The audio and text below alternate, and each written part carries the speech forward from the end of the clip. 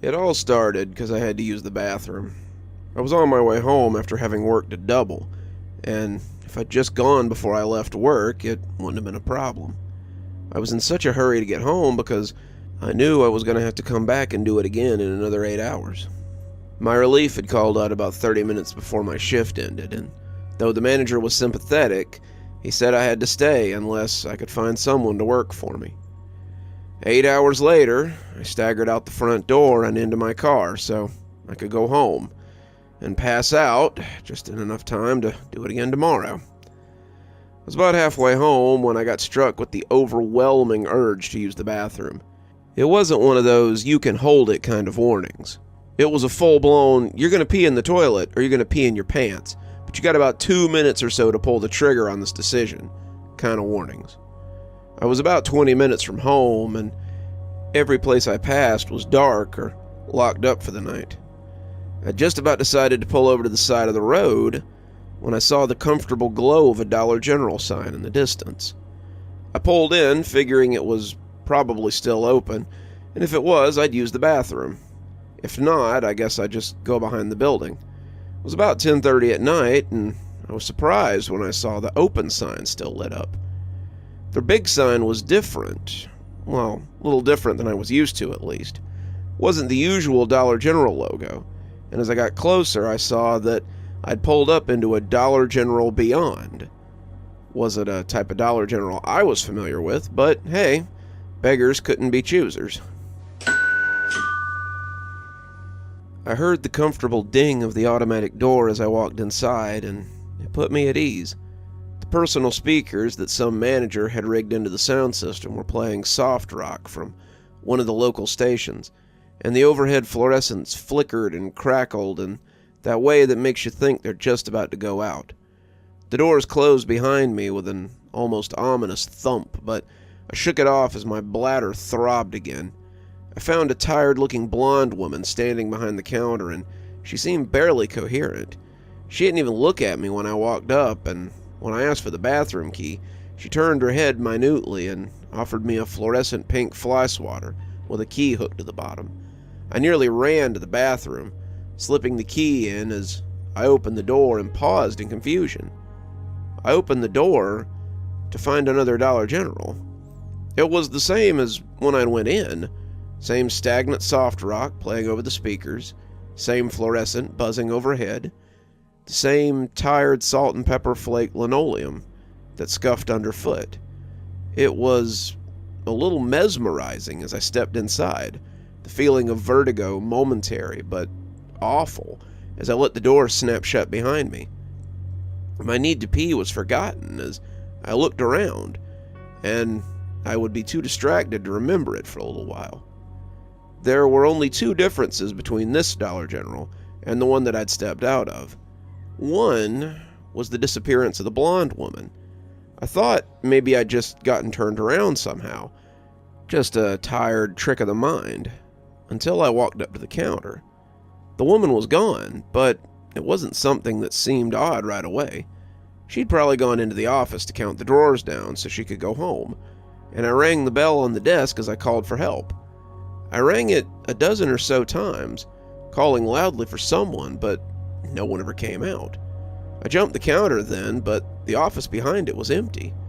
I checked the back, checked every aisle, but they were empty too.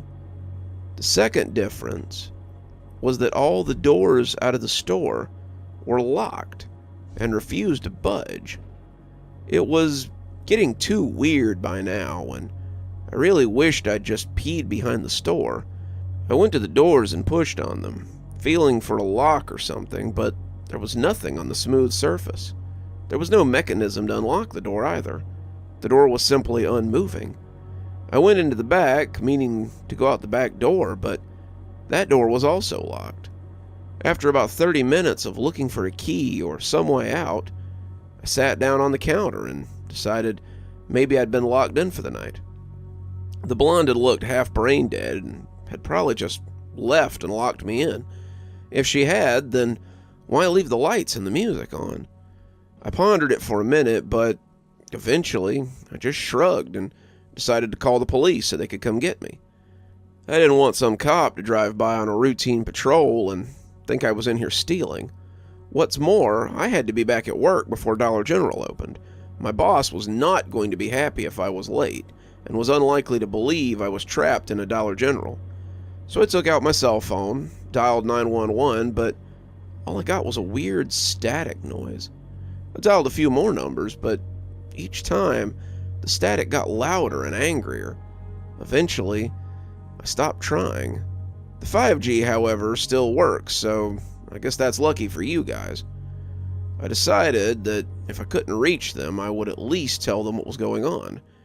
I opted to make a sign so that if anyone saw me through the windows, they wouldn't think I was robbing the place.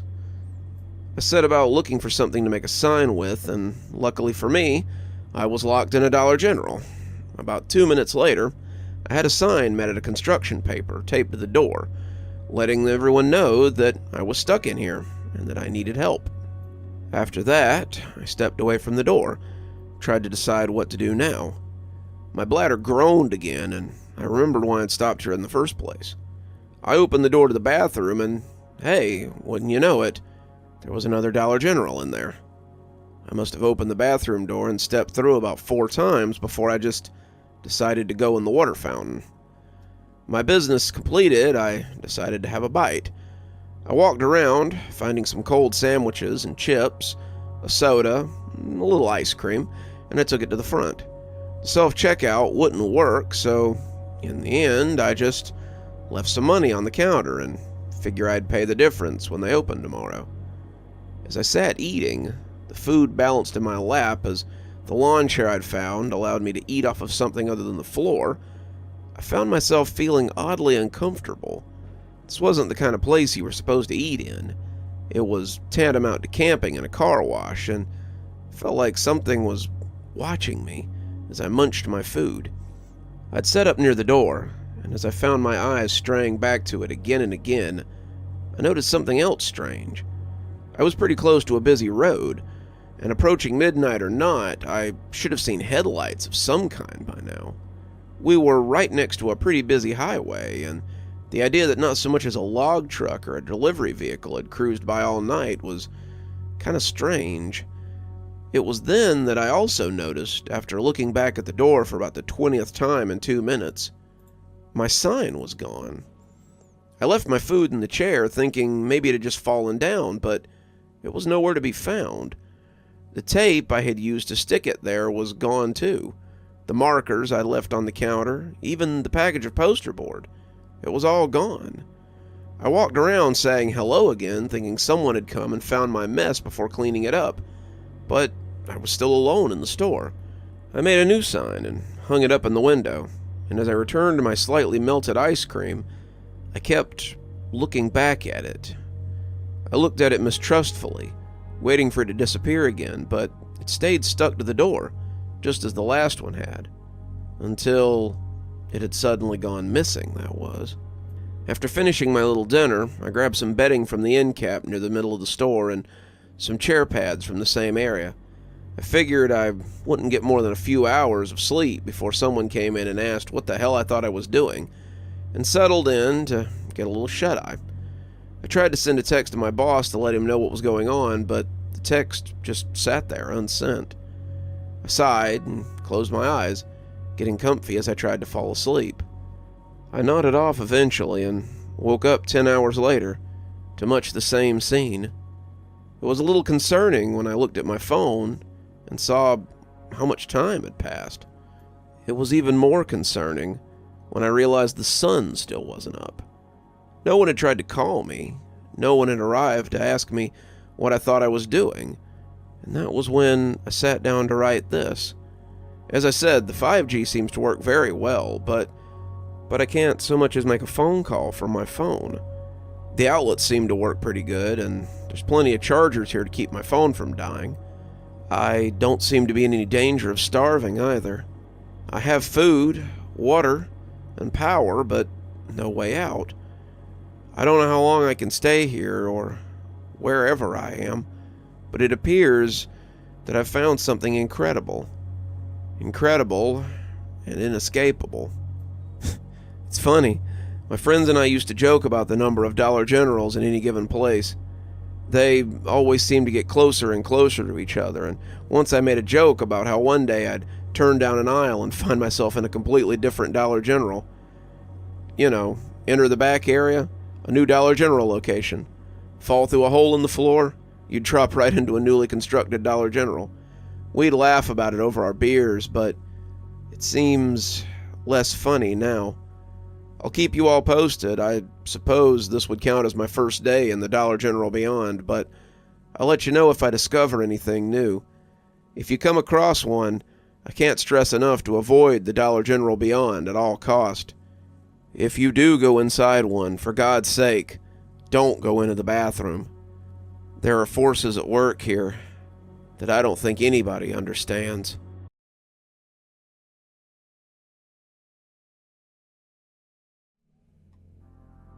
Hey everyone.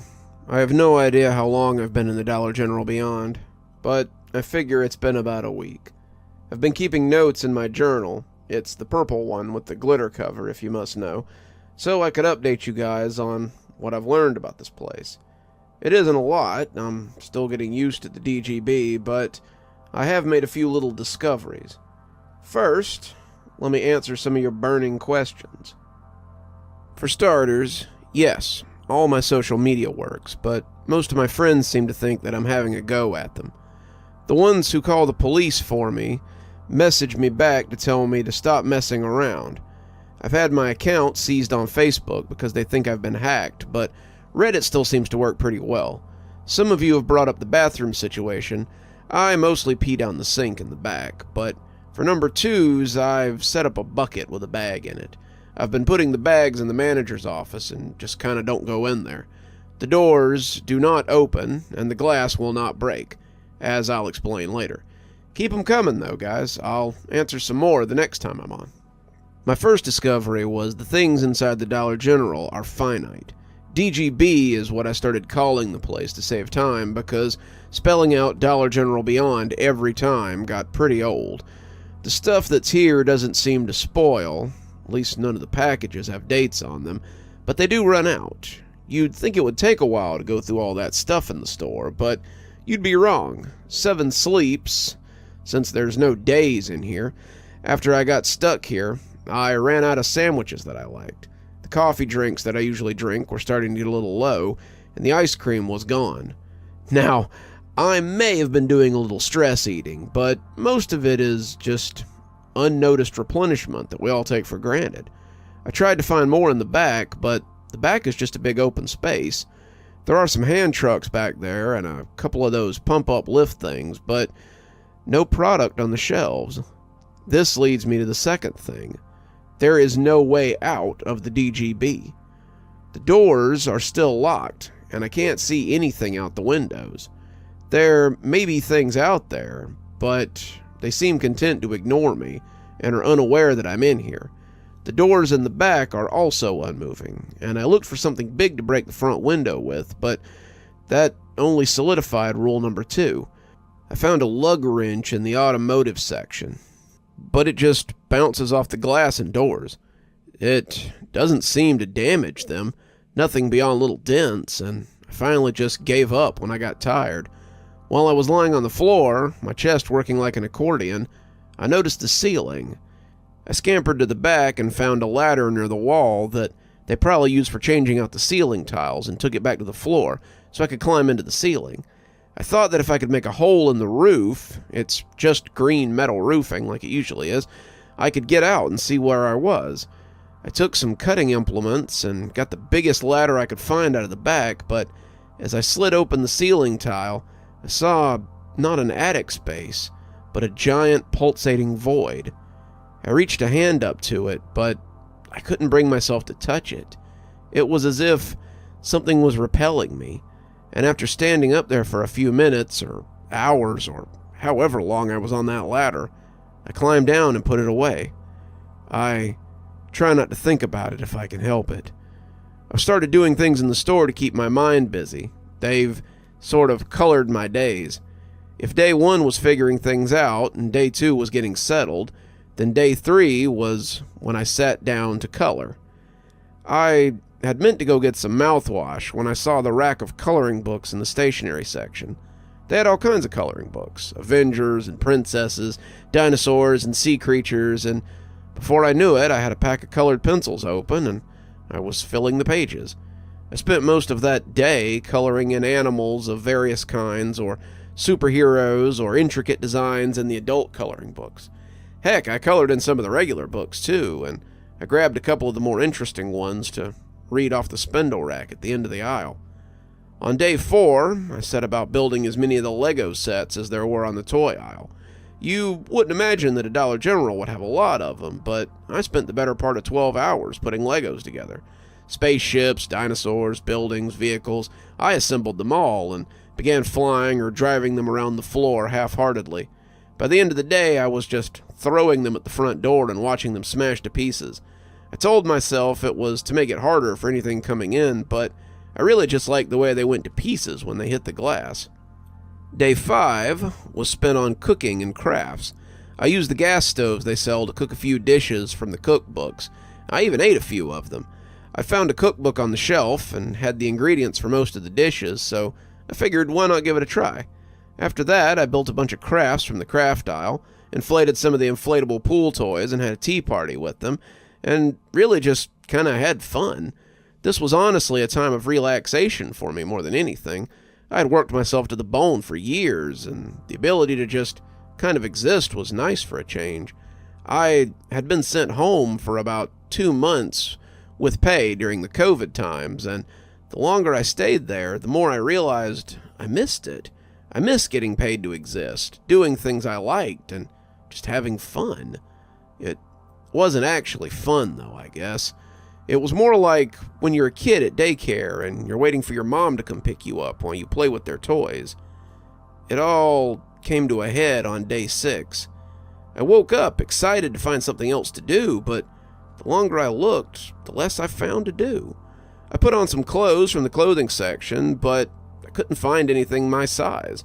I found some pants that were too big and a shirt that was too small, and threw them both on the floor as I just decided to keep my old clothes on from yesterday. I went to the toy aisle, but nothing caught my eye, and after stepping on a Lego truck with my bare foot, I went to find some shoes. I then went to make some breakfast, but I was kind of over it. I settled for grilled cheese before going to find something to occupy myself again. Most of the crafts were built, most of the books were colored and read, and I was struggling to find anything to keep my mind occupied. I found one of those plug-in games, the kind you plug into the TV to play games on, but I couldn't find a TV to attach the cords to. I went to bed that night feeling frustrated and realized that some of the magic was gone from my sanctuary, which had turned into a prison cell. Then, on day 7, okay, this sounds a little childish, but I got fed up and went around wrecking things. It started with something small. I woke up with a pain in my neck, surrounded by inflatable toys, and went to go get a coffee drink. I stank. I could smell myself after not having showered in 5 days, and I decided I might try to set up a camp shower. I was still hoping to wake up and discover that this was some kind of dream I was having, but the longer it went on, the less sure I was. So I went to get a coffee drink. Starbucks mocha frap from the cooler, but they were all out. I didn't remember drinking the last one, but I guess I must have. There was a whole row of French vanilla beside it, but suddenly that made me even angrier. I didn't want French vanilla.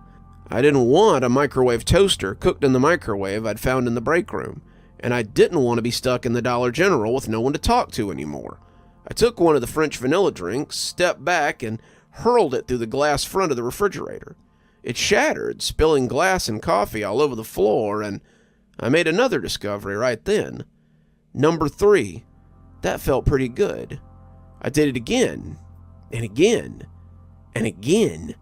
Then I ran out of glass, and I threw a couple at the front door, but it didn't break. After that, I went on a rampage through the aisles.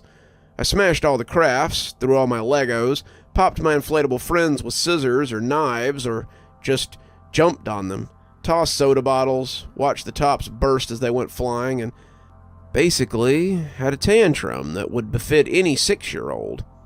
When I was done, I lay in the wreckage, making snow angels in a pile of chips I'd poured out, and as I panted heavily, I felt a little better.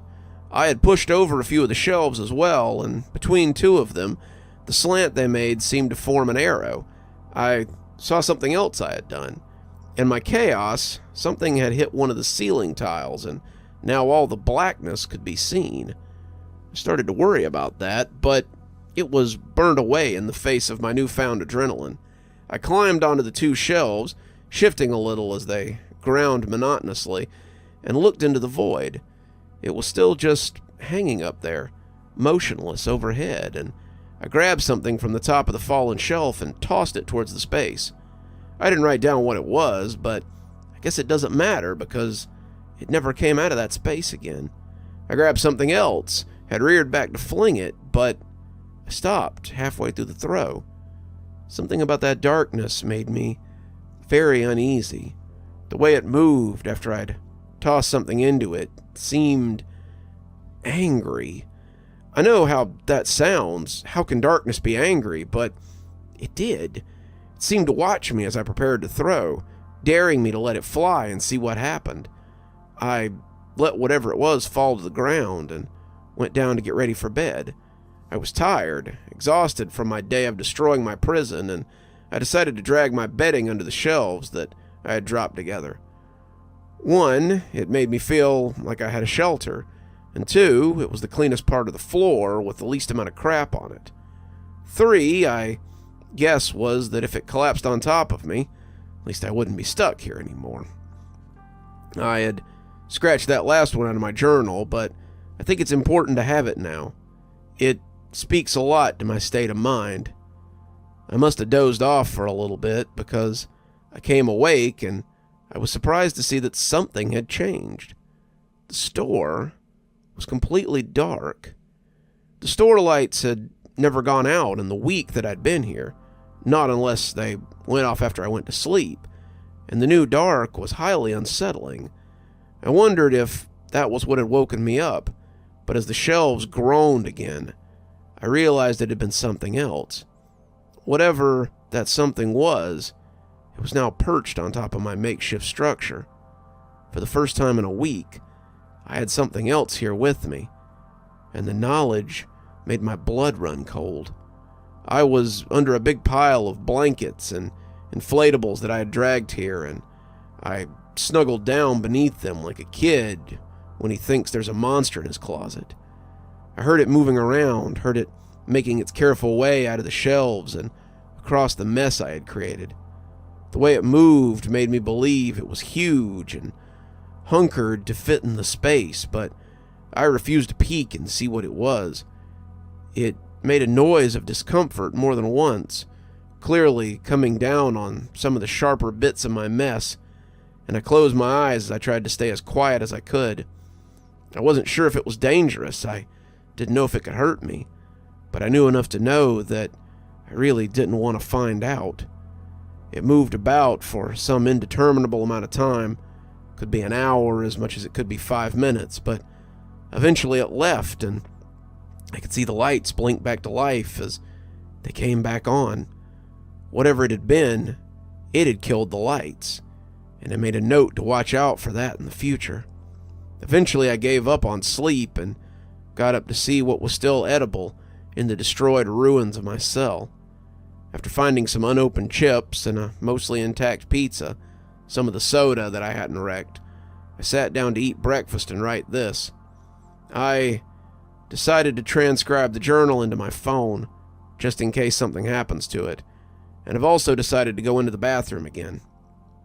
It brought me here in the first place. Maybe it can take me back again. Even if it doesn't, maybe it'll take me somewhere else. I've ruined all my food here during my tantrum, and if it brings me right back here, then I guess I'll have to salvage what's left and try to live as long as I can. Looking through the door now, the DGB on the other side looks very different from the one I'm in now. It looks like this one when I first came through, and I'm hoping that if it doesn't take me back where I came from, then maybe it'll take me somewhere less wrecked. Wish me luck. Either way, that's all for now. Hopefully there will be a chance for more, some other time.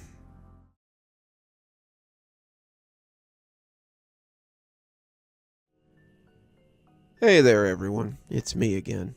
It's been about, I don't know how long since my last update, but I've made some new discoveries since. So, when I went through the door, I had a backpack, my journal, and a charger with a butt. I was wearing a fresh pair of basketball shorts, some flip-flops, and a shirt with some sports team or another on it. I had also stuck a few undestroyed bits of food in the backpack as I passed within the room, and I closed my eyes and prayed that I would come out in my world.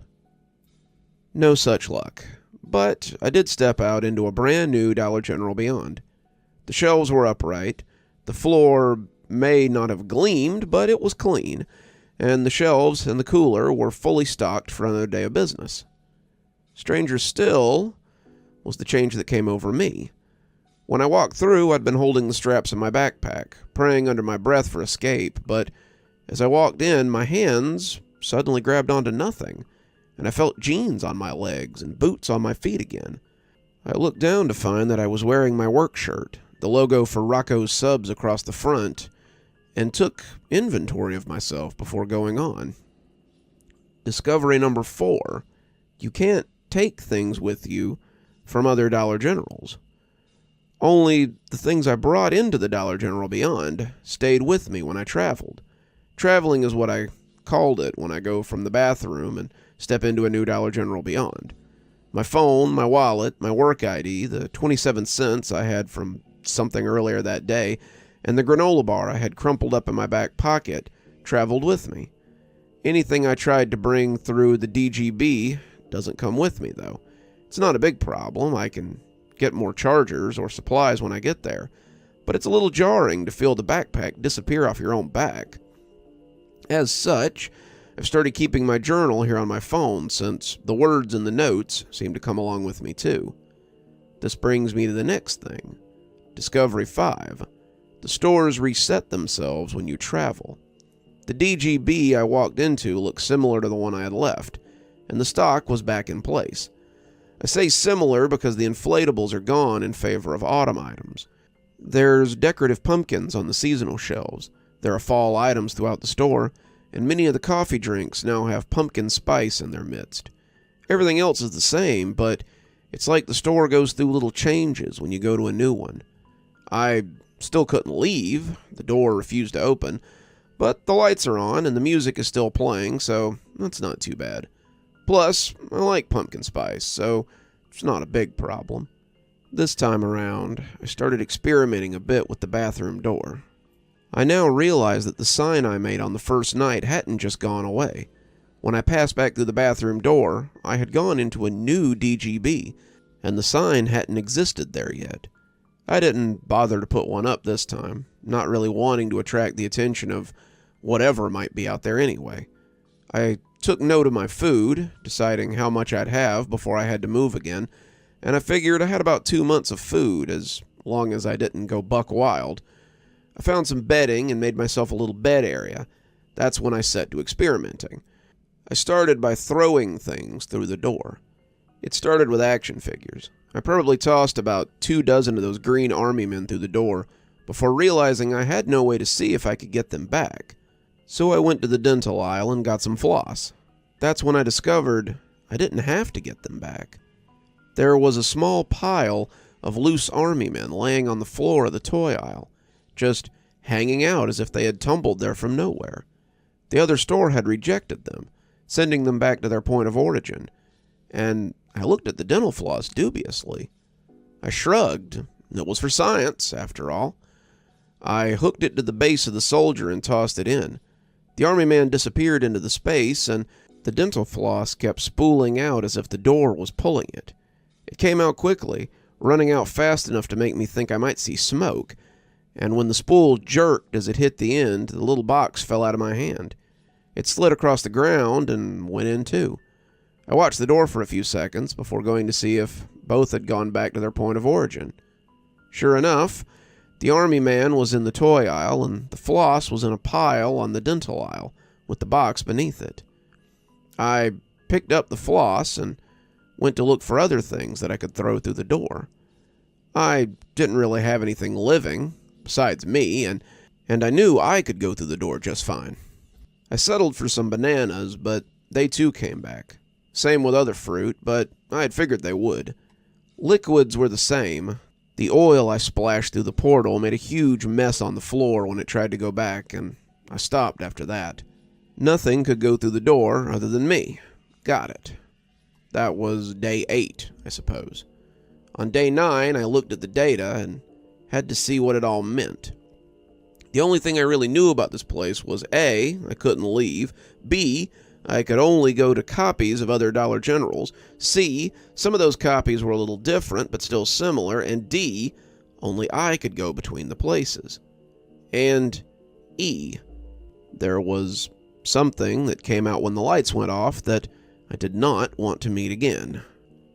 It wasn't a lot to go by, but it was something. This place had rules, and rules were something that I could work with. I spent a few days in that particular store, throwing things at random into the portal to make sure the rules were constant. In the end, everything came back. Nothing was immune to the rules, except for me.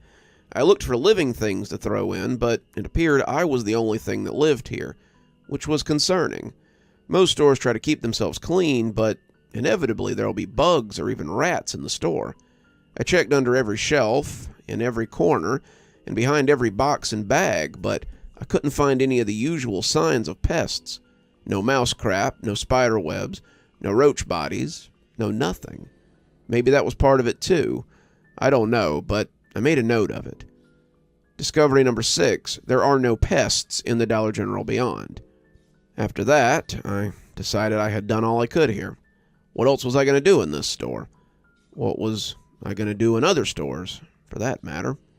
I didn't know, but I realized that staying wasn't going to get me anywhere. I started to pack a few things, but realized the futility. It would all just disappear when I went, but I did do something before moving on. I went and grabbed a permanent marker from the stationery section and drew a big letter B on the floor by the front door. I didn't know if it did, but if I ever rolled back through a store that I'd already been to, I wanted to be able to tell. That done, I stepped through the bathroom and into another Dollar General. It wasn't mine either, though. The store looked the same, but all the products were in a foreign language.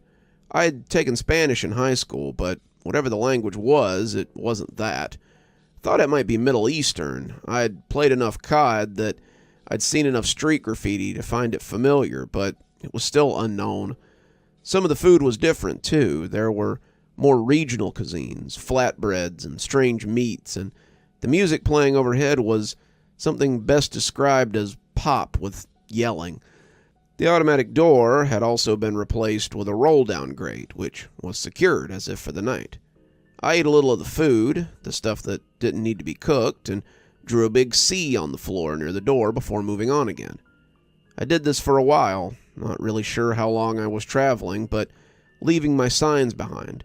Some of the stores were set for different holidays. Some of them were in different languages.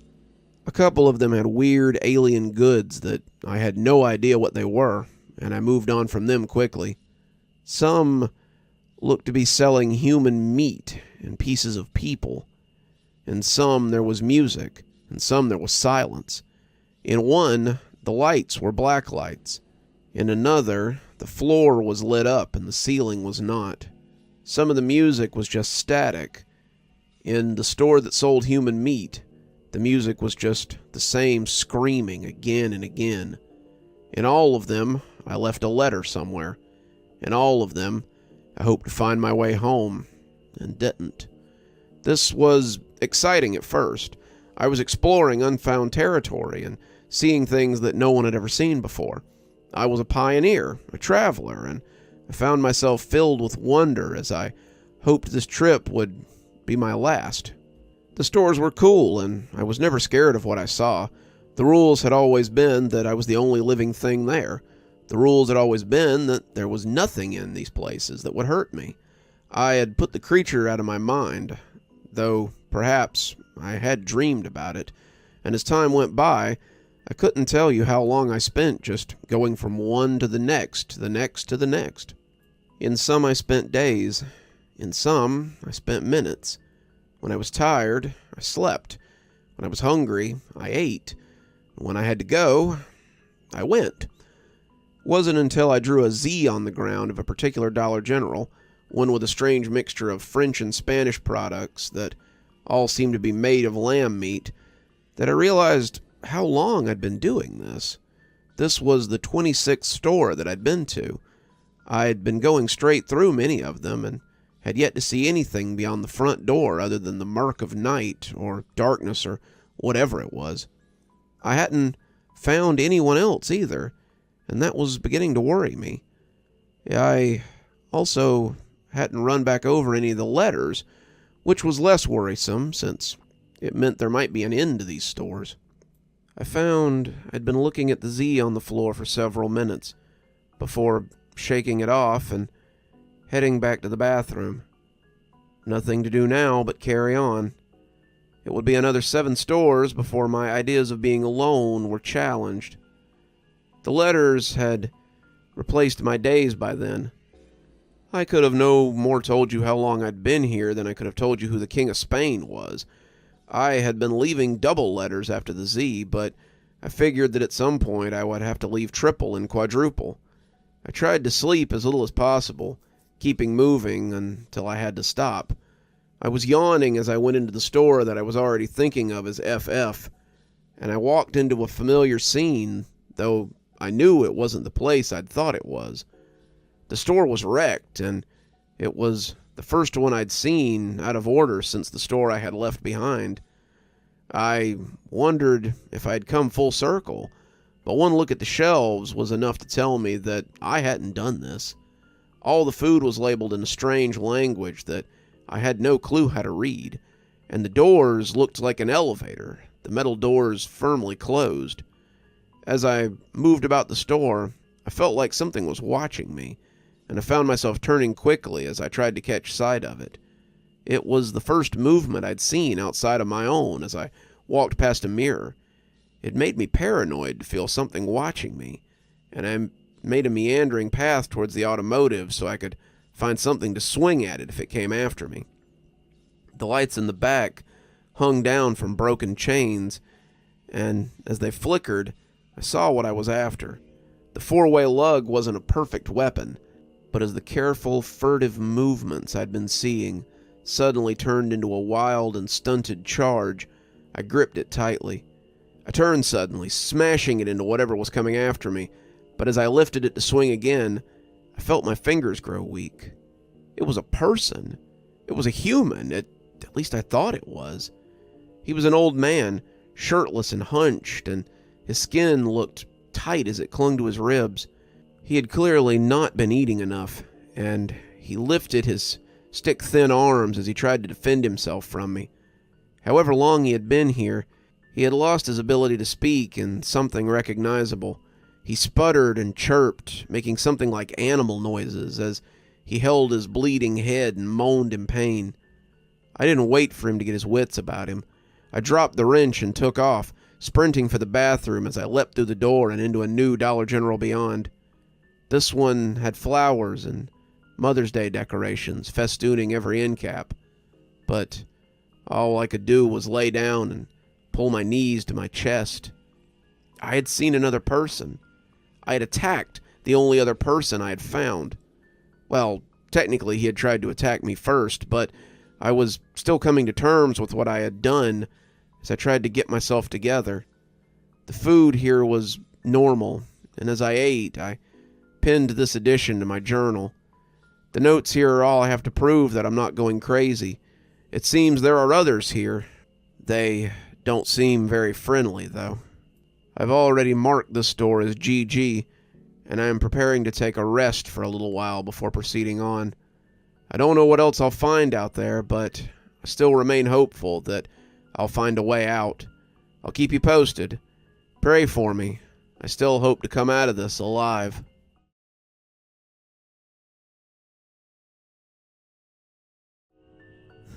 I know it's been a little bit, or maybe it hasn't, but I hope you guys haven't worried about me too much. It's been a really productive few days. I met someone, and he really helped me figure this thing out. He also helped me learn a few things that I wasn't aware of. Some things that scare the hell out of me. I'm getting ahead of myself. Let me tell you what happened since I last posted. I spent several days in GG, the store with the Mother's Day decorations, just getting my head together. You may have a hard time believing this, but I don't often have to attack people in my day-to-day life. Every now and again, you may have to bump chests with a rowdy customer at the sub shop, but I hadn't actually had to fight another human being since high school. The thought that I might have killed the guy was repugnant to me. I was afraid to move on to the next shop as well. What if I found another person like that? What if I found a whole tribe of them?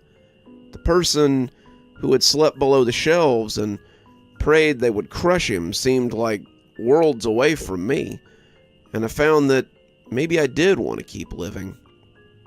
After a few days of eating and feeling sorry for myself, I collected up the things that would come with me and stepped through the bathroom door again. I went back to my usual routine, but finding another person made me think. Was I the only one leaving marks? Was I the only one marking the stores in case I needed to find my way back? I looked around, but I never found anything beyond the usual graffiti or vandalism. Rude words scrawled on the door by the bathroom, sometimes in English and sometimes not. I also found hearts with initials, catchphrases, the usual things that children do. It meant nothing until I saw something different in store KK. I'd been traveling slower, really looking for signs of other people, and that's when I found the bulletin board. I knew something was different when I walked into KK. The shelves weren't full like the others had been. They weren't empty, not really, but they were sparse, and they looked picked over. Things were out of place, too. The store had furniture, and some of it had been arranged in a way that made me think people had been sleeping close for comfort. The ceiling tiles were hanging down, too, something I didn't like, and the music was nothing but harsh static. Also, there was a sign written on poster board in the front window. I blinked at it when I noticed, thinking it might be mine. Someone had scrawled a similar message on the other side, but the side that would only be seen by the people in the store was different. The writing was messy, scribbled with magic marker, but it was readable, and it filled me with hope that the crazy hermit might not be the norm. If you can read this, check the bulletin board in the break room. When I come back, I'll answer your message. It was like a bomb going off in my head, and I kicked myself for not looking before. How many break rooms had I been in? How many times had I used the microwave or opened the fridge to see what was inside? I had passed by the corkboard 1,000 times, but never once had I thought to read it. It would be things I had no interest in, things for employees, but it seemed now that that might not be the case.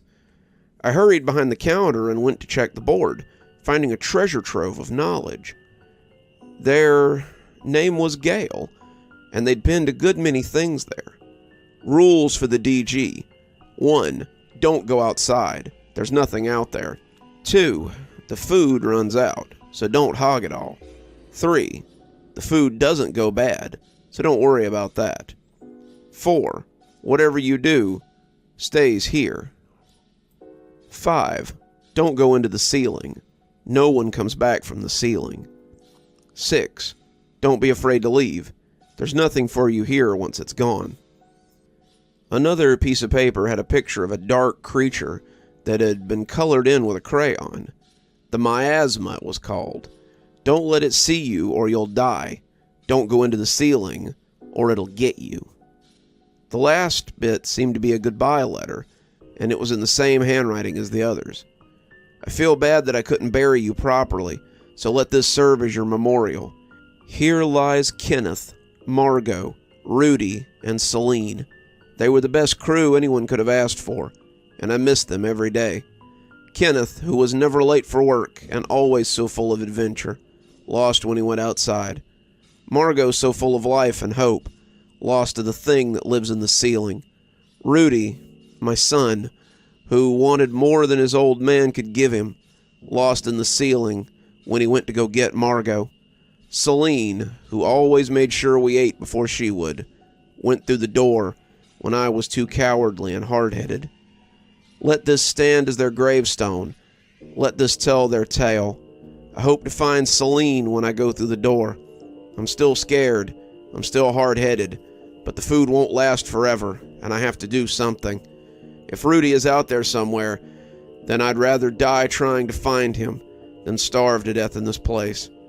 To whoever reads this, don't be afraid to go through the door, and I hope to see you on the other side. Gail Thornton, Assistant Manager of the Dollar General Beyond Store, 4891. I didn't know whether I should leave anything or not. This looked like a memorial more than a notice board, but if Gail came back here, I wanted him to know that someone else was out there. Paper was pretty easy to come by, ditto pens, and I scribbled a hasty introduction before pressing it to the surface with a pushpin. It looked lame beside Gail's words, but it was the best I had. I ate a little of what was left and left my mark before moving on. When I traveled now, besides leaving marks, I always checked the bulletin boards. Sometimes there were messages from Gail, but mostly there weren't. Sometimes there were other messages, though. Usually it was people looking for people, or looking for people who were lost. Some of the bulletin boards looked like the messy walls of rest stops, and two that I saw a lot were someone looking for a boy named Jacob, and someone looking for a dog named Buddy. Looking for my grandson, Jacob, 5 years old, blue shirt, blue jean shorts, Skechers light-up shoes. If you see him, keep him safe. He liked mac and cheese. Disappeared when he went to the bathroom on accident. Border collie named Buddy, black and white with some brown, blue bandana around neck. Very sweet, good service dog. Would love to see him again. The former made my blood run cold, and the more I tried to put it out of my mind, the more it stuck. Jacob. The name the old man had screamed as he lay bleeding. Was he Jacob? Was he the one looking for Jacob? I didn't know, but it didn't matter either. I couldn't get back to him, and I had no clue where his grandson was regardless. I would leave notes of my own, letting them know that I was leaving the letters if they came across them, and telling them a little about the places I could remember. It was a lot like having a pen pal, except you were never sure whether they were getting your letters, and you had no way to get letters back from them. In that respect, I guess it was more like sending messages in a bottle. It went on like that for a while, but when I came to BBB, I found out that someone had seen one of my messages and left a response. Dear Alphabet Man, very clever. I like your ingenuity. I'm glad you found the bulletin boards and have figured out a little bit about this place. Hopefully we can find each other someday. It would be nice to see a friendly face. Gail. I was thrilled. Finally someone was responding back to me. I had felt a little guilty about not trying to communicate with the old man, but this made me feel a little bit better. If we could get together, we could share knowledge. If we could meet, then maybe we could figure this out. I kept going, each new store hoping to find Gail, but each new store seemed to find me a couple of steps behind him. He was leaving messages, leaving answers to old messages sometimes too, but I never seemed to catch him. Gail and I were moving through this space differently, it seemed, and Gail was better at it than I was. Gail, I came to believe, could move backwards as well as forwards. To Alphabet Man. Saw your mark, the one labeled K. Be careful if you find yourself there again. Sometimes there are shadows there that like people a little too much. Gail. To Alphabet Man. I thought I had gone to the hermit store for a minute, but I see this may be where you began your journey. Try not to destroy any more of them. They aren't as infinite as you might believe. Gail. To the Alphabet Man. I found your stovetop in a place called SS. Hope the eggs were good, and thanks for leaving me some. Gail. This went on for 3 or 4 more trips before I found the message I was looking for. JJJ, the spot I had found myself in, looked very different from the other stores I'd been to.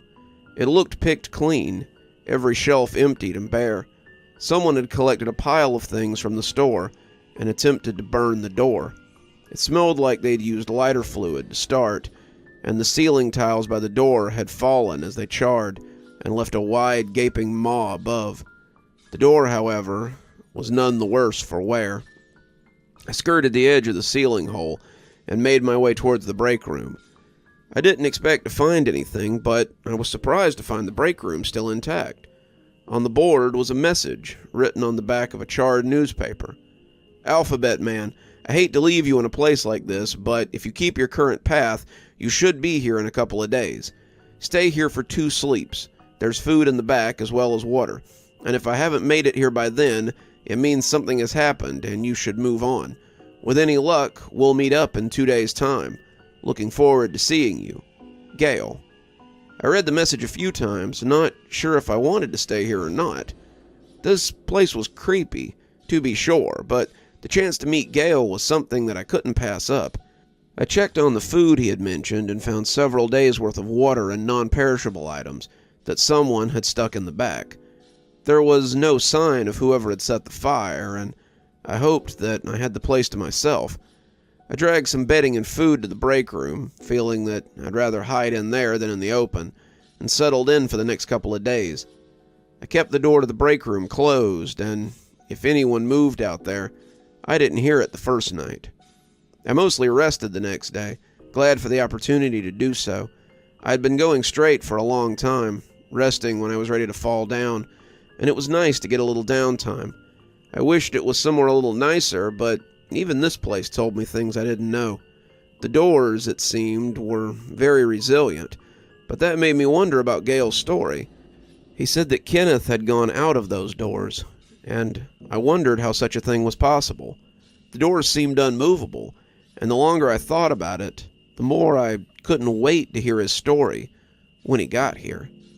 As I settled in for the second night, though, I heard something groan from the main floor and huddled deeper under my blankets. It was the exact same sound I had heard as I lay under the shelves, and as I listened to it move through the bones of the store, I realized I'd trapped myself in my pursuit for safety. If it came in here after me, I'd have no way to escape, but if I could make it to the bathroom, I could escape and touch base with Gail some other time. He would understand, especially if this was the miasma, and I pushed the blankets away as I crept towards the door. I could hear it moving on the other side of the store, and as I opened the door, I prayed it wouldn't squeak. If it made a noise, it was unnoticed by the creature, and I prepared to make a break for it. I looked around the door frame, and I felt my ambition drain away as I caught sight of the creature, and I knew terror. It was huge, its shadowy form stooped over, and it looked like nothing I had ever seen. It was darkness, a living fog bank of midnight, and as my teeth threatened to clack, I glanced at the bathroom and tried to steel myself for a run. That's when I saw something that pushed my apprehension away and filled me with renewed drive. Over by the bathroom, peeking around the side of the alcove, was a person in a red vest with a salt and pepper crew cut. He saw me too, and as he nodded his head, telling me to come here, he tossed something towards the back of the store. The bottle burst with a loud pop, and the creature growled like a mudslide. It lunged towards the back, slamming into the back wall, and I took my chance and ran. It heard me then, turning its ponderous form as it tried to give chase, but I was out of reach. Gail grabbed my wrist as we lunged through the bathroom door, and the thing was mere inches behind us. As we lay outside the bathroom, the new Dollar General a pleasant sight after the burnt-out husk we'd come from, the man smiled and offered me a hand. "It's nice to meet you properly, Alphabet Man. I'm Gail, but I suspect you already figured that out."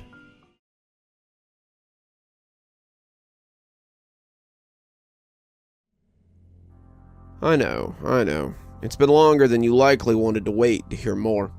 I've been in a place the last few days that I've been calling the DGB-0. It's a place I've never been before, but it seems to be where Gail has been staying. There isn't any real difference between the DG-0 and any other store, but Gail has been living there for well, for a long time, and says it's his kind of base of operation. What's more, Gale can bring things between stores. When I asked him how, he said it was a trick that he had learned and that he might teach me if he had time. I laughed. Time was something we seemed to have a lot of. I honestly couldn't tell you how long it's been or how long I've been here. It never gets light out. There are no clocks inside the store. My phone time changes, but sometimes the date and year jump ahead by years or back by centuries. Right now, it says it's 3278 on Fronde in Mimtober in 1632. I haven't received any replies to any of my messages or posts, but I honestly haven't checked much. I don't even know if you guys are getting these anymore. I haven't seen a reply since the first installment, so I haven't really been responding. So don't take it personal if you've been sending me messages and I haven't been getting back with you. I've certainly been a little busy, after all. But on to what you're dying to know. Gale's a middle-aged guy, probably about 40 or 45.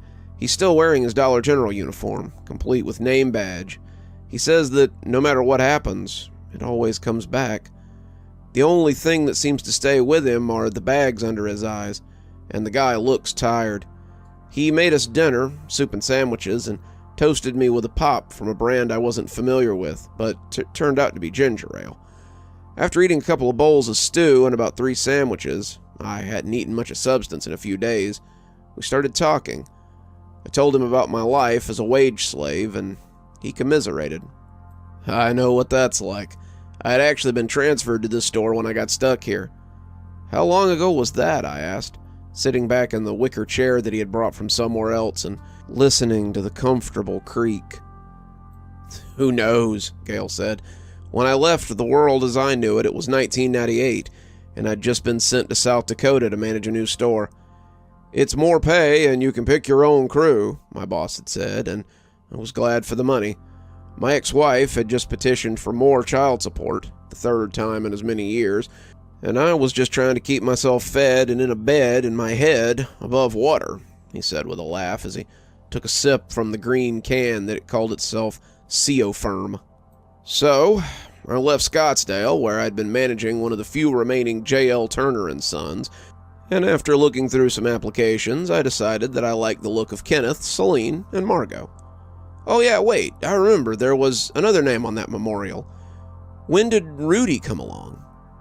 Gale looked away then, and I tried not to notice as he teared up a little. Oh, how could I forget Rudy? I'd been working at the store for a few months when he called me. Rudy was a lot older than his sister, from my first marriage when I was barely more than a kid myself, and he had been managing his own store in Texas. The store, however, had been burned down suddenly one night, and he was wondering if my store had any positions. I know you're the manager, Dad, but I'll do stock work if I need to. The noise around here makes me think that the locals don't like me being here, any more than they liked the store, and my apartment might go up in smoke next if I stay. Dollar General had run a few of the mom-and-pop stores in town out of business, you see, and the locals blamed Rudy and the DG for it. So, I called corporate and asked if I could get funding for one more worker, and Rudy came in to make it 5. We were tight-knit, working long hours and trying to compete with the local markets. The mom-and-pops in Chamberlain were dead set against losing business to us, but we held our ground and carved out a niche for ourselves. We didn't run the town, but we did okay. Then, one night, we got robbed. Margot and I were manning the front, Kenneth was in the back, and Celine was staying over to look at the books. She'd been an accountant before taking a job that was a little more flexible, and I had promised her some overtime if she could help me balance the receipts before our yearly audit next week. I wasn't even supposed to be there, but I was helping Margot through a busy time before the guy came in. We were getting ready to clean up after closing so we could pass the audit, and Rudy was coming in around 8 to help. We'd all clean for a while, and then maintain through Sunday, so we could be ready and fresh on Monday. We were just getting ready to close the doors at 8 when he barges in and pulls a gun. The guy had to be looking for drug money. He was out of his mind on something, and He rounded all of us up and put us behind the counter. He emptied the register, tried to get the safe, but it was on a timer that wouldn't even open till after 10, and made us empty our pockets and hand over our wallets. I was just thanking the universe that Rudy hadn't shown up when he popped up with a pizza after coming in through the employee back entrance. So, he joined the hostage situation. We all started out behind the counter, but the robber thought there might be a silent alarm back there. So he moved us all to the break room, but thought we might gang up on him in there. There was no door hanging on the break room, so there was no way to secure us. He finally decided to put us all in the bathroom and keep us pinned up there while he left. He herded us in through the door, and imagine our surprise when we came out in a different Dollar General. It was just like ours, except the doors wouldn't open. We didn't think about trying our way back through the bathroom, and good thing, too. These Dollar Generals don't seem to look back on themselves. The bathroom only takes you to a different one, never back the way you came. But you go to different ones, I put in. He smiled. In time, my friend, in due time. You probably remember the first Dollar General you stayed in for a while. I imagine it got a little boring after a while, didn't it? I nodded, telling him it had only taken about a week for me to be done with it. Well, imagine that time times 5. First, it was a lot of fun. We played games, we spent time together, and kind of felt like a real family. Rudy and Margot had been having a not-so-secret relationship for months, and Celine and Kenneth and I had been hanging out a lot after work. We cooked dinners, we made crafts, we built puzzles, and for a while it was great. After a couple of weeks, though, we all started to go a little cabin crazy. The sun never rose, the lights never went out, and the door never opened. We didn't know how we were being kept here, but some of them started trying to find a way out. He took another sip of his ginger ale, and as he wetted his throat for the long story, he pressed on. It started with Kenneth. Kenneth was an avid hiker and liked to explore. He wanted to see if the space outside the Dollar General was the same as ours, but he couldn't get the door open. He pushed and pulled and tried to break the glass, tried to wedge the door open, but it was no use. He tried for 3 days to get outside, and on the 4th day, something unexpected happened. Something that showed the rest of us that we might not be as alone here as we'd thought. The door opened. Kenneth had been shoving at it for most of the day, trying to get the front doors open and failing miserably. He finally threw whatever he was using down like a child having a tantrum and kicked it half-heartedly with his foot. Then, to his astonishment, it opened as smoothly as it ever had. Outside was nothing but smooth darkness, like the waters of a deep lake by night. And when he took his first step, I told him not to. I felt like something out there was wrong, some place we weren't meant to go. But he was powerless to stop himself. He stepped out into the darkness, and as he passed between the doors, they slammed shut behind him. I've never seen them open again like that, and they never opened for him to come back in again either. I glanced at the door to the Dollar General he had chosen to take up residence in, and that was when I noticed something. Someone had piled things in front of the door. Card racks and newspaper racks and other things blocked it, and it was unlikely that it would open and tempt him again. Some of them weren't even in English. Some of them had odd dimensions to them, and it was clear that he had ranged wide to find some of these things. Then Margot got snatched by whatever lurks in the ceiling. I call it the miasma, the thing that came after you in the burnt-out store. Had you seen it before? Once, I said. Bet it was right after you started messing with the ceiling, wasn't it? I nodded guiltily. Rudy and Margot had been looking for a way out as well. They decided they could get out through the roof, but when they took some of the tiles down, they discovered a deep bank of darkness up there. It was just like the stuff outside the door, and when Rudy reached out to touch it, I told him not to. Rudy was a good kid, and he knew better to touch something that I was worried about. The two of them were young enough, though, that when they called me over to see something, I watched as they tossed a tennis ball into the void. They had about 4 empty cans of tennis balls on the floor, and when I asked if they had all gone in, Rudy said they had. When I asked how many had come out, he told me none.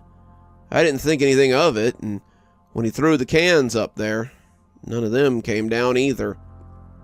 I was settling in, getting ready for bed, Celine already snoozing on the little sectional piece we had pulled in close together, when the lights went out. This was alarming because the lights had never gone out before. The lights stayed on all the time, which was why it was hard to tell what time of the day it was and how long you had actually been here. There was a weird growling noise, and I heard someone scream from out in the darkness. Something fell over then, and I grabbed Celine as the two of us buried ourselves under piles of blankets.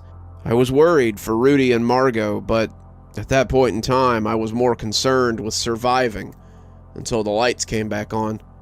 Something stomped close to us, making a lot of racket as it pushed things around, but after a while, the lights came on again, and we surfaced to find some shelves shoved over, and a lot of things crushed and smashed. Rudy found us not long after that, saying that he and Margot had seen a monster come out of the ceiling. It had grabbed her, as the two of them had run for the manager's office. And when the lights came back on, he had found the same mess that we had. When I asked him what it looked like, he said it was hard to tell with the lights off. He drew the picture you saw in the break room, and for a while, that was the best description we had of the miasma. Rudy was sullen for a few days, looking at the hole in the ceiling, but I told him to leave it be. It had clearly come out because we had messed with it, and if we left it alone, it would leave us alone. He wanted to go for Margot, said he thought if he went up there he might be able to find her, but I told him to forget about it. We'd lost 2 people already, and the thought of losing my son was difficult to think about. After 3 days, I woke up to find a letter saying he was going to find Margot, and a ladder set up directly under the ceiling. I climbed it, meaning to go in and get him back, but after standing on that top rung and looking into the murk for nearly an hour, I finally climbed back down and put the ladder away. It was just Celine and I after that. We sat in silence for a few minutes, lounging on the padded sectional pieces that I now questioned whether or not had been their sleeping arrangements. "I'm tired," he said, his voice hollow as he lay back. "Let's continue this after some shut-eye." He rolled away from me, facing the chocolate upholstery, but I doubted he slept. At some point I dozed off after trying to ignore his quiet sobbing, and woke up to find coffee, eggs, bacon, and toast. Figured you might want a nice hot breakfast after what we went through yesterday with that thing. Don't worry, it's all scavenged from stores like ours. None of that human meat or weird animal parts or anything. I hadn't thought of that, but it was certainly an interesting concept. As we ate, Gale finished his story. Celine went last, and she may not even be dead. I was distraught after Rudy, just sitting there and feeling sorry for myself. But Celine had been experimenting with the door that we had come through. She told me how she opened it to find another Dollar General beyond that, and when she threw things into it, they came back.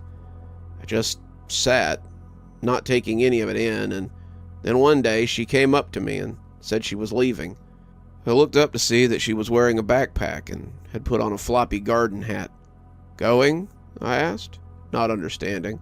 "Going where? Can't go anywhere. We're stuck here. The food's beginning to dwindle, even with just the 2 of us eating. It won't last much longer, and I don't intend to starve here. If that doorway took us here, then it can take us out again, maybe. Come with me. Even if we go somewhere else, it's got to be better than here. There might be food, or maybe Rudy or Margot, or anything. Maybe Kenneth's out there somewhere. I don't know. Either way, if we stay here, we're gonna die. Come with me. We can start over, somewhere else." I wanted to. I really did. But at that point, I was at my lowest. My family had abandoned me. My son had left me too, and now the last of my friends had deserted me. I turned away, saying nothing, and when she left, I just sat there. She never came back, at least not as far as I know, and I've never seen her in any of the other stores I've traveled to. I sat there for a long time, just stewing, but eventually I was down to canned goods and big jugs of water. When the water ran out, I drank from the fountain. When the canned goods ran out, however, I started looking at that door, too. There was food on the other side.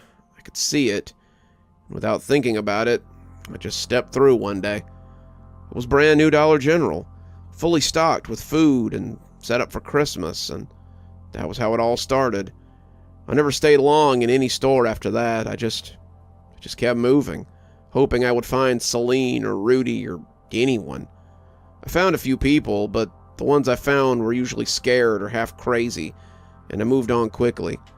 One fella, an old guy in a half-destroyed store, stabbed me with pruning shears as I went through his place. He pulled up his shirt then, and I gasped as I saw the spot he pointed to midway up his belly.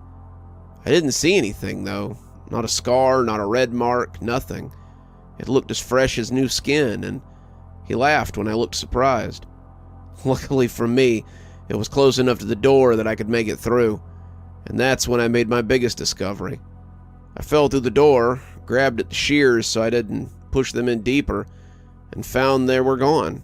So was the wound. You've probably noticed that no matter how ragged your clothes get, they always repair themselves when you pass through the door, right? Well, it's the same with your body. Burns, cuts, stabs, they all heal when you go through the door. I've had all manner of things wrong with me, but a new store always means a new me. We sat there for a few minutes, each of us digesting something different, it seemed. Did you ever find Rudy or Margot or Kenneth? I finally asked, already guessing the answer. It was several minutes before he responded, and I wasn't sure that he would for a minute. Nah. They went beyond the Dollar General beyond. The store protects us, insulates us to a certain degree, but if we go beyond, then we're lost. I've watched the store change over the years. New items added, new layouts and concepts, but I've stayed the same. I was 43 in '98, and I still look exactly the same as I did then. I haven't aged, and neither will you. The store traps us, keeps us like this, plays with us until it inevitably breaks us, and there's nothing we can do about it. He looked sad, but when he turned back, his smile had returned. But, he said, there are things we can do to make it harder for them to break us. Things I can show you. Gale promised to teach me what he knows, and I'm eager to learn. I've shared enough for now, though. Gale's asleep, and I can tell that the tapping of my phone keys is bothering him. I'll update you guys in a little bit. Till then, don't get stuck in the Dollar General beyond either, or we might have to come find you as well. Till next time. Hey guys, it's been a little bit since I've updated, maybe, and I figured I'd let you guys know what's been going on. Gale has taken me under his wing and is showing me his secrets to surviving in here. He's a good teacher, and I'm learning some tricks for navigating the DGBs. It's hard to explain it all, but I'm going to try my best. A lot of it's mental preparation and association, which is really hard to teach, but Gale's a pretty good teacher, and I'm starting to get the hang of it. The first lesson was how the DGBs work. All the Dollar Generals are like spokes on a big tire. They all move forward, never backward. You can't go back simply by going through the door. Wherever you entered from is your first spoke on the wheel. That's why everyone's journey starts in a different place. My first spoke is different from yours, and my last spoke will be different from yours too. There are nearly infinite Dollar Generals. At least I've never seen one repeat itself by going through the door.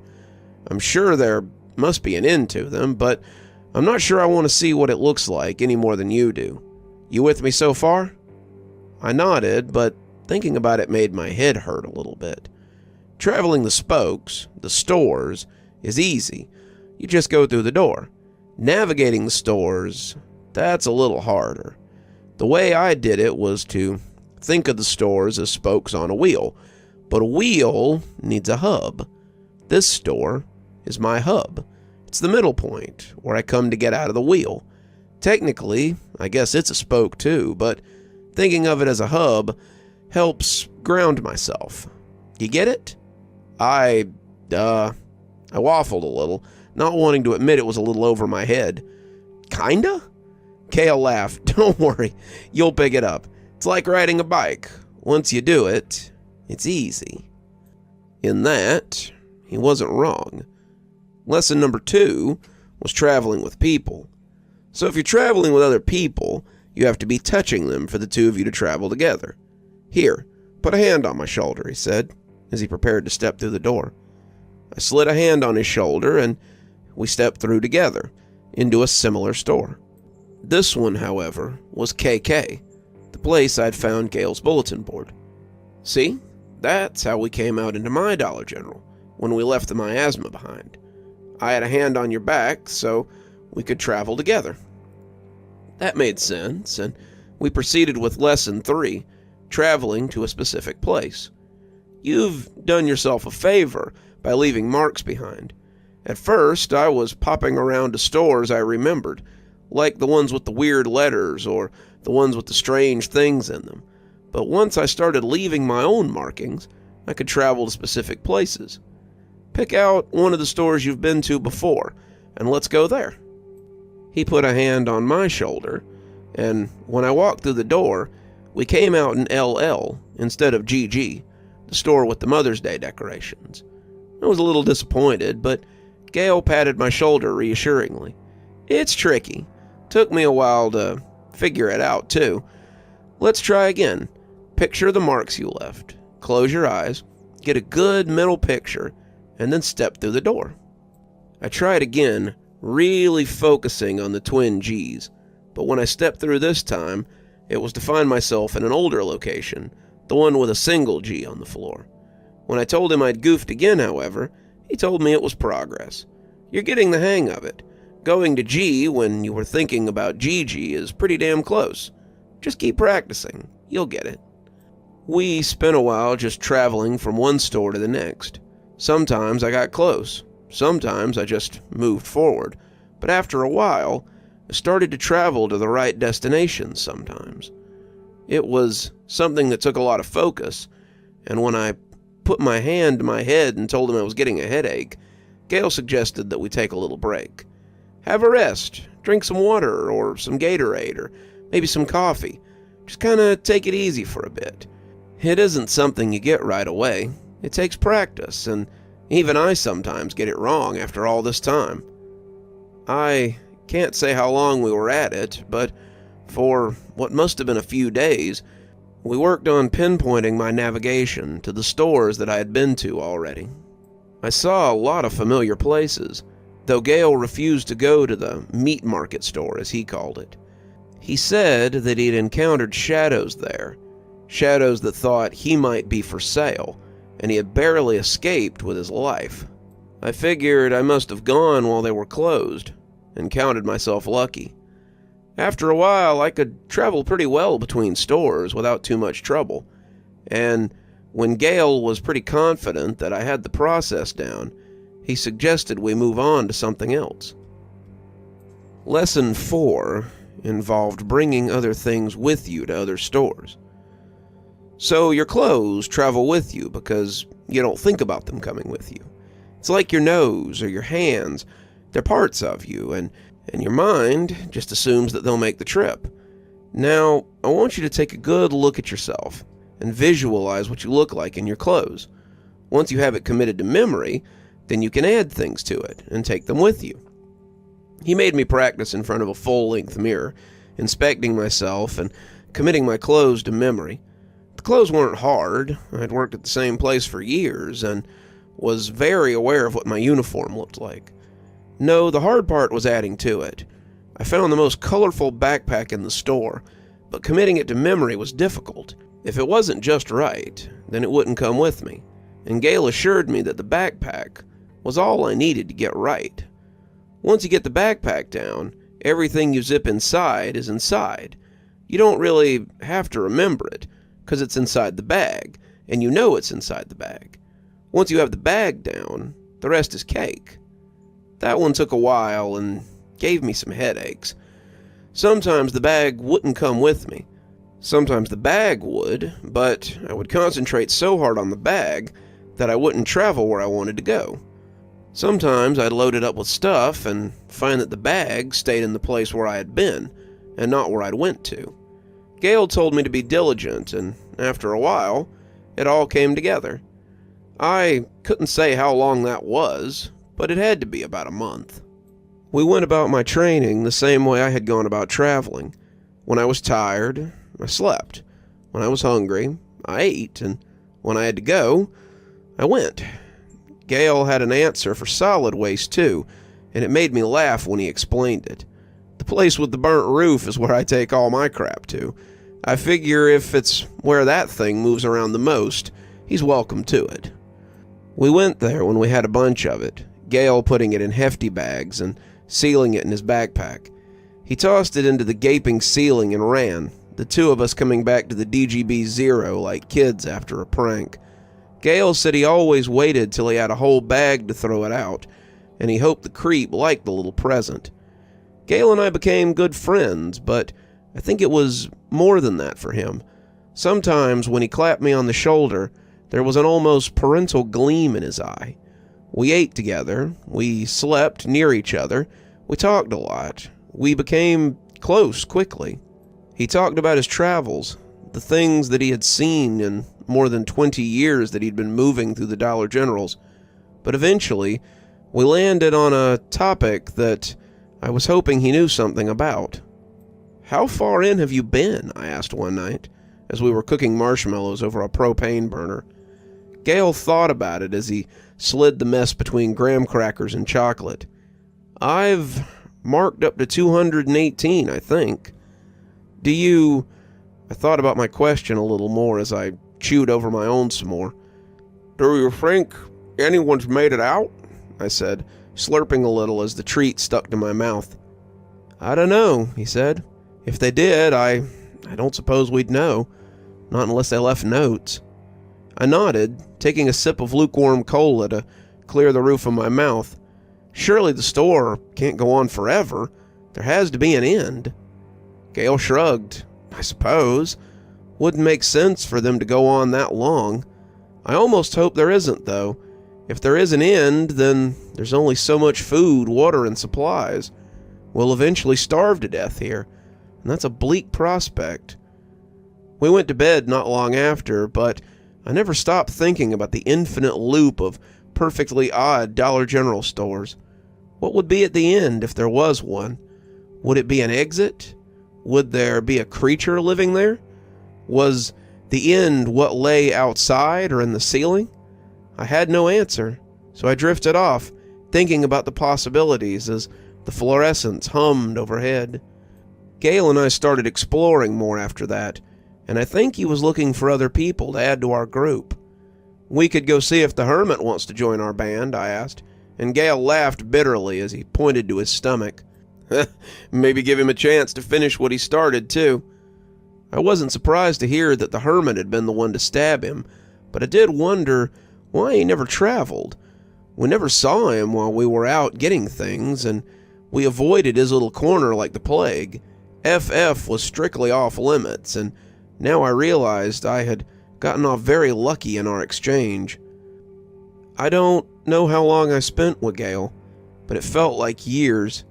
I know I say that a lot, but it's hard to convey how strange time is on this side. Time is something I'm used to counting, used to hoarding like a dragon, but here it isn't something I have to think about. What's more, I don't know if anyone is even getting these updates. If they are, how quickly or slowly are they getting them? Are they coming in daily? Weekly? Are you waiting years between messages? Are your children seeing them and having vague memories of something their parents told them when they were small? Are all the Dollar General beyond or otherwise stones beneath the foundation of some other store? Does the name mean anything to those who may or may not be reading it? I don't know. I write these updates because it feels right. I write them because I feel like I should. I've gotten pretty good at traveling now. I can travel back and forth, carry supplies, hold things in my hand and travel, change my clothes and bring them back with me. And it makes me proud and a little afraid. With two of us, Gail and I have used some of the dolly loaders to move shelves around in our hub. We're opening up the floor plan, and now we have all this space for activities. I know, cheesy, but it's a classic. I've started keeping a journal of the different Dollar General Beyonds, so I can remember which ones are which. Here's a few of my favorites. Store FF, designation dangerous. Food, none. People, 1. The theme is destroyed. It's the home of the crazy hermit. Beware this store. The shelves are bare of food. The hermit has hoarded it all somewhere safe. Could be secrets here, but they're hard to find. Store JJJ, designation dangerous. Food, minimal. People, none. Theme is waste disposal. Where we drop our waste.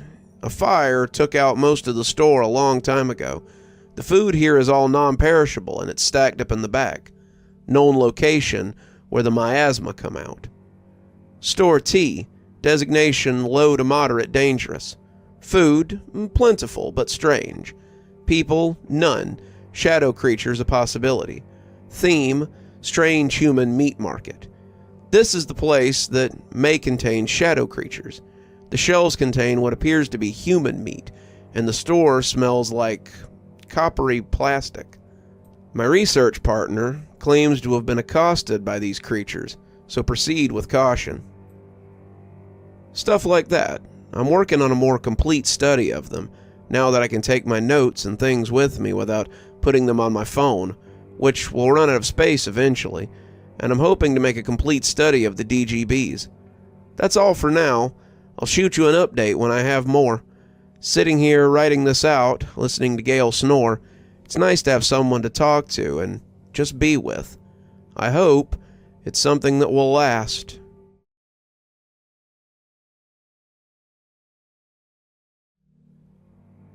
Hey everyone, hope you're still reading these, or even seeing them. It's been an interesting little journey so far, and I thought it might be past time for an update. Gail and I have been traversing the stores, getting supplies and mapping the different setups, and I've seen more stores in the short time I've been with Gail than I have in all the time I was on my own. I've seen places where the shelves are made of smoke. I've seen places where the ceiling and the floor are reversed. I've even seen some stores I think might be on another planet. The languages vary in many of them, and some of them aren't even dialects I think are native to Earth. I've made some notes on them, and I hope to write them down for you a little later, but for now, I have to tell you about something that led me to think we might not be the only ones who can travel through intent. We had gone back to KK, practicing my movements, and I was getting ready to go to another one when Gail stopped me. "Something is wrong," he said. He was looking around as if he expected to see something obvious, but the answer wasn't quite that simple. The store wasn't what you would call in any kind of order, and it reminded me of the store that I had trashed. Shelves were moved, things were tossed around, and the mess was everywhere. Gail could talk about not wrecking the stores, but it appeared he had done just that on his own.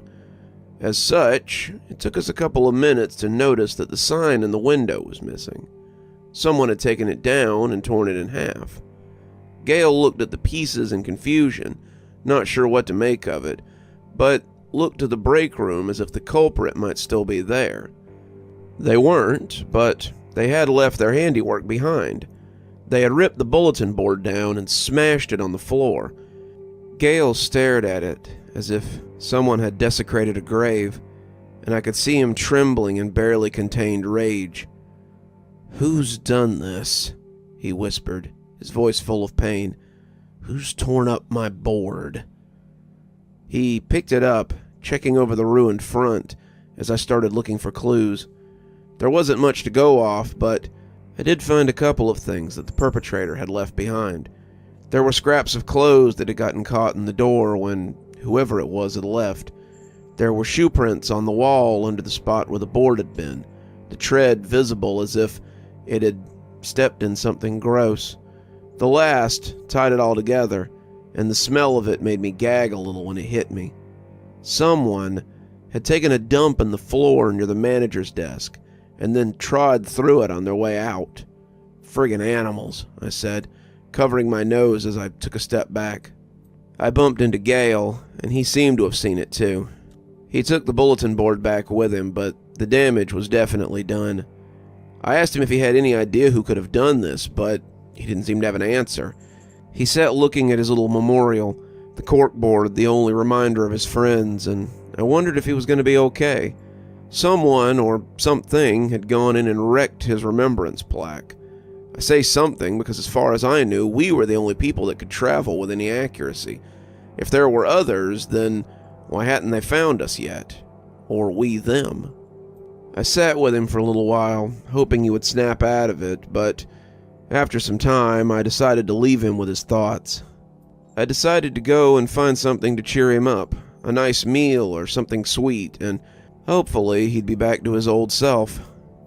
I was heading to WW, a very special place that I discovered before meeting Gale, but didn't entirely understand.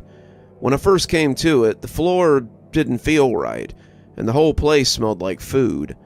When something dripped onto me as I stood studying it, I immediately went through again and stepped into XX. I told Gale about it after we met, and he laughed and offered to take me back. When he showed me the true nature of the place, I understood what a cool store I had run from. Here, I'll show you my journal entry, and maybe it'll shed some light on the situation. WW, Sweet Store. Designation, low to no danger. People none. Theme, dessert shop.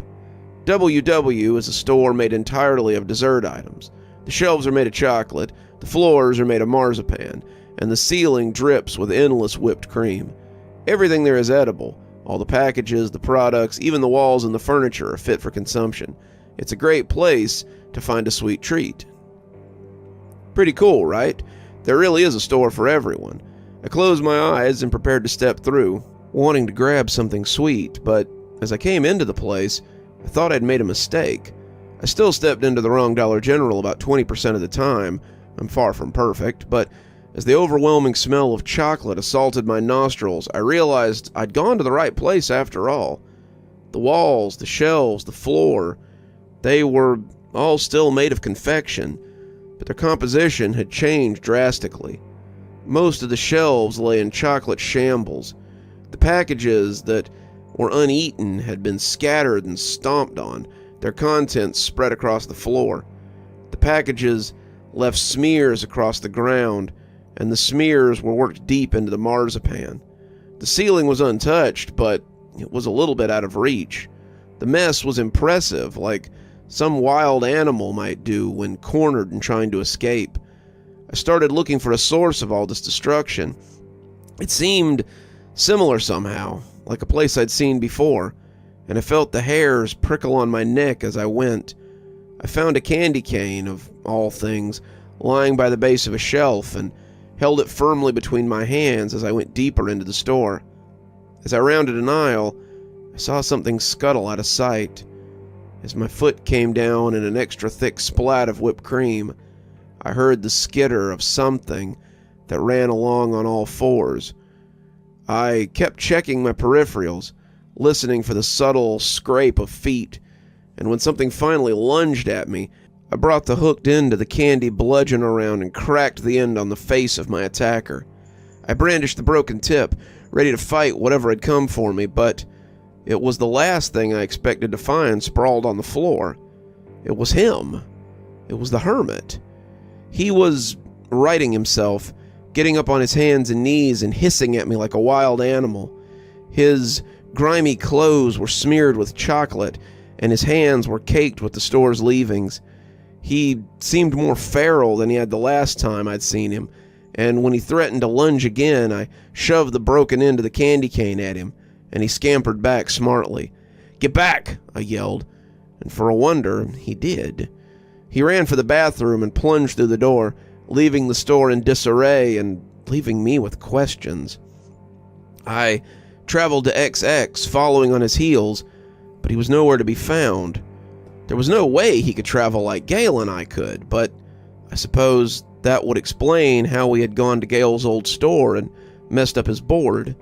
It seemed impossible. The guy was crazy, but the more I thought about it, the more it seemed like it had to be him.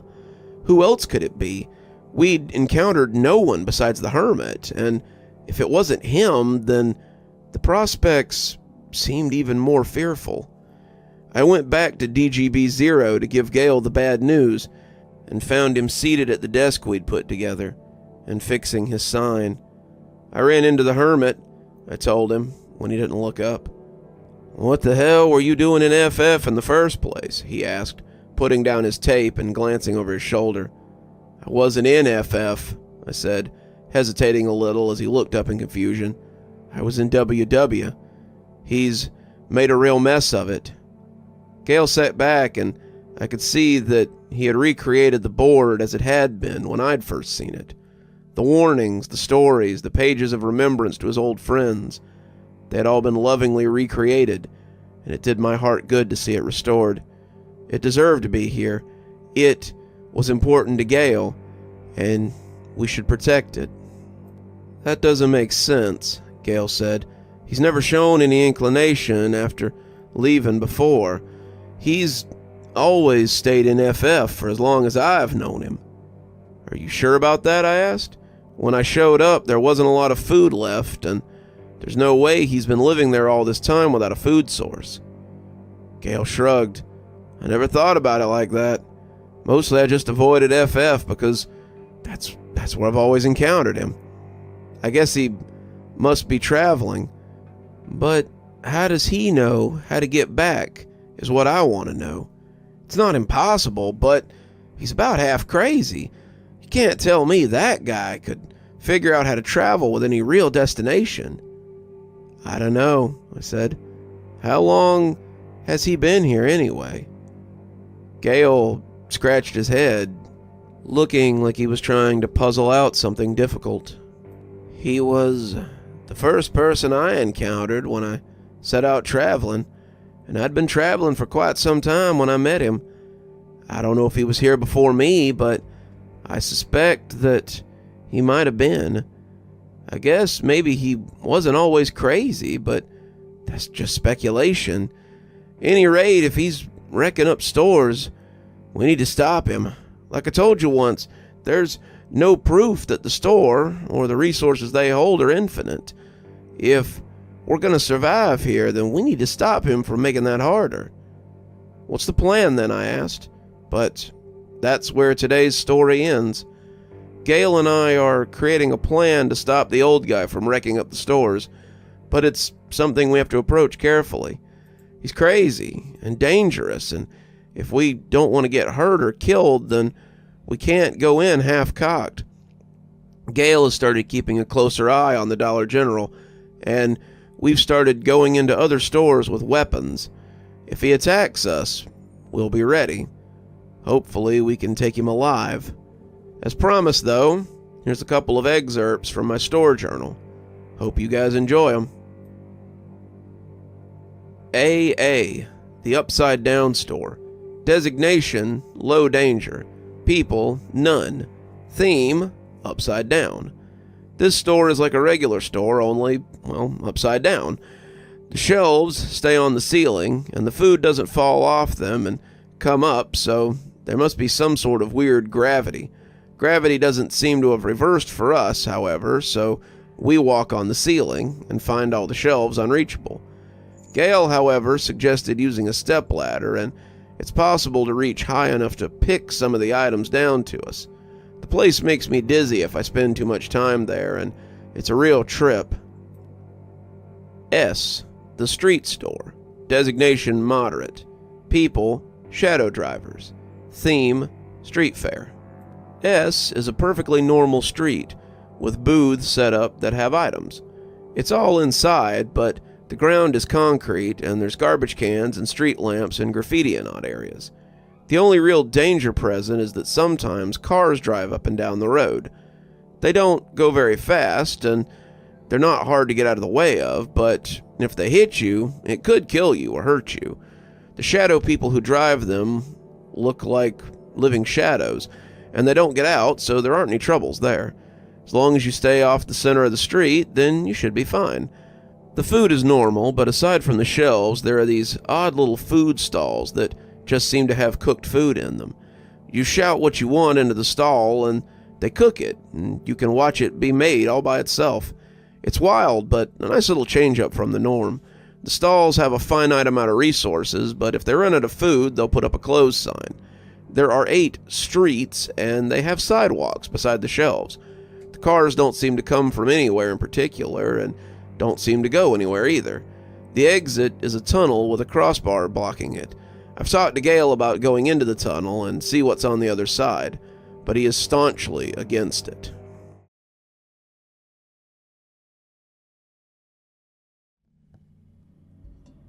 We spent some time making plans, but very little was decided on.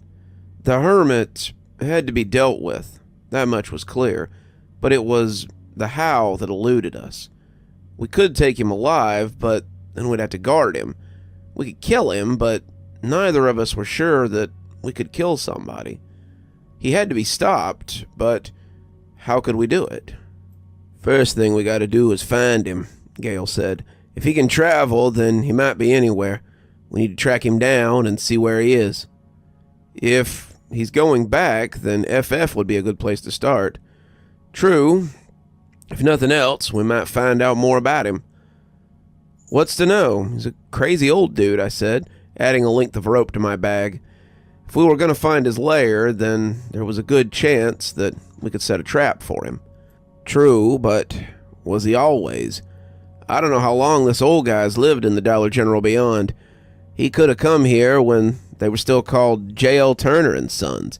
Hell, crazy dude could be Cal Turner, for all I know. Who? I asked, not having a clue what he was talking about. Sorry, I don't know why I would have expected you to know the store's history. Cal Turner took over after his father died and officially named the store Dollar General after that. Word was that he went missing sometime after opening the first one. Just stepped into one of his own stores and was never seen again. His son ran them when I worked here, but I suppose he'd be an old man by now.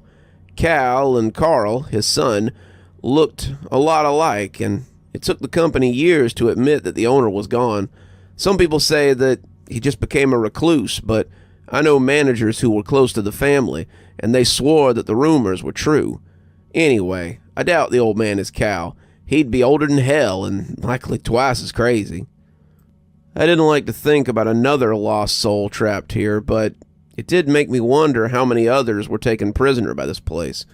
I had no clue how long I'd been there, but I knew it hadn't been very long compared to Gale, and Gale believed the old man had been here longer than that. If people didn't age, then who's to say Cal Turner wasn't here somewhere? Who's to say there might not be any number of people traversing the infinite, or not so infinite, Dollar Generals? And if there were, why hadn't we met any of them? Have you ever met anybody else? I asked him, before I could think better of it. Besides you, Gale said, smiling a little at the thought of it. No one other than the hermit and Celine, I guess. He got a little speculative then. Thinking about his friends always made him quiet and thoughtful, and I hated that. Gale was a good dude, and I didn't think he should be inundated with guilt over people he had no control over. He'd done his best, plain and simple, and they had done what people do. I just thought of something, I asked suddenly as I slid a cold brew coffee into my backpack. If he's going through the doors, then shouldn't he stop being crazy? Gale cocked his head at me. What do you mean? Well, you said that all injuries and damage to clothes and stuff are fixed when you go through the doors again. If he's rattled from his time here, then shouldn't he be kind of, I don't know, reset or something when he goes through the door? Gale pulled his bottom lip into his mouth, chewing on it as he thought the question over. The doors had always healed anything that was wrong with us in the past. Whether it was a wound or ripped clothes, it always fixed us, and we were pretty reliant on it for clothes and general fixes. If the crazy hermit was able to travel while remaining in his wrong mind, then maybe the doors didn't reset you as much as we thought. Hell, Rudd, I don't know. Maybe he's messed up enough in the head that he thinks that's just how it is. Certain amount of what we do with the doors happens in our heads. I don't claim to understand all of it. Sometimes it works different for different people. It works the way it works for you because that's how it works for me, and I'm the one who taught you. He may have learned differently, so it works differently for him, I guess. Maybe we can ask him, if we manage to grab him. I nodded, trying to ignore that he had called me Rudd again. Rudd, or Rudy, had been his son, and the more comfortable he got with me, the more often he slipped up. I didn't mind, not really. If he thought of me as his son, then I was okay with that. No, it was Gale who seemed to mind.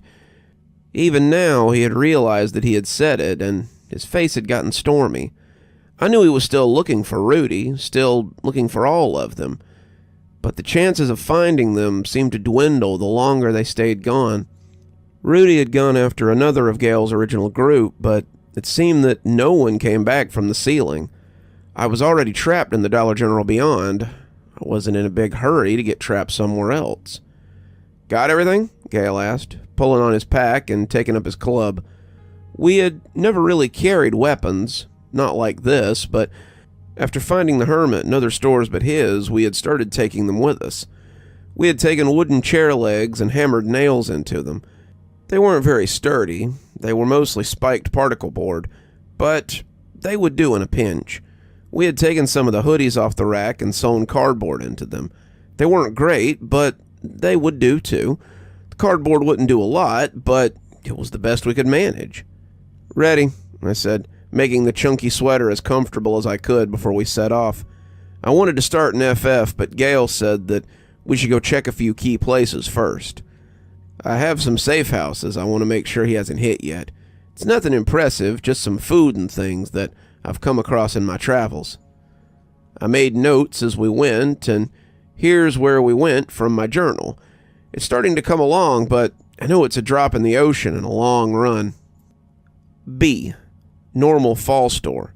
Designation, low danger. People, 0. Theme, fall decor. B is a perfectly normal Dollar General that's been set up for fall. It's got pumpkins and scarecrows, and some of the Halloween decorations are there, but not all. It has some seasonal items, but it seems to be the start of the autumn selection and doesn't contain as much as it would by the end of October. Gale had apparently been there before and left a go bag. He went to the manager's office and opened up the red box that usually held the fire extinguisher. Instead, there was a backpack that Gale took out and unzipped. He looked over the things inside, talking under his breath as he made sure it was all still okay. "All right, I didn't think you would come this far, but it was possible. Let's go to the next one." We did a quick check before leaving, but everything appeared to be in place. The things I had used were gone, but nothing else seemed to be taken or moved. We still weren't sure that he could take things with him, but as we moved on, we were in full data collection mode. OO, Night Store. Designation, moderate danger. People, 0. Theme, a dark store with lamps. OO is a shadowy place, and one of the few stores without the buzzing overhead lights. It's lit by tall metal street lamps, and the light they make doesn't go very far. It does not appear to have a ceiling. Any attempt to shine a light up there reveals nothing, and Gale thinks that it's likely it's here to simulate a night sky. Some of the shelves are pushed over, and I suspect that the miasma can come and go freely here. We've never encountered them here, but it seems likely that we could, so we try not to linger. Gale hit the ground running when we got to OO. None of us liked to be here, but he felt like it might be a good place to hide something because of the environment. The whole store was pitch black and lit by these interspaced lampposts that cast yellow globes over the shelves. He reached between two shelves and took out a duffel bag, handing me the light as he went through it on the run. When he had established that everything was there, he zipped it up and we headed out. There was a sound as we came to the door, something like the moaning wind from the shadowy ceiling, and we were through before we could discover what it was. Store EEE, the cave store. Designation, highly dangerous. People, 0. Theme, a store inside a cave. EEE is a store inside a cave, as the name entails. The lighting is glowing fungus that bathes everything in a mysterious glow. The shelves are carved into the stone, and some of the items are made of rock. In the middle of the store is a pool of water that's okay to drink from, but contains a monster. Gale says it's a big crocodile, and that it comes out to walk around on occasions. It chased us the last time we were there, and it's easily 10 foot long. There are bats that hang from the ceiling, though Gale isn't sure what they eat since there are no bugs here. He's never seen them move either, so no one is sure what they do as well. The food here is refrigerated by the cave, which is a consistent 65 degrees at all times, and nothing seems to spoil or go bad. We came into the cave looking for the creature who lived here.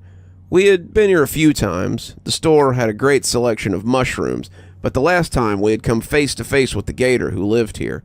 I hadn't really believed Gale when he told me about it, but it was hard to deny it when you were face to face with the monster. He had a long snout like a crocodile, and his scales seemed to shift through a series of colors as he came hissing after us. He was slow, thankfully, and we got out before he could catch us, but I suppose that put my rule about no living creatures in the DGB into question. He was in his pool today, at least we assumed he was, and Gale pushed a rock aside as he took out another backpack that he had checked over. Most of these bags had things like first aid kits, non-perishable food, and toolkits that could be used to make traps and snares. Gale had set them up just in case he needed to secure another store or travel the infinite for a while, and I was sure that these weren't the only ones. Gale had been here long enough to set up safe houses in several stores, and the one in the DGB 0 was just the first in a long line, I was sure. "Okay," Gale said, pushing the rock back into place. "He hasn't found any of these. I can't think that he has any real skill with travel, but if we haven't come up on him, then he must have enough to go back and forth." "Are we ready to check FF then?" I asked, still feeling that it should have been our first destination. "Not yet," Gale said. "Let's check a few random places. If he's just traveling willy-nilly, then we might find him somewhere near FF. I nodded, seeing the logic, and as we set off, we went to GG first. GG was the place I had stopped after my initial encounter with the oldster, and it was a store set up for Mother's Day shopping. The whole place smelled of flowers, and I really enjoyed coming here. It was nice, and the whole atmosphere seemed to glow a light pink. GG was fine, but as we moved into HH, we could tell that someone had been here. HH was a normal store, except for that all the words were reversed. It was like a weird mirror store, and looked like someone had ripped open a couple of the bags of chips and ate them right off the floor. They were scattered like a rat had been at them, and though we weren't absolutely sure it was him at first, we found more of his leavings down one of the aisles, and decided that it was a good enough calling card for our little friend. We checked a few other stores. Some of them bore similar signs of visits. Food scattered, trash tossed around, and a nice healthy dump left 9 times out of 10. "Now are we ready to check FF?" I asked, tired of looking at scat and stepping on chips. "I suppose we should," Gale said, after finding his calling card in another store. "Seems unlikely we'll just run up on him while he's being so sporadic." Gale seemed like he didn't really want to go to the hermit's lair, but it was our best bet of finding him at this point. We stepped into the dump without much fanfare, the hermit's store looking as desolate as ever. The floor crackled under our feet as the wrappers and garbage crunched underfoot. He had just been dropping his trash in the same manner that he dropped his waste, and the whole store stank with a mingling of rotten food and human crap. I didn't want to be here either, but we had to go make sure he wasn't hanging out and waiting for company. We stayed close, searching every shadowy nook and dirty cranny, but we couldn't find the old man hiding anywhere. Okay, it was a good idea, but I guess he's out. Come on, let's try somewhere else. We were leaving the back area, near the automotive section, when my foot struck something and I stumbled. I immediately wished that I had been looking where I was going, as I fell face first into a pile of dirty rags, my nose coming into contact with the worst smell I had ever experienced. Imagine old sweat, unwashed clothes, dirty bathroom aroma, and a hobo camp on a hot day, and you're pretty close.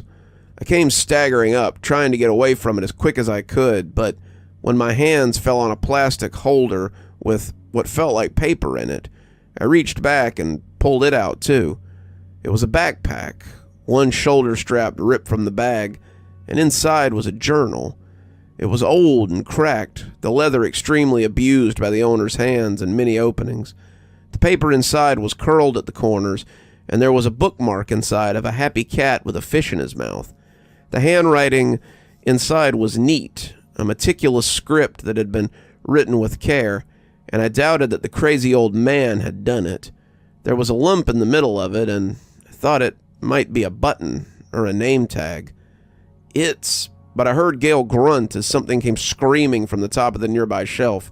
The old hermit had returned, and it appeared that we had found something he treasured. Gale turned to catch him, but he landed on him and knocked the wind out of him. The old man was off and capering towards me, his teeth bared and his face a mask of crazed rage. He rushed me like a linebacker, knocking me over as his long, dirty fingers closed around my neck. My air was instantly cut off, his nails digging into the back of my neck as he screamed and gibbered in his weird language. I tried to fight back. I tried to push him off, but he was solid for someone so old. Shoving at him was like shoving at a boulder, and he leaned into me as I slowly strangled. Black spots started appearing in my vision as his greasy fingers choked me to the point of unconsciousness. I wondered if the door would bring me back to life when he inevitably collapsed my windpipe. Would Gale be allowed to drag me back through it, or would this crazed loner simply bite my throat out and eat me right here? When his blood splattered my face, I supposed I'd never get to find out. As his fingers loosened, I could see Gale standing behind him, panting as he released the handle of his weapon. The nails were sticking out of the hermit's skull as he shook and gurgled, and when I slipped to the ground, his blood made dark stains on the blankets that he had used as a bed. Gale stepped away, shaking as badly as the old man had been, and when he ran for the door, I followed after him. When I came through into the DGB-0, but he didn't, I knew something was wrong. Now I'm left here with just the journal for company, feeling like maybe we've crossed a line that neither of us were ready for. I'll keep you all posted, but for now, I think I need to go and think about what's happened today.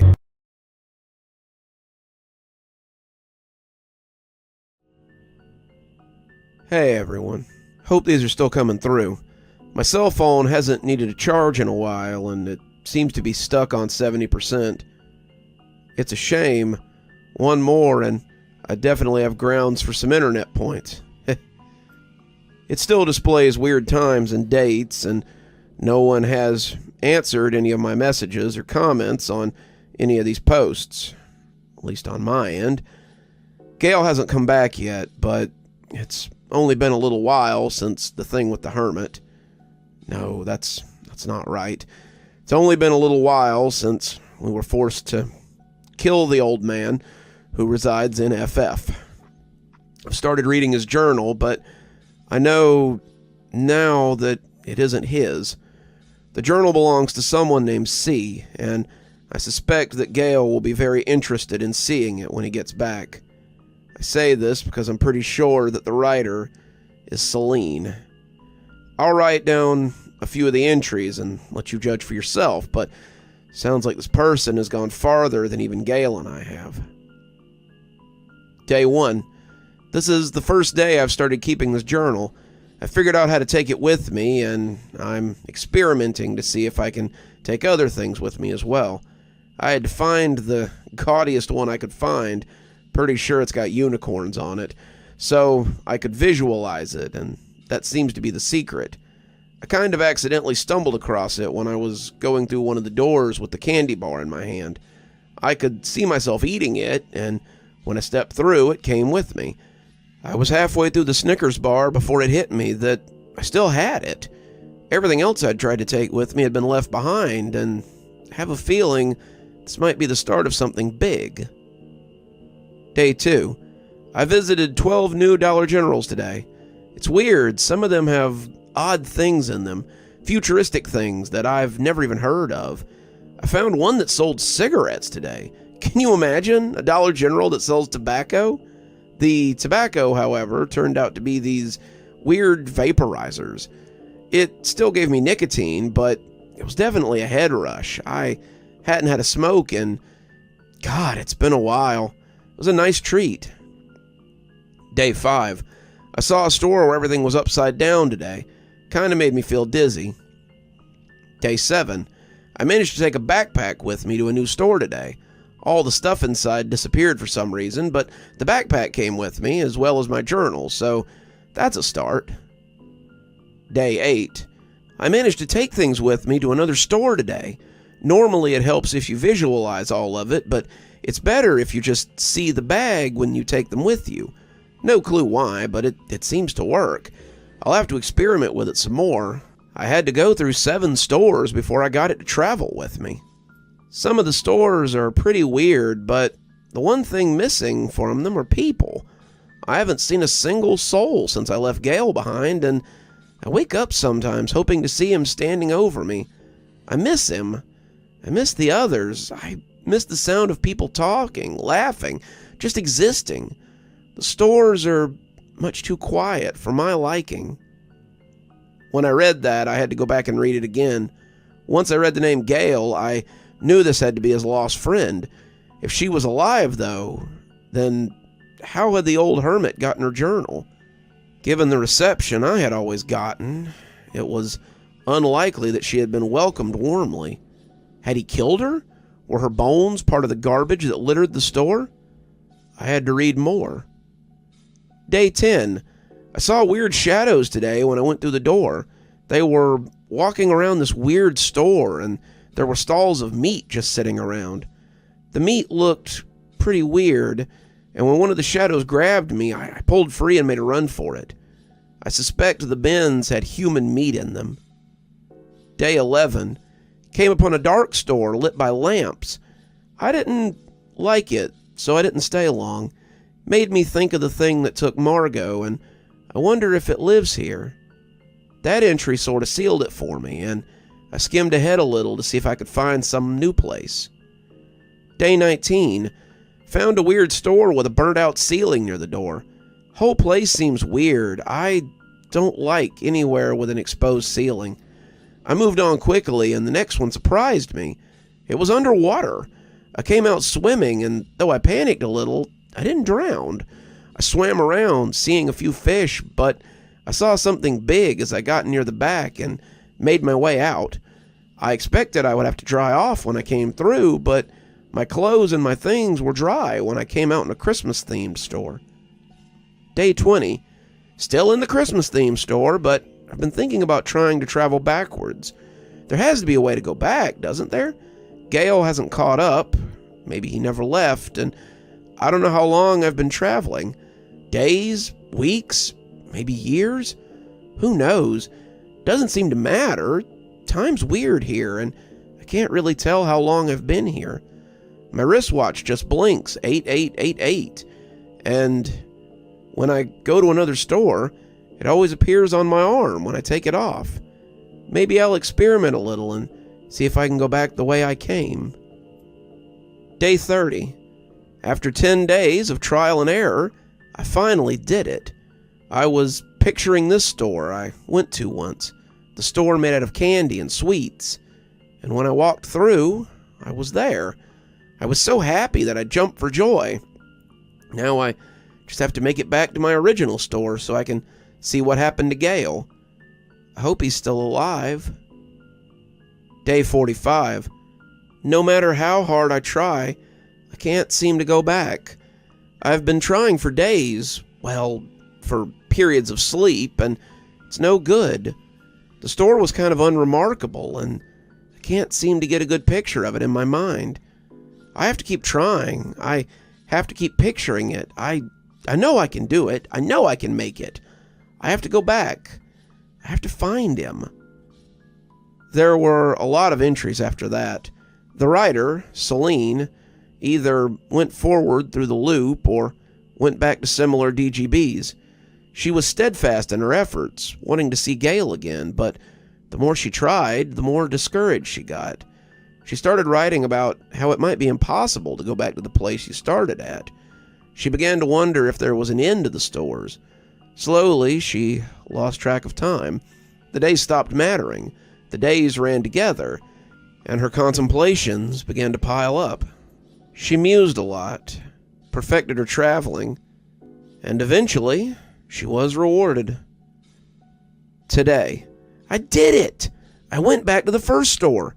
I remembered this end cap we had made, Meet the Team, where we had posted things about ourselves.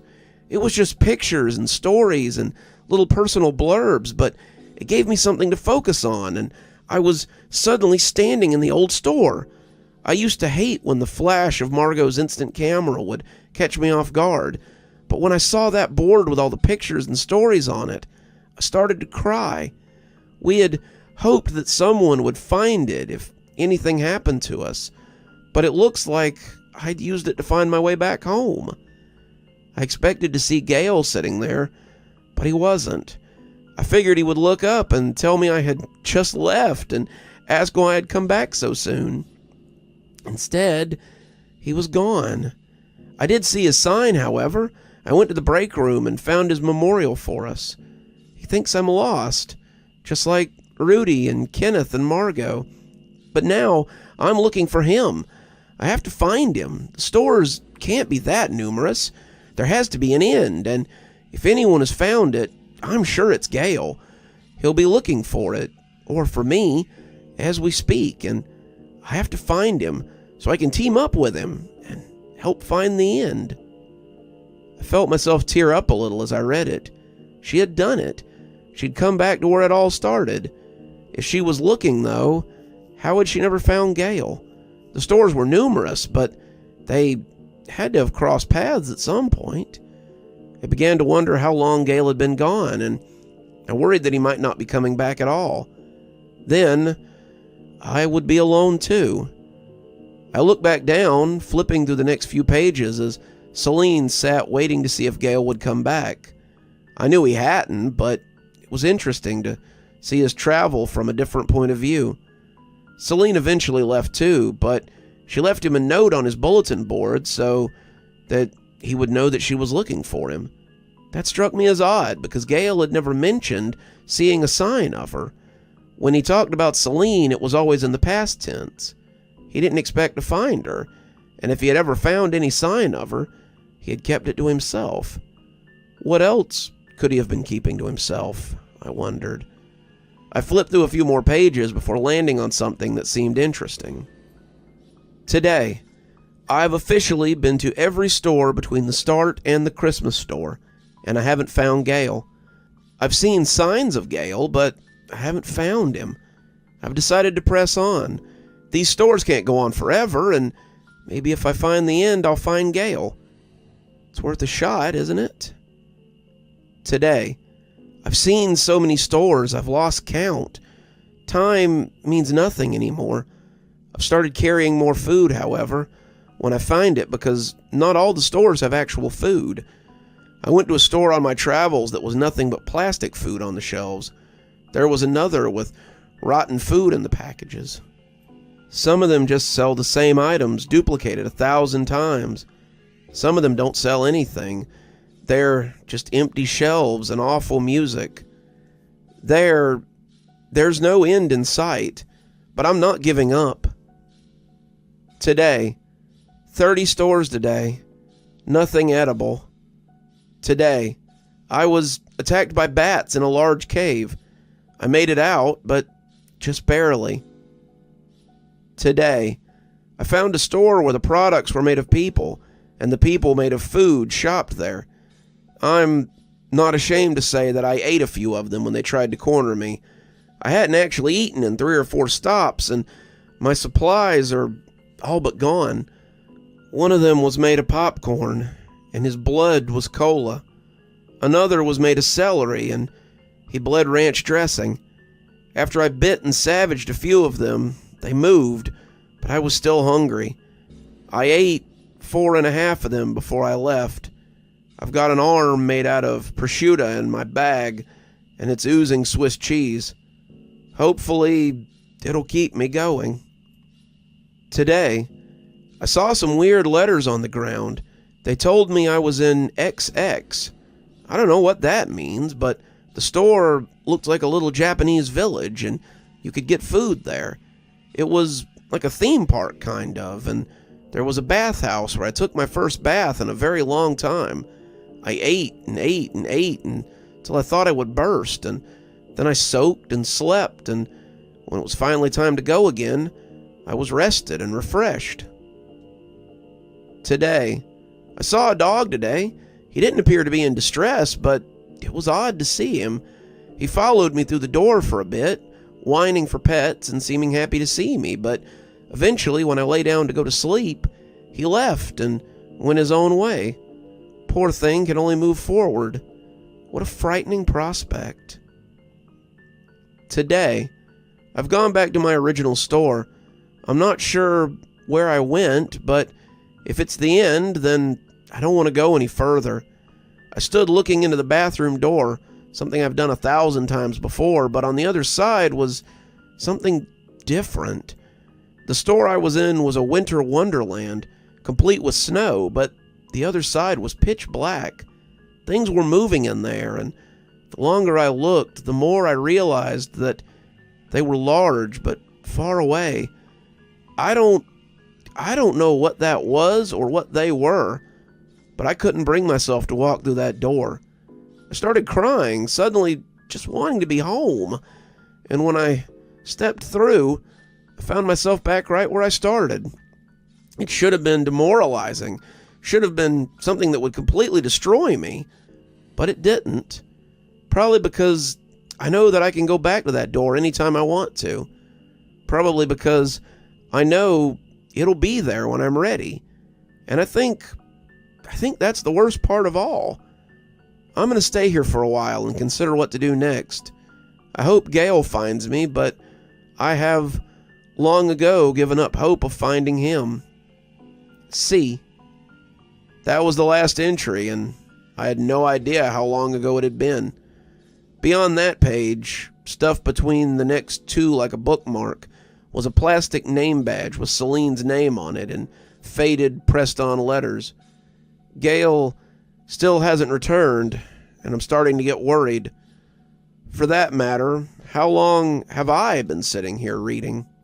I wanted him to see this. I want him to know that his friend is still out there. I can't imagine what's keeping him, but I have a bad feeling about it. What if he doesn't come back? What if killing the hermit pushed him over the edge somehow? What if he blames me? I don't know what to do, but as I sit here writing, I feel my eyes getting heavy. It's been a long, well, not day, but it's been long enough. I'll update soon. Till then, take care of yourselves.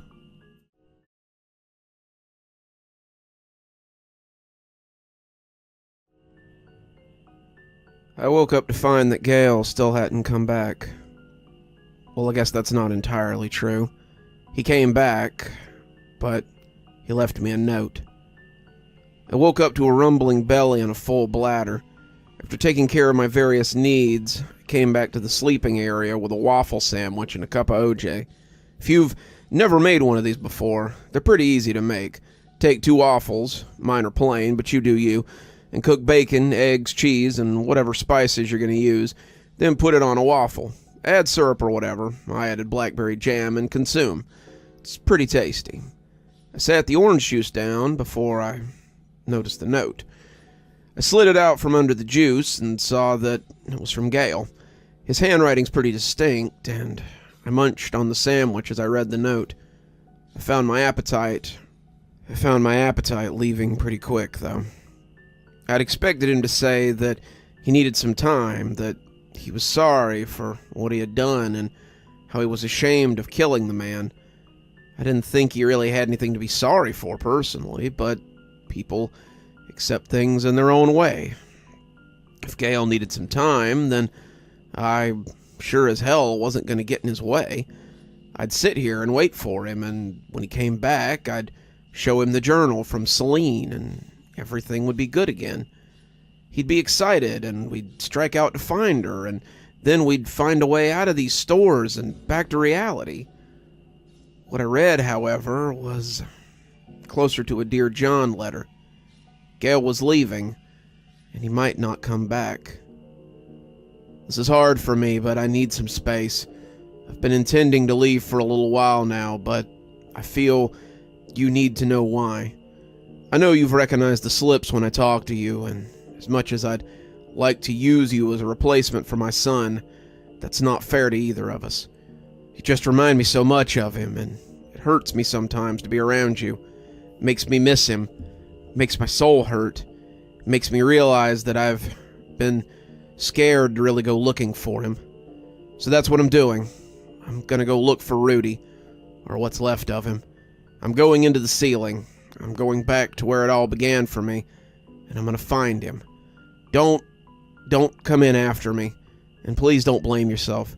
This is something I should have done the day after he went into the ceiling, and I'm a coward for waiting this long.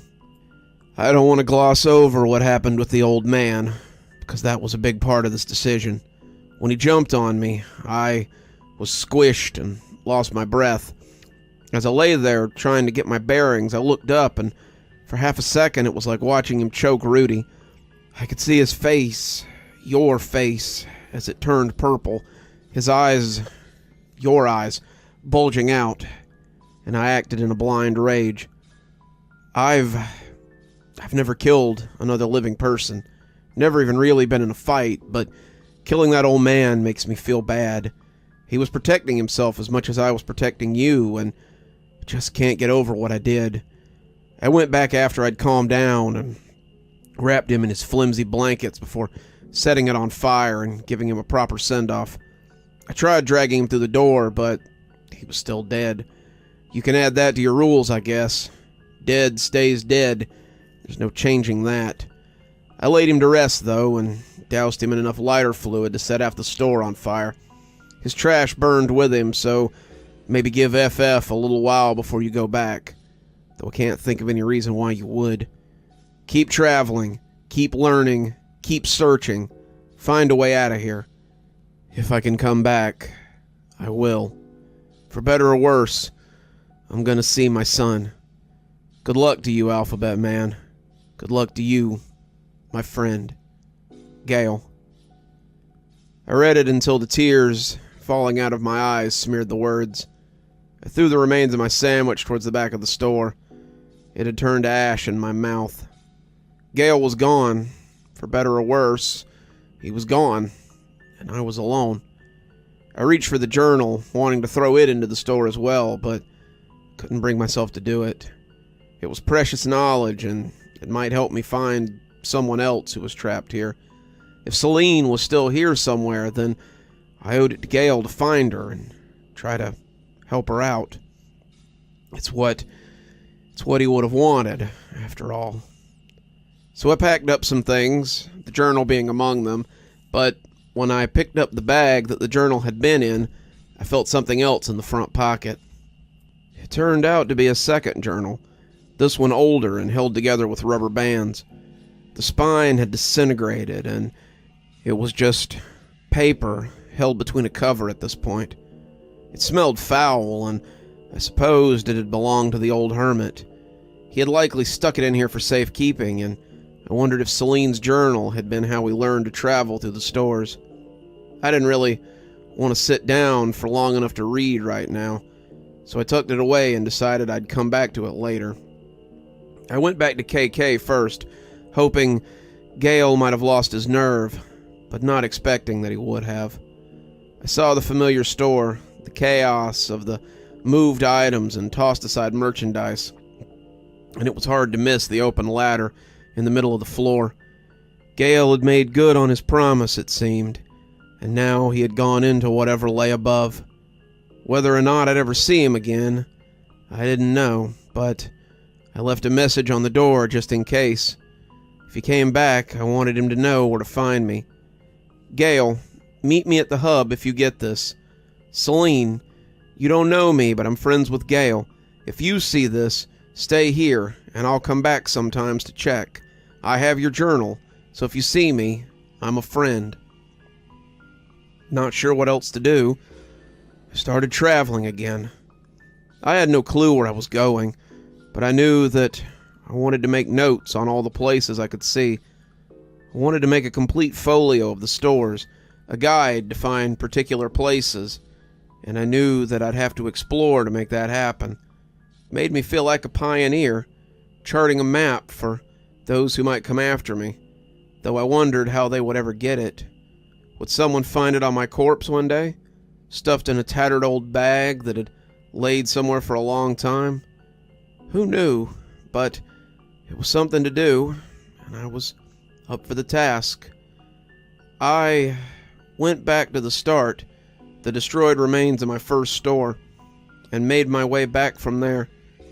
I had kind of flown through them on my first trip, taking in little and just plunging in for the sake of moving. I wrote down everything, made notes on all the stores I visited, and committed as much as I could to my phone for backup. I'm probably going to post more complete documents at some point, but for now, I'll probably leave it to little snippets. The stores are pretty creative, and not all of them are uninhabited, as I've mentioned. Not by people, though I've noticed things or spirits or something in some of these places. Here, I'll tell you about a few of the stores I've seen in my travels, since otherwise this might be a little dull for an update. D. Designation low danger. People 0. Food plentiful but weird. Theme: a Dollar General store where pets are people and people are pets. D is a perfectly normal store, but the roles of human and pet are reversed. The tags on the clothes, the models on the products, the advertisements, they all feature anthropomorphic animals. The pet food cans feature naked people looking at the camera in a lost and confused way. I've never seen any of the residents of this place, and I hope not to. The food here is edible, but it tastes like pet food. There's a lot of chicken and fish on the shelves, and all the cereal appears to be kibble. E. Designation moderate to high danger. People 0. Food limited but present. Theme: the floor is lava store. E has a floor that is made partially of lava. Some of it is normal floor, but you'll turn a corner and suddenly, bam, there's a river of lava. The music here is just the sound of lava flow, and it's stiflingly hot. The shelves contain food, but the lava flow will change directions sometimes, and it's dangerous to stay here for too long. The floor seems immune to the lava flow, and it's fine once the lava goes away. The food here is mostly spicy stuff, but it is edible. The walls of the store are made of rock, and it's like being in an active volcano. I haven't been brave enough to touch the lava to make sure it's hot, but it will burn other things. When I tossed a journal into the flow, it devoured it, and it wasn't on the floor when it left. F. Designation low to moderate danger. People 4 to 5 creatures. Theme: the TV store. F is one of the stores with inhabitants. The beings who live here are dressed as normal Dollar General employees, but their heads are TVs. They mostly ignore you, but if you tap on them and they turn around to look at you, their faces are all staticky, so it's hard to tell if they're looking at you or not, but it's like you can feel their eyes on you sometimes. The weird thing is that all the food is in the TVs. The shelves are full of old-fashioned TV sets, and the food comes in the form of commercials. When you see the food you want, you reach into the TV set and take it. Sometimes it's fully cooked, sometimes it's frozen, but it's always real food. It's like that in every department, too. I pulled an entire futon out of one of them the other day, and I suspect that Gale had been using this one to stock up his safe house. Unlike the other stores, the TVs always seem to have products on hand, so they don't run out, if you don't mind being patient. That's just a few of the stores I explored today, but they really do seem to be infinite. It's lonely now, traveling by myself, but I've been trying to leave behind signs in case Celine is still wandering around. I've been using the break rooms like Gale did and letting her know where I've been and what I've seen. I make trips back to KK a lot to look for Gale, but he hasn't shown up yet.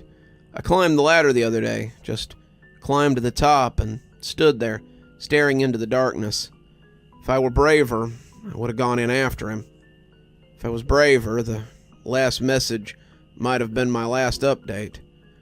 I stayed for a while, just thinking about what I was going to do. I had the infinite to explore, a huge number of stores to see and catalog, but it all seemed so pointless to me. It's like the cell phones we carry. They can access a nearly infinite amount of knowledge, but thinking about it is kind of a lot. We use it to watch videos of cats or argue with each other, because the idea of accessing the infinite knowledge there is outside our understanding. We don't like to think about the infinite. It's too big. It defies our understanding, so we scrape away at it rather than just dive in. I could go anywhere, do anything, but my brain was telling me to sit and wait while it tried to understand all my options. That's why I was sitting in KK, laying on the front counter actually, when the last thing I expected to happen happened. The front doors slid open. It was sudden and nearly silent. I almost missed it, honestly, but it was the slight squeal of hinges at the end that turned my head. The door was open, the outside nothing but grainy darkness that seemed to move as I watched it. There was a lamppost out there, the only light to be seen, and the longer I looked at it, the more I knew why the moths had circled them. It was beautiful, almost too much to resist, and as I lay there looking at it, I wondered why I was resisting. Why did I have to stay here? This place was just more of the same. But the outside was something new. What wonders might I find out there? It's still open, inviting me outside while I write this. I put some food in my bag, some water, and a few other things. I'm preparing to go outside. I don't know if I'll be back again. I don't know if my phone will work out there, but if I can, I will. Maybe I'll find Gale out there. Maybe I'll even find Kenneth. Who knows? Till next time. Hey there, everybody. I know there are quite a few of you, because the greatest thing happened when I walked outside. I could see your comments. I know that you can see my stories. I can't really post replies for some reason. It keeps refusing or saying something went wrong, but I'm glad to know that I'm not just yelling into a void. I want you all to know that all your advice, all your love, all your comments have meant so much to me, and they've helped me out here in the outside more than you know. When I walked out that door and my phone spent about 10 minutes making chime noises for new comments that hadn't come through, it scared the crap out of me. But once I got somewhere safe and started reading them, it really gave me the strength to keep going and explore this place. Sorry, I'm getting ahead of myself, I know. Let me start from the beginning. So I walked through the door and into the outside. The door shut behind me after I'd taken about 10 steps, but when it did, something weird happened. It had been pitch black up until that point. The only light was the one that came from the open door, and when it closed, I was stuck in total blackness. I mean, like, unable to see my hand in front of my face darkness. That was about the time my phone started going nuts, and I had to fish it out of my pocket and put it on silence real quick. I didn't know what sort of monsters or creatures might be out here, and I didn't want to make myself an easy target right off the bat. I had just found the silent switch, the little thing vibrating like my table was ready at Texas Roadhouse, and just stood there for a moment, basking in the backlight of the screen. It was a picture of me at Comic-Con a few years ago, standing between my two friends who were dressed as Marvel heroes, and every time I went to switch the screen off, I found I couldn't. I was like a moth staring at a bug zapper, fully aware that the light might bring danger, but unable to stop myself from looking. That's when I noticed the battery ticking down, something I hadn't had to worry about in a while, and decided to turn it off. There would be nowhere to plug it in out here, at least I didn't think there would be, so I decided to save the battery for as long as I could. Once the light was out, I noticed the slight light in the distance ahead. It was dim, like a light seen through a window, but it was the only light I had, so I started following it. As I walked, it started getting bigger, and the closer I got, the more I started feeling drafts of air and smelling sharp and sulfurous smells. I started hearing things too, noises like rocks grinding together, and when the ground started going up, I thought I might be underground. The walls were rocky, the floor hard but not uneven, and when I came out into the light, I had to squint against the strange yellow sun. The above ground wasn't much of an improvement from the cave. The ground was dark-colored rock, the sky a pissy yellow with a sun that looked like it had been drawn by a 5-year-old. The rumbling turned out to be these large mountainous creatures that rose into the sky and grumbled along the ground like earthquakes. I found that I still had my backpack, my charger, the tools I had brought, and the small amount of food that was still in there, so at least I wasn't likely to starve right away. I really didn't want to leave the little cave I was in, but I didn't seem to have much of a choice. I could either stay here for 2 or 3 days and starve, or I could take my chances and maybe find something out in wherever I was. It didn't take me long to decide to take a chance. Day 1. I mostly tried to see what was close to the cave on day 1. I keep calling it a cave, but it's more like a subway entrance, I guess. The cave comes out of the ground with a long walkway and up to the surface where it opens onto the sky. I decided it might make a good shelter, so I stuck close. I found some wood, but it's more like tree bark fashioned into a tree. It's incredibly thin, and it snaps off from the ground when you pull on it. It burns when you light it. I only had to touch the flame to it, and I had to collect a lot of it to get a fire that lasted more than a few minutes. It smells greasy when it burns, and the heat it makes is a little unpleasant. I found some mushrooms, big ones with black tops and white undersides, and after stealing my courage, I found them to be edible. They tasted a little rubbery, but they didn't make me sick, and they didn't make me hallucinate, so they would make a good food source, I decided. I cooked a little, and it tasted pretty good. What's more, the stalks burn really well, and I mixed in some with the wood so I could make a fire for the night. There's a pool of water nearest to the cave. It tastes like sulfur, but it's kind of drinkable. Gives me terrible burps, but it's better than dehydration, I guess. I haven't seen any animals, except for the big hill things, and that's kind of good. I don't really have any weapons on me. Besides the chain I swiped from the automotive and a chair leg I tore off a display table, so I'm kind of glad I don't have to fight anything. There may be some away from the cave, I guess, but I won't know until I leave it. The dark kind of comes on all at once, and unfortunately I was cooking mushrooms for dinner when it hit. I'm assuming that the light I saw from the cave was dawn, so daylight lasts around 9 or 10 hours, roughly. I left my phone switched off to conserve battery life, so it's hard to tell. I'd say it's no more than 12 at the longest. I'm sitting next to my fire and eating roasted mushroom, so I'm going to turn the phone off again and write more tomorrow. Note: I fell asleep for a little bit, but I woke up and heard something scrabbling around near the mouth of the cave.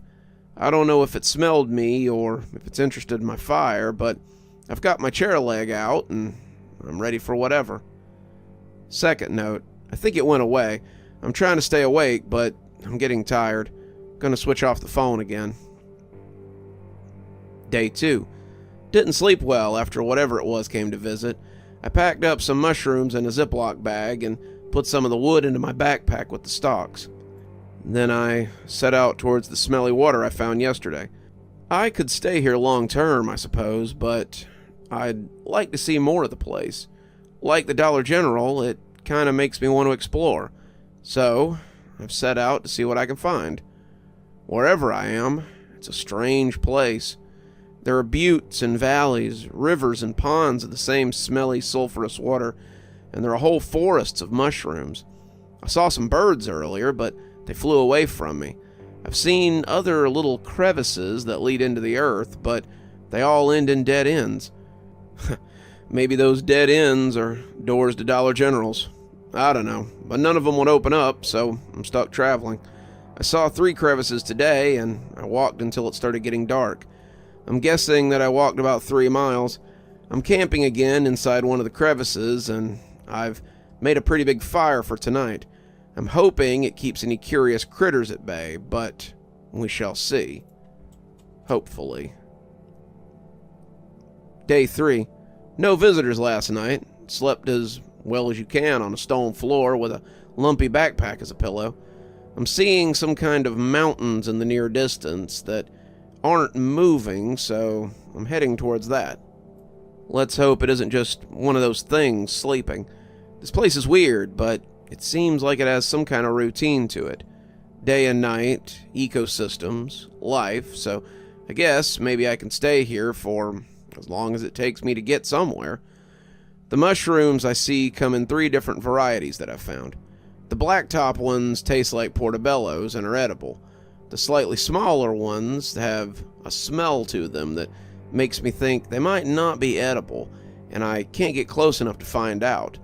The red ones with the spots are definitely not meant to be eaten, but they burn for hours, so I've been using them as a fuel source. They all grow somewhere near the brackish water, so they clearly need it to live. Speaking of, the rivers are easier to drink from than the pools. If it's moving, it seems to filter out some of the taste, but if it sits too long, it starts to taste gross. Other than the birds, I have seen these wild rat things that live in the mushroom forest. They seem to be able to get close to the white mushrooms, but I don't know how. They don't like me, and they run away anytime they see me.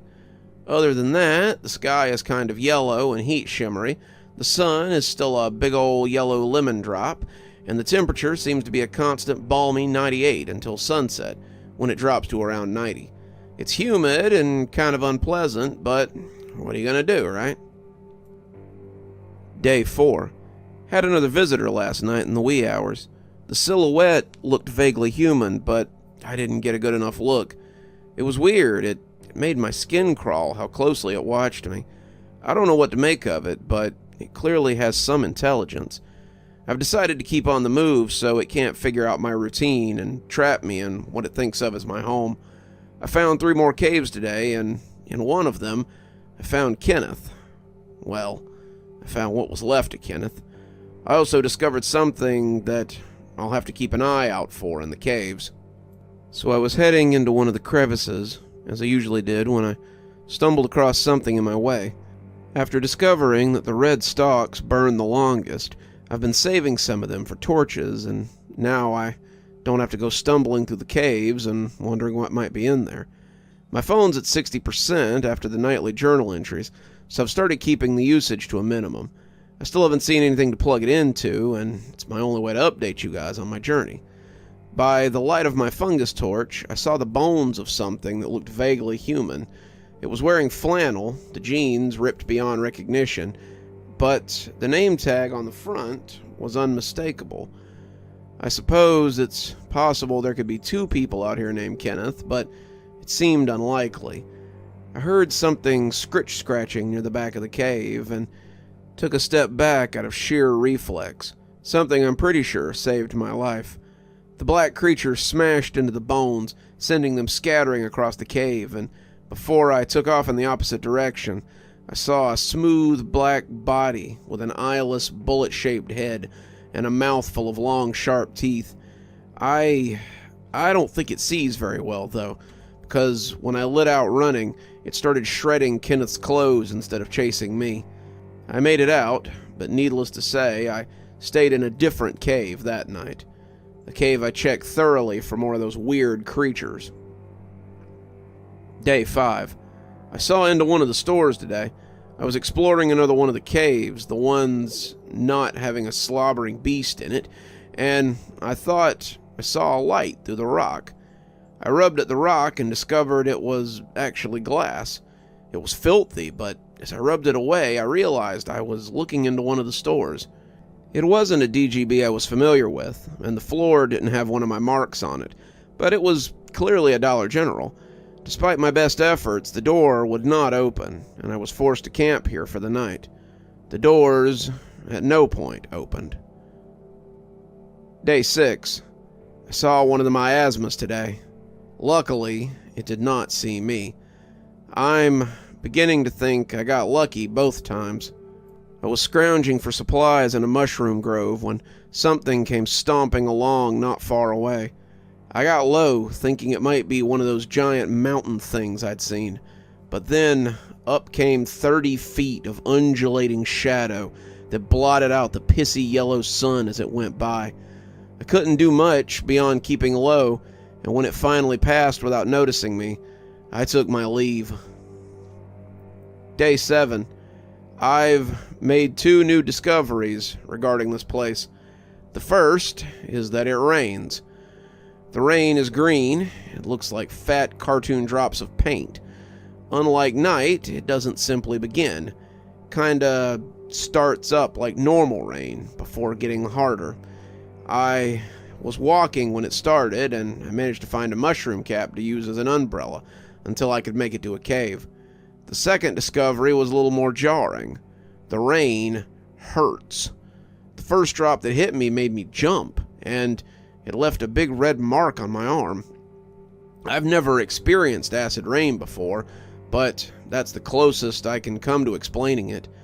As I looked for something to hide under, I caught a few more on the back of my neck, and I wiped them away with a hiss of discomfort. Strangely, once I was under the mushroom, it didn't burn the fungi. I took a few more hits as I yanked it up, but I was safe from the downpour as it started falling around me. I'm safe in a cave now, and it doesn't show any signs of stopping. I'm hoping the rain hurts anything that might be outside the cave, too, and I've checked the inside for predators and found nothing. Looks like I'm going to be here for a while, so I might as well get comfortable. Till next time.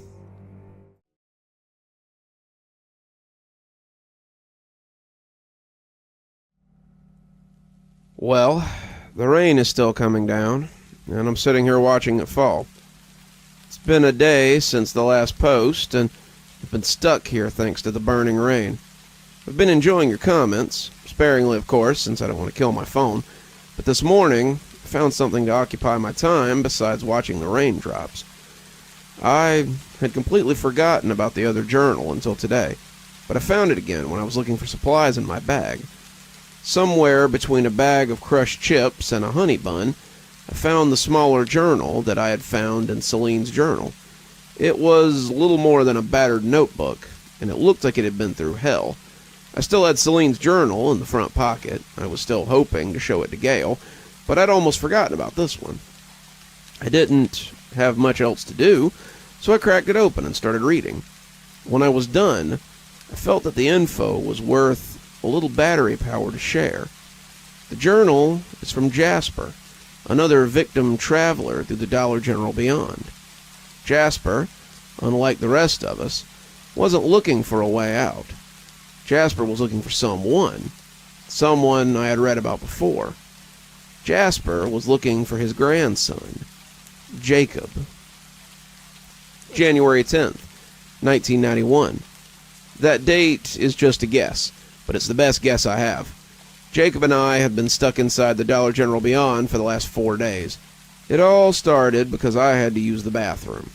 Jacob didn't want to come with me. He was a big boy and too old to go to the bathroom with his pawpaw, but 5 years old isn't really a safe age to just leave him outside while I do my business. So we stepped in and, to our surprise, stepped back out into another Dollar General. I thought I might be having a senior moment for a second, but when we turned around and walked back through the door, we were in a Dollar General again, instead of a bathroom. We found the doors locked and couldn't get anyone to help us. So we made ourselves comfortable until they opened the next day. None of the food packages were in a language I could read, but the food eats okay, and we didn't imagine we would be here longer than a night. After 4 days, I have to believe we've slipped into some kind of Twilight Zone place. Jacob thought it was funny when I told him we were stuck here, but I've started to notice that the food doesn't replenish itself. Jacob is building models and coloring, but the more I observe, the more I'm worried that we might starve here. I keep hoping we'll wake up and find that everything's back to normal, but the longer it goes on, the less hope I have. The story was a familiar one at first. Jasper tested the place they were in, looking for a way out, and Jacob kept busy with toys and things. The two were fine at first, but I could definitely sympathize with Jasper when he talked about food eventually running out. When I didn't know how the place worked, I had obsessed over how much food I would have before I ran out, and I knew how that weighed on a person. They stayed in the DGB for about a week and a half before the entries changed, and it all seemed to kick off with the disappearance of Jacob. January 20th. Jacob's gone. I woke up and he's nowhere to be found. I've looked everywhere, every conceivable place, but I can't find him. I'm frantic, looking under every shelf and behind every box, but my grandson is just gone. I don't understand where he went or how he could have left. The doors never open and no one ever comes or goes, but I do seem to recall something from the night before, the longer I think about it. It was something almost out of a dream, something half-remembered, but I think it might be a memory. If it is, then I know what I have to do, but I don't really understand how to go about it. Jacob woke up saying he needed to go to the bathroom, and I rolled over without thinking about it. Is it possible that he went through the bathroom door and crossed somewhere else, like we did when we got here? It looks like I'll have to find out. I looked up as a loud rumble sent flashes through the sky. It had been raining for a little while, but this was the first time I had seen lightning. I didn't know if it signified anything, but it didn't seem to be affecting the rain at all, so I went back to reading.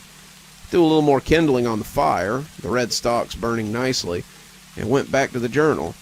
It appeared that Jasper had begun traveling as he searched for his grandson. January 21st. Still no sign of Jacob.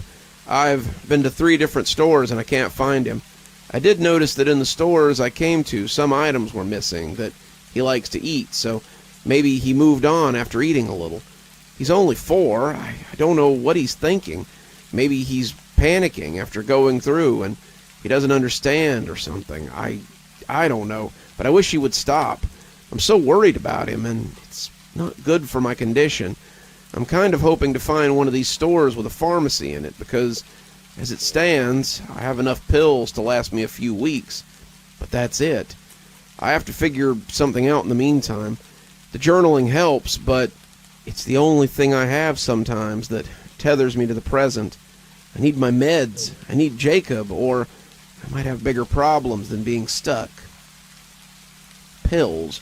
I wondered what pills he was talking about, but I also wondered how he kept his journal on him while he traveled. Did he have some sort of innate ability? Maybe, as I guessed from the talk of pills, he had some sort of altered mental state that made his travel possible. Either way, it was interesting to read about it from someone else's point of view. I had enjoyed hearing Celine talk about her journey, and hearing from this old guy now kind of made it even cooler. January 24th, I think. I've been traveling non-stop, trying to catch up to Jacob. I don't know how this works, but I haven't seen any sign of him for a while. The last time I went, I just collapsed in a store, and thank goodness it was a safe one. I went to one yesterday that was a cave, and I found a creature living in it that almost got me. Thankfully, it isn't very quick, or I'd have been a dead old man. I know that Jacob is out there, however. I will find him, hopefully before it's too late. He wrote a lot, and I realized that he traveled farther than Celine or I had. He talked about stores both familiar and stores that I'd never even dreamed of. He saw a Dollar General that was in a forest. The animals there wearing little vests and stocking shelves with products brought in by birds. He talked about a store where the products tried to bite you and seemed hostile. He talked about encountering miasmas of his own and how terrified he was that Jacob might have run across one of them. And all the while I began to fear for his mental state. His writing got less and less coherent as he went, and I wondered what was going on with him. Then I turned a page, and a label fell out that resolved one particular mystery. He had abandoned the dates by this point, but I could understand that. It was hard to tell dates and days when you were traveling, but he laid the label in here like a bookmark. Maybe he was afraid of losing it. Maybe he just wanted to save the page. I don't know, but what followed was enlightening. I ran out of meds today. Doesn't seem to matter. They weren't helping. I need to find Jack, but I can't find any sign of him at all. Was it Jack I was looking for? I think so. He's just a little guy. He's going into the 3rd grade. I need to find him before his Cub Scout meeting starts. I don't know where I am, but it seems like I've been here long enough that it's hard to remember where I was going or where I've been. The journal helps sometimes. Reading it now, it seems like I'm looking for Jacob, not Jack. Jack is my son. Jack has grown up, not a little kid. Jacob is Jack's son, my grandson, and he's lost. I'll sleep now, but I need to find him soon. I picked up the label that had fluttered out, and it turned out to be from a pill bottle. Doneprazil was not a name I was familiar with, but the instructions were for the treatment of dementia symptoms.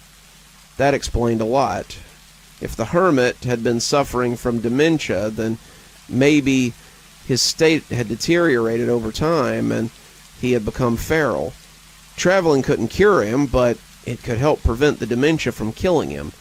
There was still so much about this place I didn't understand, but the longer I stayed here, the more I felt I could handle it. I kept reading, but it got bleaker the longer it went on. Today I found a store where it snowed inside. There were snowmen wearing vests. They tried to get me, but I ran. No sign of Jacob. Today I saw a store full of water, but I could breathe the water. It was fun, but still no Jacob. Found a store made of candy. Jack would have liked it. Where did he go? I could have swore he was with me when I got here. The book was full of little messages like that, just quick asides about where he was going and what was there. I made some notes in my own journal, jotting down stores to look out for in the future, if I ever got back inside. I think I will, but it's just a feeling. I didn't think I could get out until a few days ago, but here I am, in the outside. I kept turning pages and reading passages, but it wasn't until I saw something about going back that I stopped and read what he'd written. It was the most coherent his writing had been in a while, and it gave me hope that maybe he had found his meds. False hope, in the end, though. Back home, back where it all began. It started when I traveled somewhere I probably shouldn't have. I don't know how long I've been moving or how long I've been traveling, but I came across something terrible today. It was so bad that I may never travel again, even if it means that Jacob is lost to me forever. Today I found the end of the stores. At least I think so. I've been moving quickly between stores, feeling my mental stability eroding like a stone in a river. I'm afraid that, journal or not, eventually I won't be able to remember anything. Jacob, Jack, Rose, my house, my time in the army, everything would be gone, and I would just be a husk of myself. I keep going, not having any goal in mind, and Eventually, I found something I shouldn't have. I left a perfectly normal Dollar General, the only real difference being that all the products were written in a weird language and came out onto a plane of perfect darkness. The floor floated like the tiles were levitating, and they glowed like a kid's nightlight. Between the tiles were nothing but darkness. Above me was nothing but darkness, and amidst the shelves of rock and weird fungi, I saw a multi-faced crystal that hung above the floor. It was green, an emerald diamond with so many faces that it made me dizzy, and I knew that I had to get back. It was important, too important to just leave here, but I have no idea how I knew that. When I walked towards it, though, I saw something moving in the darkness and realized I wasn't alone.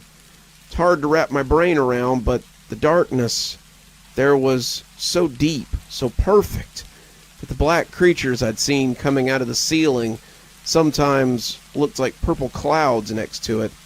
They moved around in red-eyed patrol, their heads moving fitfully to take in everything, and they were so big that I couldn't understand it. I went to the Empire State Building once when I was younger, right before I went to basic, and the smallest of them was bigger than it.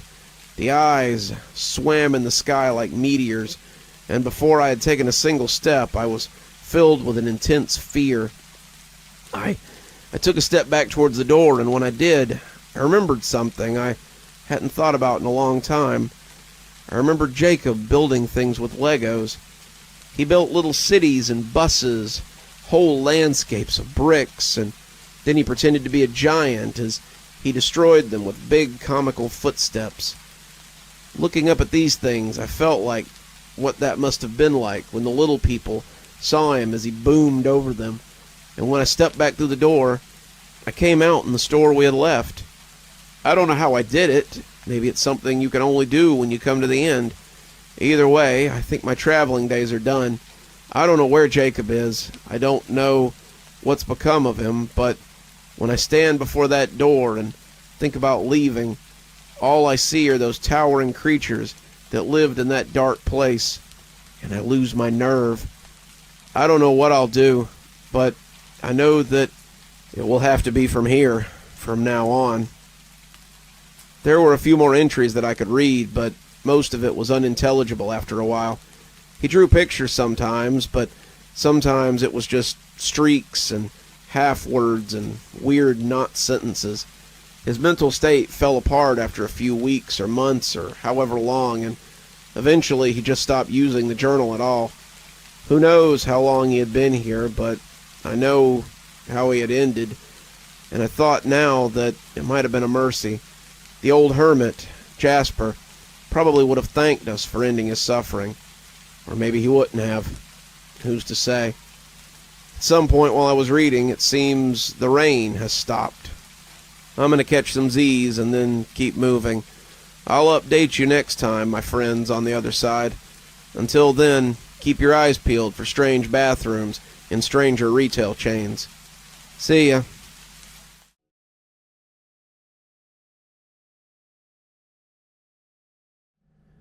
Hey guys, I'm sure it's been a while, but I keep telling you that time doesn't really mean much out here.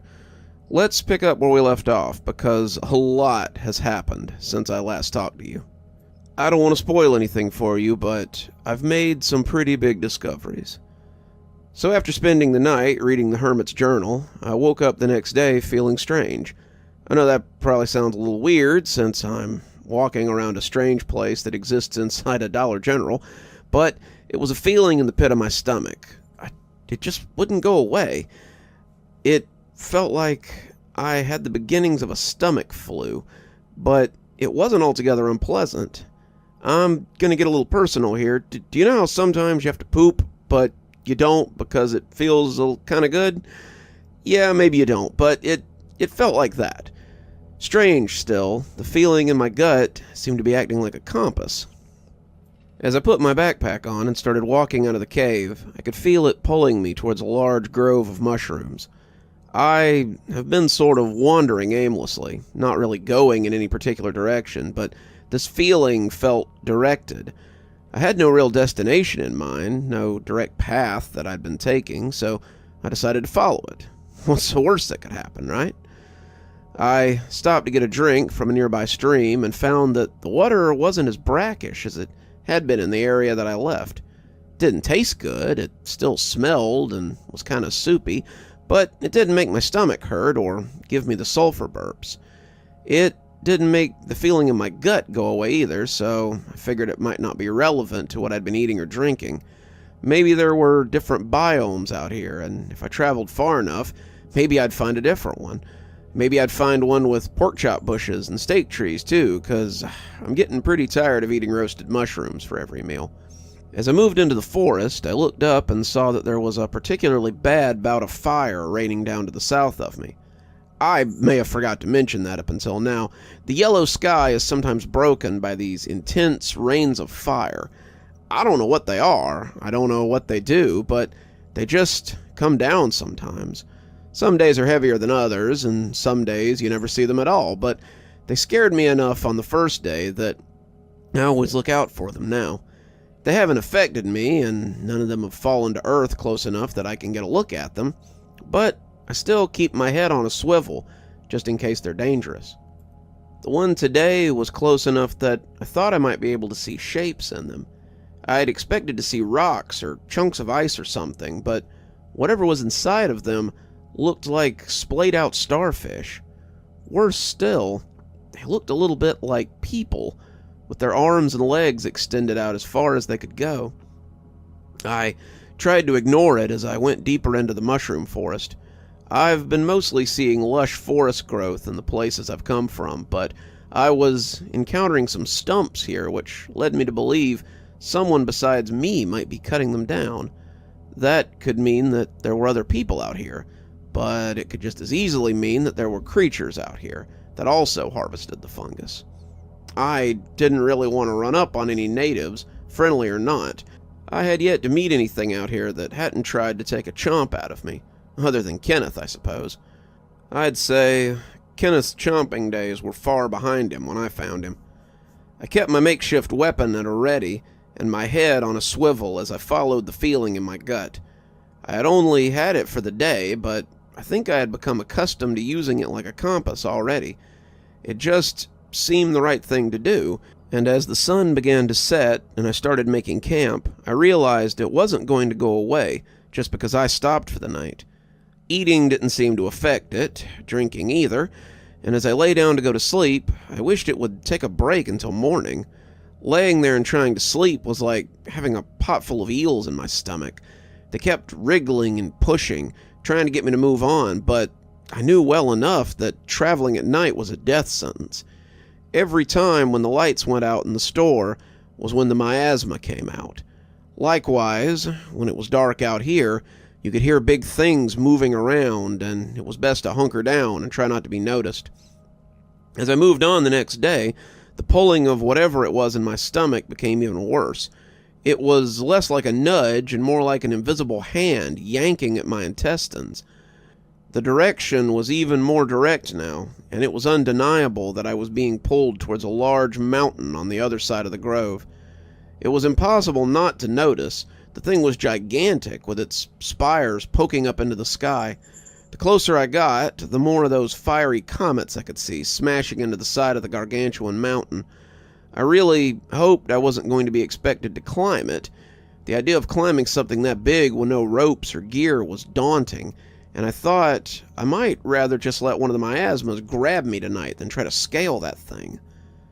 That night, as I lay beneath the large red mushroom cap that I'd been using as a tent, one of them almost got its chance. My fire was burning low, the flames greasy as they sent runners of pale smoke up. I was just starting to doze off when I heard something big shake the ground as it walked. I threw the mushroom cap over the top of the fire, hoping it would snuff it out, and then hunkered beneath it as I tried to remain unnoticed. When I peeked out from beneath the cap, I felt the vibrations of the massive creature as it came stomping blindly through the mushroom forest. I couldn't see it, it was too dark, but I could guess what it was. Miasma were the largest creatures I'd ever seen, and the fact that they only came out after dark seemed to seal the idea that this was one of them. They got closer and closer, leaving me shivering beneath my makeshift cover. I knew that if it brought the foot down, I'd be pulverized underneath this thing, and I prayed that it might divert its path or miss me entirely. It brought one massive foot down on the remains of my campfire before wandering off into the forest. I looked up in time to see a massive black silhouette as it was put in profile by the strange half-moon that seemed to constantly reside over this place. It never looked down, and if my fire had been hot or bothered it, it never showed any sign. It simply kept going, knocking the tops of the mushroom trees as it went, and leaving me glad that I had been unnoticed. I wouldn't sleep for the rest of that night, and when I got up in the morning, the pulling in my guts was more intense. That day was agony. It was like something was twisting my insides as it tried to get me to move faster. The pulling was insistent and needful, and it seemed like it was telling me to hurry up with every cramping grip. Where were we going? Why did we suddenly need to go there so quickly? I would get no answer for the rest of the day, and as the sun set, I figured I wouldn't get any until the next day either. Just about sunset, though, we came out of the mushroom woods and into a small clearing at the base of the mountain. The mountain was huge, as I'd said, and at the bottom there was a large cave that yawned like an open mouth. The teeth inside looked less than friendly, and the whole thing looked like a trap for the foolish. The squirming in my guts was clearly trying to get me into there, but as I took a step towards it, something yowled like an injured creature deep within the forest behind me. I turned around and saw the top of a miasma, probably the same one I had seen last night. It had spotted me from over the top of the mushroom groves, and as I made a sprint for the cave, I wondered if I would make it before it cleared the woods. Its footsteps shook the earth, and it yowled as it sent chills up my spine. With every step I took, I felt sure I would make it there before it could get me. The cave was less than 50 feet away when I had exited the woods, but the creature was eating up ground with such haste that it became a full-fledged foot race to see who could get to the cave first. It was the most harrowing experience of my life, but since you're reading this, you can guess which one of us got there first. It was a near thing, too, and I had no sooner passed under the teeth of that great mouth than the creature hit the outside of the cavern and sent a cascade of falling rocks that would have crushed me if I'd been a little slower. I could hear it outside, yelling and screaming as it tried to get the rocks out of the way for its dinner, but it had done its job too well. I was safe, but my escape was less than ideal. I had escaped the monster, but now I was trapped inside the cave. Strangely, the writhing in my guts seemed to be pulling me deeper into the cave. I took this as a good sign and followed it in. The cave was old and smooth, the walls looking like they might have been worked with tools. There were collections of fungi growing here, and thankfully they were phosphorescent. They provided enough light to see by, and as I made my way in, I felt a strange kind of harmony inside me as I got closer to whatever the squirming feeling had been trying to take me to. When I saw the end of the cave coming into view, it wasn't a huge surprise. It was just like the others, a blank wall that appeared to be solid rock, but as I rubbed a piece of my grubby t-shirt over it, I could see that it was really just filthy glass. There was a Dollar General on the other side of the glass, and as I watched, I saw somebody. I was almost too shocked to call out to them. This had only happened the other time, and both times had been wildly different. The person I was looking at appeared to be a woman, and she looked a little too well put together to be as crazy as the hermit had been. Strangely enough, her uniform reminded me of Gale. It was the older style the stores had used back in the 90s, and she looked put together for a shift in the early 2000s. As she moved off towards the restroom, I realized I was about to miss my opportunity altogether. She jumped when I banged on the glass, and as I called out and asked her for help, she seemed very hesitant to approach. She had dropped the cans of food that she had been looking at and was coming up to the door as if expecting it to pop open and eat her. She squinted at me, and I wondered how long it had been since she'd seen another person. "You okay, kid?" I told her I was as good as I could be, but I was stuck behind the door and needed help getting in. "I don't know how to help you. I've only ever seen those doors open once, and I can't really say how well it worked for that guy, since, he never came back and all. I told her it was my first time out here too, and she had opened her mouth to ask a question when my eyes suddenly swam open in horror. When the creature hit me, its claws shredded my back like steak knives. I thought for sure that I was dead when I hit the floor. It was another one of those nightmare cats I had seen earlier, though this one looked smaller than the one that had attacked me before. Whether it was a pup or a cub or whatever it was, it would easily be able to finish me off. I was tired from my run, exhausted from my lack of sleep, and I could no more fight it off with my bare hands than I could have a grizzly bear. I expected that this would be where I would die, but at least I had seen someone else before the end. I had wanted it to be Gale, but I suppose beggars couldn't be choosers. The beast yowled savagely, opening its mouth to reveal a bunch of very sharp, very shiny teeth, and I closed my eyes as I prepared for the end. That's when the door suddenly opened, and the creature looked up just in time to get a faceful of a wrench. The woman grabbed me under the arm and dragged me back into the Dollar General beyond, and my foot had barely cleared the sliding doors when they snapped shut again with amputative force. I looked at her in confusion, seeing her upside down as I tilted my head, and I thanked her profusely as I had probably gotten blood all over her. "Well, I couldn't just let you die, could I? You're the first person I've seen in quite a while, and I think company is just what I could use right now." "I can understand that," I said with a laugh. I extended my hand, introducing myself as I tried not to pass out from the painful wound on my back. Apparently coming into the front door did not have the same effect as going into the bathroom, and that's why I had to get her to repeat her name when she told me who she was. I thought for sure that I might be hallucinating, or maybe dreaming, but it appeared this place likes to throw one curveball after another. "I'm Celine," she said, a little more slowly. "Now, let's get you through that bathroom door over there. I know this is going to come as a bit of a shock, but it will take you to a different Dollar General store and sort of put you back to the way you were before. This may be hard to swallow until you see it for yourself, but you're trapped in an infinite loop of Dollar General stores." I laughed, leaning against her as I threatened to pass out. Celine, it's really not that hard to believe at all."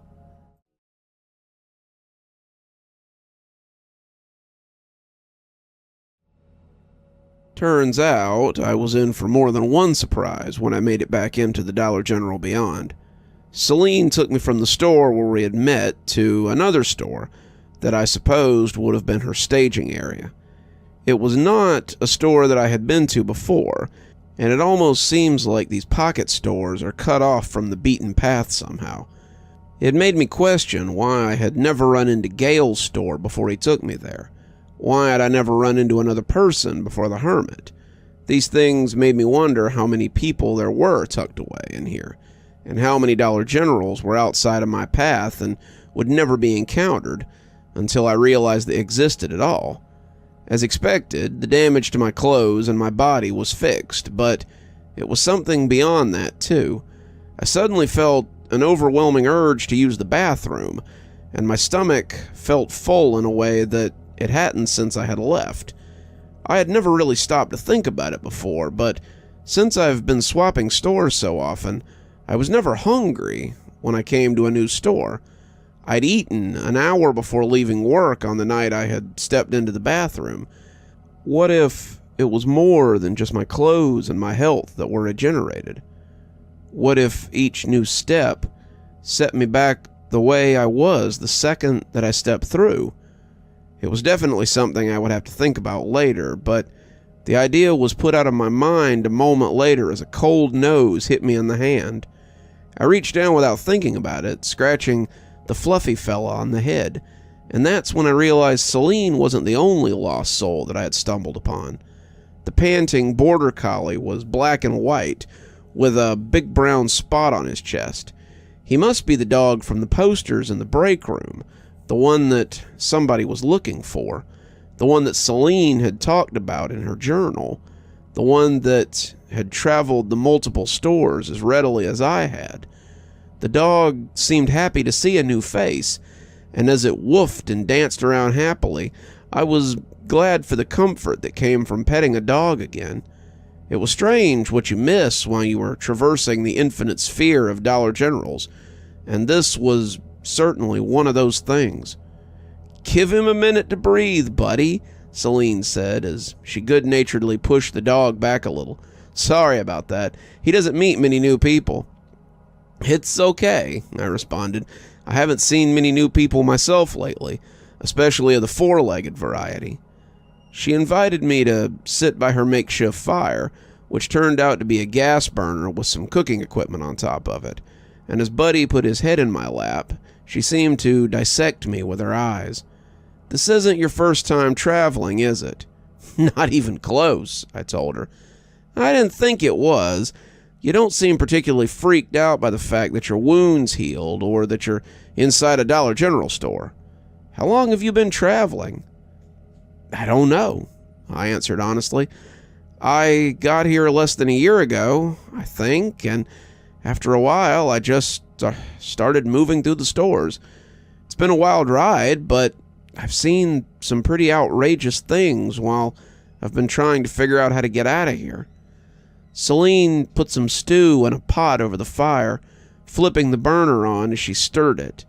"I'm not convinced there is a way out. I've seen people go out the front door, and I've seen people go into the ceiling, but I've never heard of anybody making it to the end of the loop. At least, they never come back to talk about it if they did." "Yeah, I know. I read your journal, and that made it pretty clear that..." Celine looked up, the dripping wooden spoon in her hand looking more like a weapon than a utensil, and I was worried for a minute that she might attack me. "You read my journal. How exactly do you know that it's my journal?" As if in answer, I reached into my bag and pulled out her battered old journal, opening it to the place where her name tag was. "I feel pretty certain that there's probably only one Celine trapped inside of here. I found this on an old guy in a derelict store just before Gale and I were forced to kill him. I got the feeling you hadn't just handed it to him, so I figured I'd hang on to it. I felt pretty confident I'd run into you at some point or another, or you would run into my corpse at some point or another." Celine looked like she wanted to reach out and take the journal, but she seemed unable with her hands shaking the way that they were. "You met Gale?" "Yeah, we were traveling together until he decided to go into the ceiling." Celine looked gobsmacked. "Why would he do that?" "I think he felt guilty about killing the old hermit.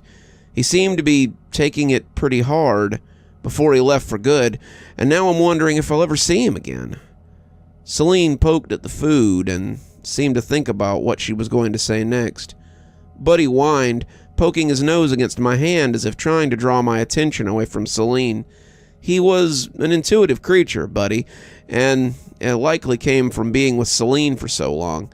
He wanted to give her a chance to mull over the myriad of feelings she likely had banging around in there. I already suspected that she had some connection to the hermit, as well as Gale, and I couldn't imagine how she was feeling now that she knew that they were likely both dead. "I wouldn't count on it," she finally said. "Nothing ever comes out of the ceiling, except the miasma. I've never seen anything else come out of it, at least." She took the journal, setting it beside her chair as she stirred the soup. "Of course, I've never seen anybody come out of the outside either, so my information might not be as reliable as I thought." She ladled some of the stew into a bowl and handed it to me, picking up a second and spooning some up for herself. "So what happens now?" I asked, taking a hesitant bite of the hot slop. "Now, we eat some dinner. Soup is definitely the kind you want to eat hot, so you..." No, I mean, like in general. What do we do now?" Celine laughed. "I haven't got a clue, kid. Like I said, no one's ever come out of the outside before. Just like they've never come out of the ceiling before. You're a first for me." I laughed a little, her candor breaking the tension as she proceeded from there.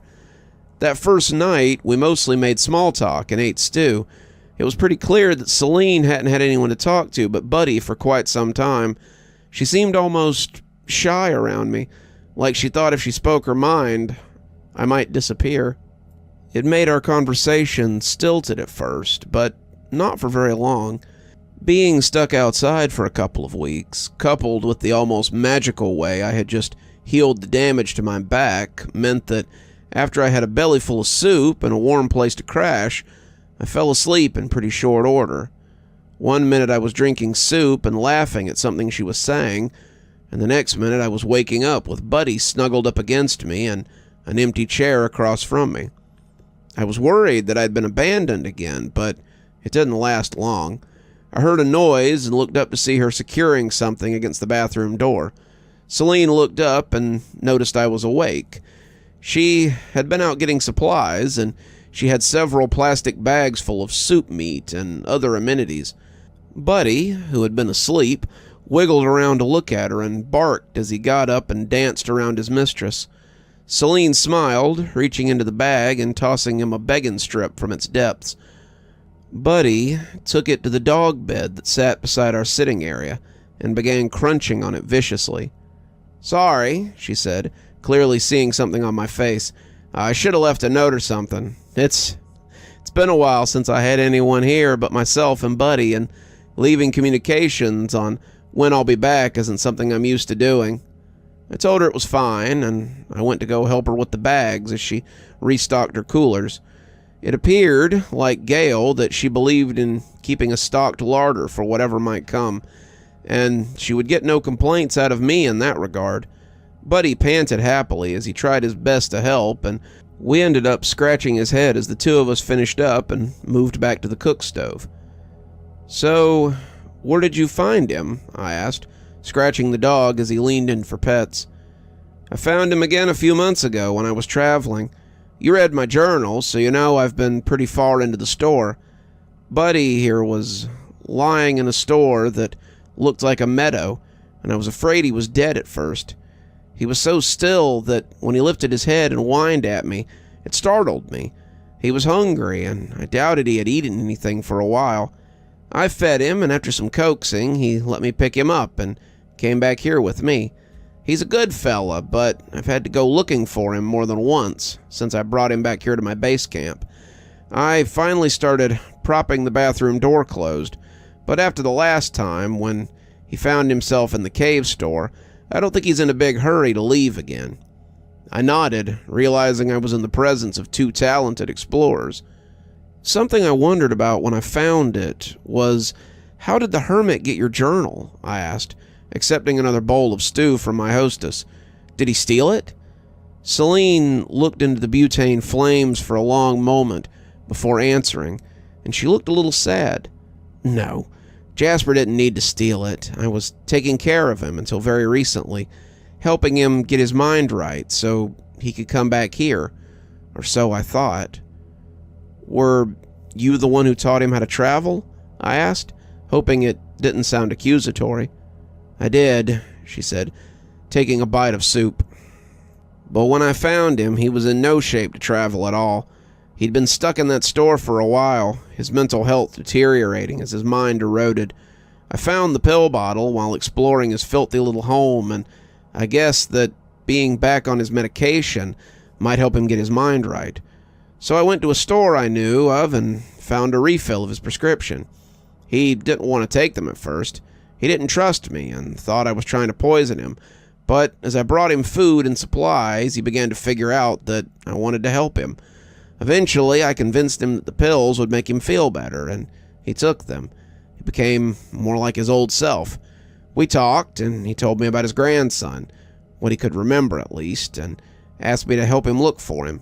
His mind was still a mess, and he wouldn't go near the bathroom for anything. He was scared, terrified by what he had seen at the end of his travels, and asked me if I'd search for Jacob and bring him back. I'm guessing you didn't find him." "No, and I've spent quite a while looking. I never found a trace of him anywhere. It's like the poor kid just evaporated, or maybe got taken by the miasma. Hell, maybe he went outside for all I know, but I came back after some time, and Jasper was completely gone. The pills weren't helping anymore, and the traveling wasn't helping anymore, and when I came back with a stronger dose of his medication, he attacked me. I lost my bag in the scuffle, but I considered it an even trade for making it away. I never went back, never went to check on him again. I avoided his store at all costs. That was about the time I decided to change the subject, and we spent the rest of the evening talking about the different stores we'd been to. Celine had been keeping a journal as well, about the different types of Dollar General stores, and she was fascinated by all the ones I had seen. She had seen many of the same stores, but some were a mystery to her. She looked over my journal, making some notes in a small pad she kept, and I did the same with hers, making notes on the later stores.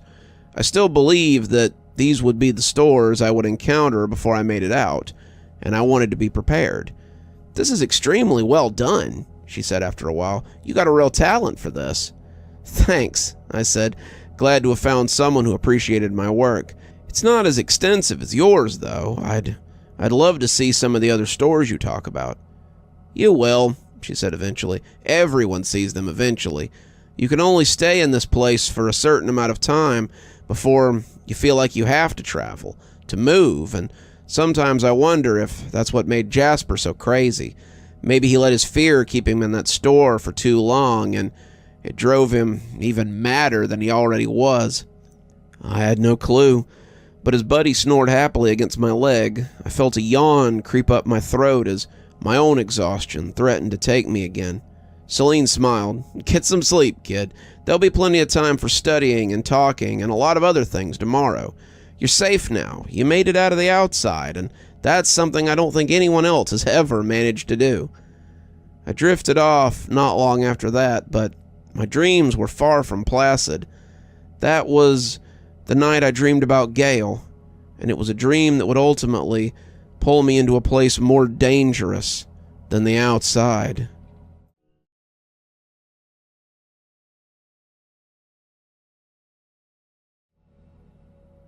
It's been about 5 sleeps since the first dream I had about Gale. The dreams are almost always the same, but I don't know what to make of them.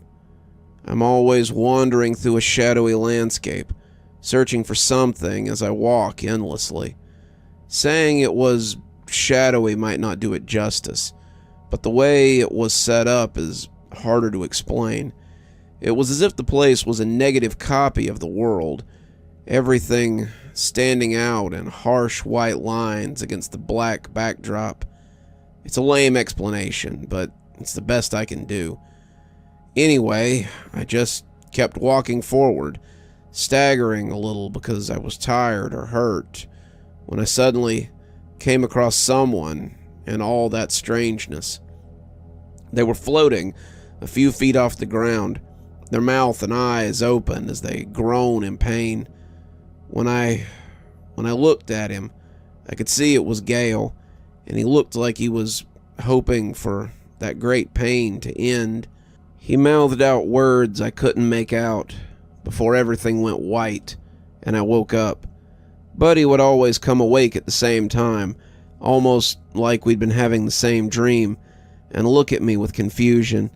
I would try going back to sleep, but I just couldn't. I couldn't get that image out of my head. It felt like Gale was reaching out from wherever he was, and as I lay there thinking about it, I knew it had to mean something. Celine had no real advice to speak of, though. Like I said, no one's ever gone into the ceiling and come back out again, at least as far as I know. Maybe he's alive up there, maybe he's not. Either way, seems like a bad idea to go up there. I tried to put it out of my mind, but after being woken up the second night in a row by the exact same dream, I just couldn't shake the image. I hadn't had a lot of dreams since coming here, maybe a side effect of being stuck in this place, and these didn't feel like a couple of dreams I could remember having. They were extremely vivid and unlike anything I'd ever seen before, and I caught myself looking at the ceiling more than once that day. I wished I had some information about what was up there, but not even Gale had been in the ceiling before. Well, not until recently. But I wasn't the only one interested in the ceiling. Tired as I was, it was still hard not to notice Buddy was looking at the ceiling too. He had his head cocked to the side like he was listening to something, and I wondered what he was hearing over the drone of the fluorescence. Could he hear the miasma up there? Could he hear someone screaming quietly into the blackness of the ceiling? I didn't know, but I think that was the first time I thought about what could be up there, besides all that darkness. I thought about it a lot that day, and I must have carried it with me into sleep that night. I was in the negative place again, and I let my feet guide me to where Gale had been the night before. It wasn't hard now. I'd gone there a few times, after all, and I found him much sooner tonight than I had before. He was still contorted oddly, his body hovering above the floor, but he turned his head as I approached, an action that seemed to bring him great pain. He mouthed at me again in toneless horror. It was hard to tell what he was saying, but it looked like he wanted me to help him. Save me, or get me, was definitely the gist of it, though that was just a guess. His eyes turned to look at me as he mouthed, getting big as he spied something, and I turned just as a swirling mound of darkness roared loud enough to shake my soul. Buddy was barking when I came awake this time, and Celine was yelling for him to quiet down. It was hard to ignore the ceiling after that night, and as Celine and I traveled around getting supplies, I found myself looking at it in the different stores. Were they all like mine? Some of them didn't have ceilings like ours, but I was sure there existed a darkness in each of them. Who could say how you got into them, but they had to be there. It was a constant of each store, after all. The doors didn't open until they did. The ceiling was full of darkness. The food never spoiled. The bathroom always led forward. Constants. Maybe. Who could say? The third dream was much the same, though it was the first time I noticed that something was happening to Gale. I found him much sooner this time, my feet knowing the way. He was still floating there, in that constant state of torment, but pieces of him seemed to be floating up. It was easier to tell in the photo-negative environment. They looked a little like snowflakes, and if he noticed, it was hard to tell. He seemed to be in a constant state of terror, though, so who's to say?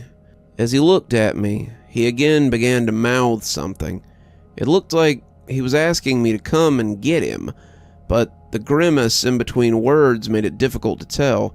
Gale was clearly in distress, but whether it was the space or him, I couldn't hear anything he was saying. When I woke up the next day, I think I had already decided that I was going up there to get him.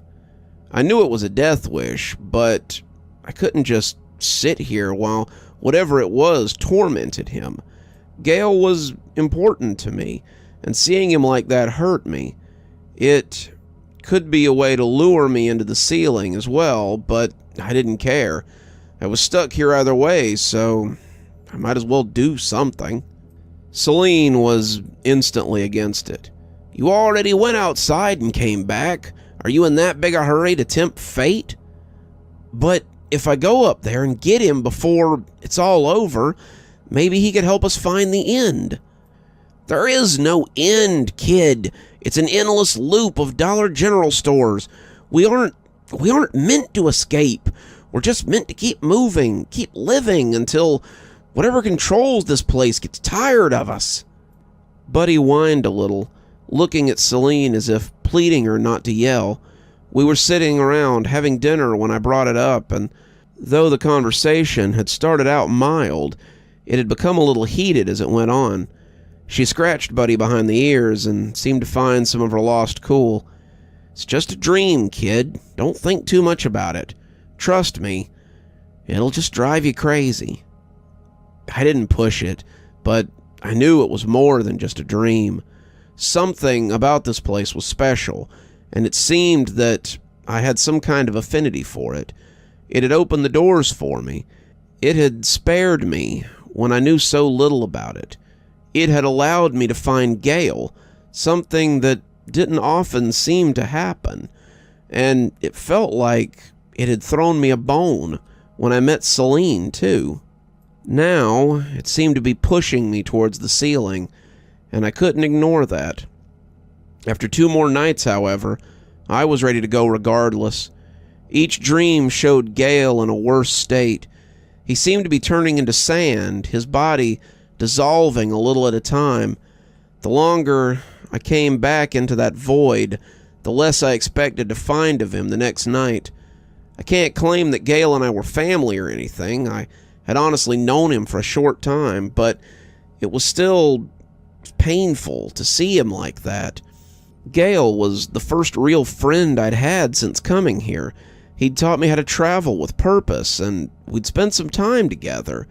In contrast, Celine was methodical and not particularly interested in the secrets of this place. Not like Gale had been. She was content to survive, and that seemed to be what she intended to do with whatever immortality she had here. I, however, wanted a bit more than that. The last dream was the worst, and ultimately what drove me to action. When I found him, he was bobbing like a yo-yo, up and down and up and down.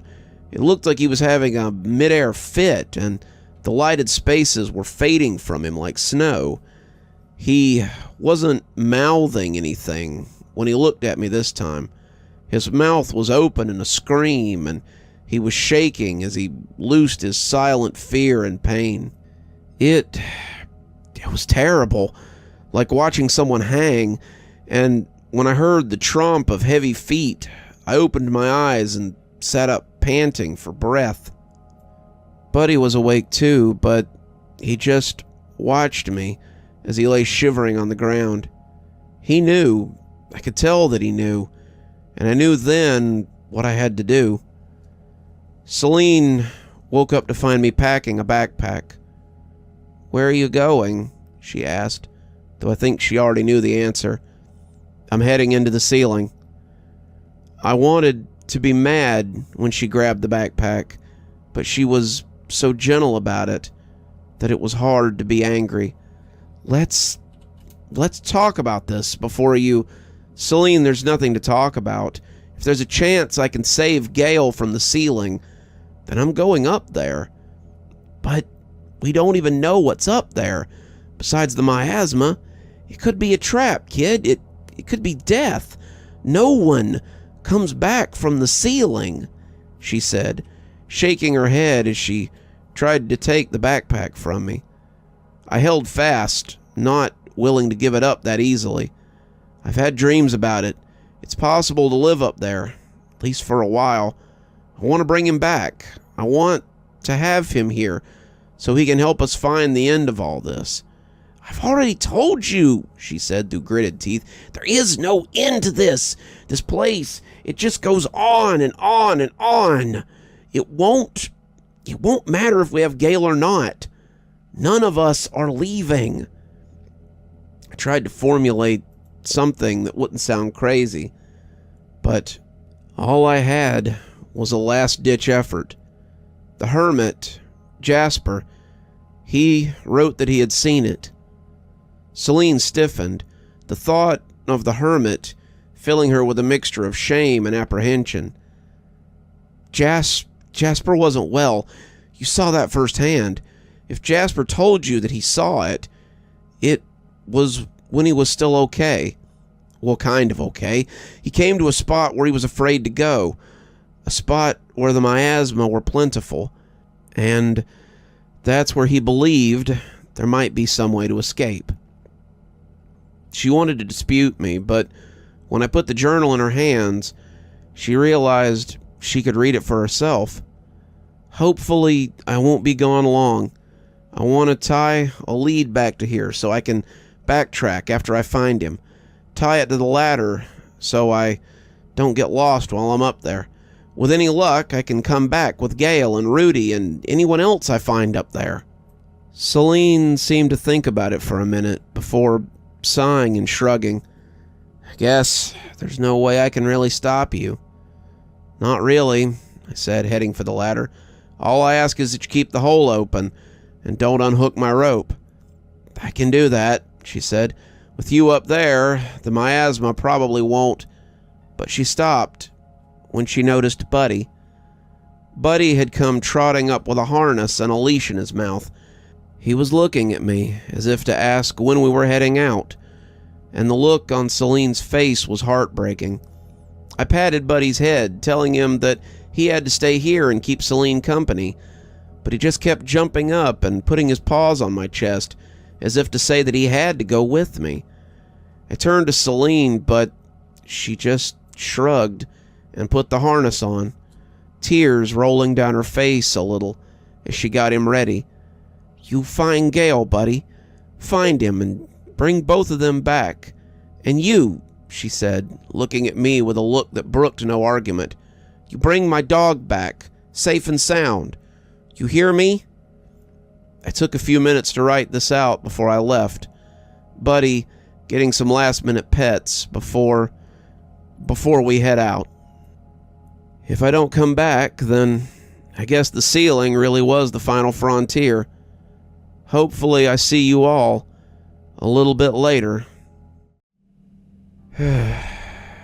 Well, it's been an interesting little bit, but I finally made it back. Sorry for not updating.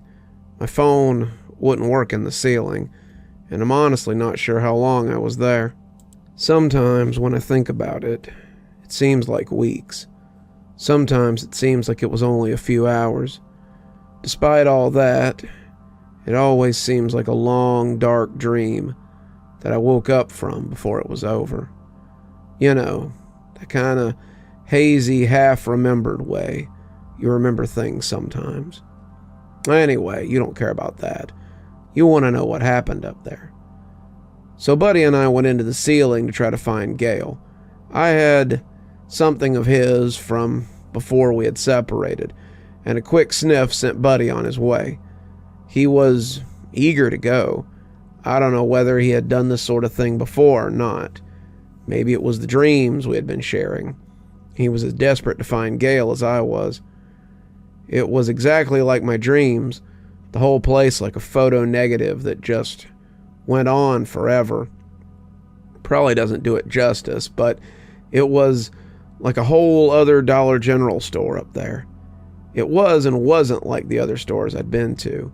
It was stocked with weird monochrome copies of things, but the shelves went on and on forever. It was this odd black and white liminal space that extended into oblivion, and it was even stranger than the outside. Buddy was on the trail from the moment we touched down. I was expecting that he would take on the same characteristics as the place, but he was a distinct contrast. He was a big black and white collie, I suppose, with a little brown mixed in for good measure. He stood out against the backdrop like Easter grass in a Halloween diorama. I suppose I must have as well, and I crouched a little as I went along. I didn't want to be seen by the miasma that made this place their home, and the deeper we went, the more I could feel their presence. It was like smog. It seemed to waft around like a lingering presence. It hung in the air, smelling acrid, and it was a different color than the other dark neons. You wouldn't have thought there could be so many shades of black, but the presence left behind by the miasma was velvety and slightly thicker than the flat black of the store. The closest I can come to explaining it is the puppet shows they would put on at the library when I was small. They would put felt on the background. The felt stood out a little more, and it was something like that. I know most of this probably isn't making sense to you guys, but the photo negative space isn't a spot that makes a whole lot of sense in the first place. The outside had plants, wildlife, and an ecosystem. This place reminded me of a graphic novel drawn in pencil. Everything was hyper-realistic. Everything was very detailed, but it ultimately looked flat, like your hand would bump into it if you reached out to touch it. Buddy didn't seem to notice any of this, as he walked with his head down and his tail wagging, following the trail that only he could see. It was here that I began to think we might not be as alone as we thought we were. We rounded a corner, Buddy still moving, following his trail, when I nearly ran into someone. They were like this place, black and white copies of someone I'd never met, but they were moving around the aisle and reaching for things on the shelf. It was an old woman dressed in a shawl and the floral print dress of someone who does a lot of shopping secondhand, and she was utterly ambivalent of me. I reached towards her, wanting to see if she was solid, but as my hand bumped against her, she shuddered and looked around as if someone had called her name. Buddy barked then, jumping a little as if telling me to hurry, and I was forced to move on as he led me deeper into the infinite store. We encountered others as we went, men and women, even a few children who were moving up and down the rows of products. Some of them looked scared. Others seemed to be thinking this was a temporary thing like I had. But all of them were the same flat black and white of the store. How many Dollar Generals were there in the loop? How many people were stuck here, just trying to survive as they figured this place out? I had only seen Gail, the Hermit, and Celine since I arrived, but it was possible that there could be any number of others here, just trying to find their way out. Buddy ignored all of them, moving towards his intended target with laser precision. We didn't meet our first miasma for a little while, but the first one nearly ended our trip. We'd been moving between aisles, Buddy enjoying his unhampered run, when he suddenly came up short. Some of his exuberance left him as I moved up beside him, and I saw what had gotten his fur up. Lumbering between the aisles, its head far up where the ceiling should be, was a miasma. It wasn't as large as the ones I'd seen in the outside, but it was bigger than either Buddy or I. It didn't seem to see us, making its way ponderously along, and as it disappeared down another shadowy row, I decided it might be time to use the leash. I couldn't lose Buddy in here. Celine would never let me forget it, and though he didn't want to be on a leash, he seemed to understand the need. I don't know how long we traveled, but it felt the same way that traveling the stores did. You could travel the stores as slowly or as quickly as you wanted, but you never quite knew how much time had passed. Traveling the ceiling didn't make me feel tired, didn't make me feel hungry, and aside from needing to stop for a few minutes after a particularly long run, I didn't get winded either. Felt like I could go for days, but I knew that there had to be an end to it somewhere. Buddy and I knew where we were going. When we came to a small park in the middle of the infinite store, I knew we'd found the spot. It was beautiful, a park made of crystalline trees that stretched towards the sunless ceiling as they reached for whatever lay up there. Buddy went sniffing up the path, marking one of the trees before moving up the path towards the next. I wasn't sure what he was looking for, but I had a hunch that it had something to do with Gail. In my dreams, he had been floating off the ground. Maybe these crystals were keeping him aloft. It wouldn't be the oddest thing I'd ever seen in here, and the more I looked at them, the more they made me think of a conversation I'd had with a friend once. It was a conversation that seemed to have taken place 1,000,000 years ago now, but I could still remember the light reflecting through the facets of the gem when I held it up to the light. Her name was Candace, and I'd be lying if I said I wasn't trying to sleep with her. She was into witchy stuff, crystals and tarot cards and things, and she'd been explaining how she could store energy in crystals. She always sat hers out in the sun to recharge, but she claimed that other people could put energy into them too, and you could pull it out later. Human beings are just big batteries at the end of the day, and their energy is unique. These didn't look a lot like her crystals, but I supposed crystals were crystals, at the end of the day. The way they reached towards the sky made me think about the infinite store that existed around them and wonder what kind of energy they were drawing in. Could this be some sort of battery for the store? Maybe it was one of many. Maybe it was just one more odd thing amongst a sea of odd things. My barometer was a little unreliable these days, and looking at them made me realize how numb I had become to all of this. There was a time when I would have stared in awe at these things, but now they were just one more attraction on my road trip of strange. If I did get out, how would I return to the world I had known after something like this? I guess I'd have to escape to figure that out. Buddy must have found what he was looking for, because he suddenly jumped up onto one of the crystal trees and started barking frantically. His barks were deep, but confused, as he butted his head against the surface hard enough to worry me that he might hurt himself. I tried to pull him off, but he came back to the spot right away. I squinted at it, thinking there might be something inside, and when I leaned in close, I saw what appeared to be half of a person floating in there. Half may not be the right description, but it's the best I can do. There was a right arm, a left leg, some of a torso, and a whole head. It wore glasses, the face bristling with gray hair, as it smiled warmly into the distance. It appeared to be dreaming, the face twitching now and again, and in its hand was a clutched red leash.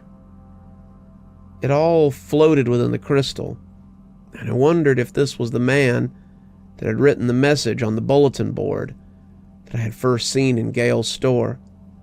Border collie named Buddy, black and white with some brown, blue bandana around neck, very sweet, good service dog. Would love to see him again. "Come on, Buddy," I said. The dog's still jumping against the crystal. "I'm not sure there's anything we can do for him. Gale might still be salvageable, though, if we hurry." Buddy whined as he looked back at the crystal, and before my eyes, I saw the hand holding the leash began to disintegrate. It was like something slowly being dissolved, and when it was gone, the flesh floated in the depths of the black rock. I thought Buddy was going to stick for a moment, and I would have to drag him a little, but then he gave the crystal a single lick and headed off on Gale's trail again. As we moved amongst them, I wondered if all these crystals contained people. There were so many here. Too many to inspect if we wanted to save Gale, and the deeper we went, the smaller they became. The crystals at the start had been huge, towering nearly to the ceiling, but the ones near the back were more like young spruces and pines. They had a few limbs on them, and when Buddy barked and put on a burst of speed, I saw the first of the seedlings. Seedlings was a nice way of saying people who were slowly being overtaken by rock. One of them was too far gone, his body mostly encased, and another had only an arm and a leg hanging out of the rock. They didn't move or acknowledge us, but I could see fingers of one of them twitching as we came near. They were definitely alive in there, and I shuddered to think that something like that could happen to me. On the ground, amidst a small collection of rocks, was Gale. He was lying on the ground, but the crystals had lifted him slightly as they grew. He was in the same pose I had seen him in my dreams, and his left calf and right arm were the only thing covered in crystal. I called his name, leaning down to open one of his eyes, and as the eyeball rolled to find me, I knew he was still alive.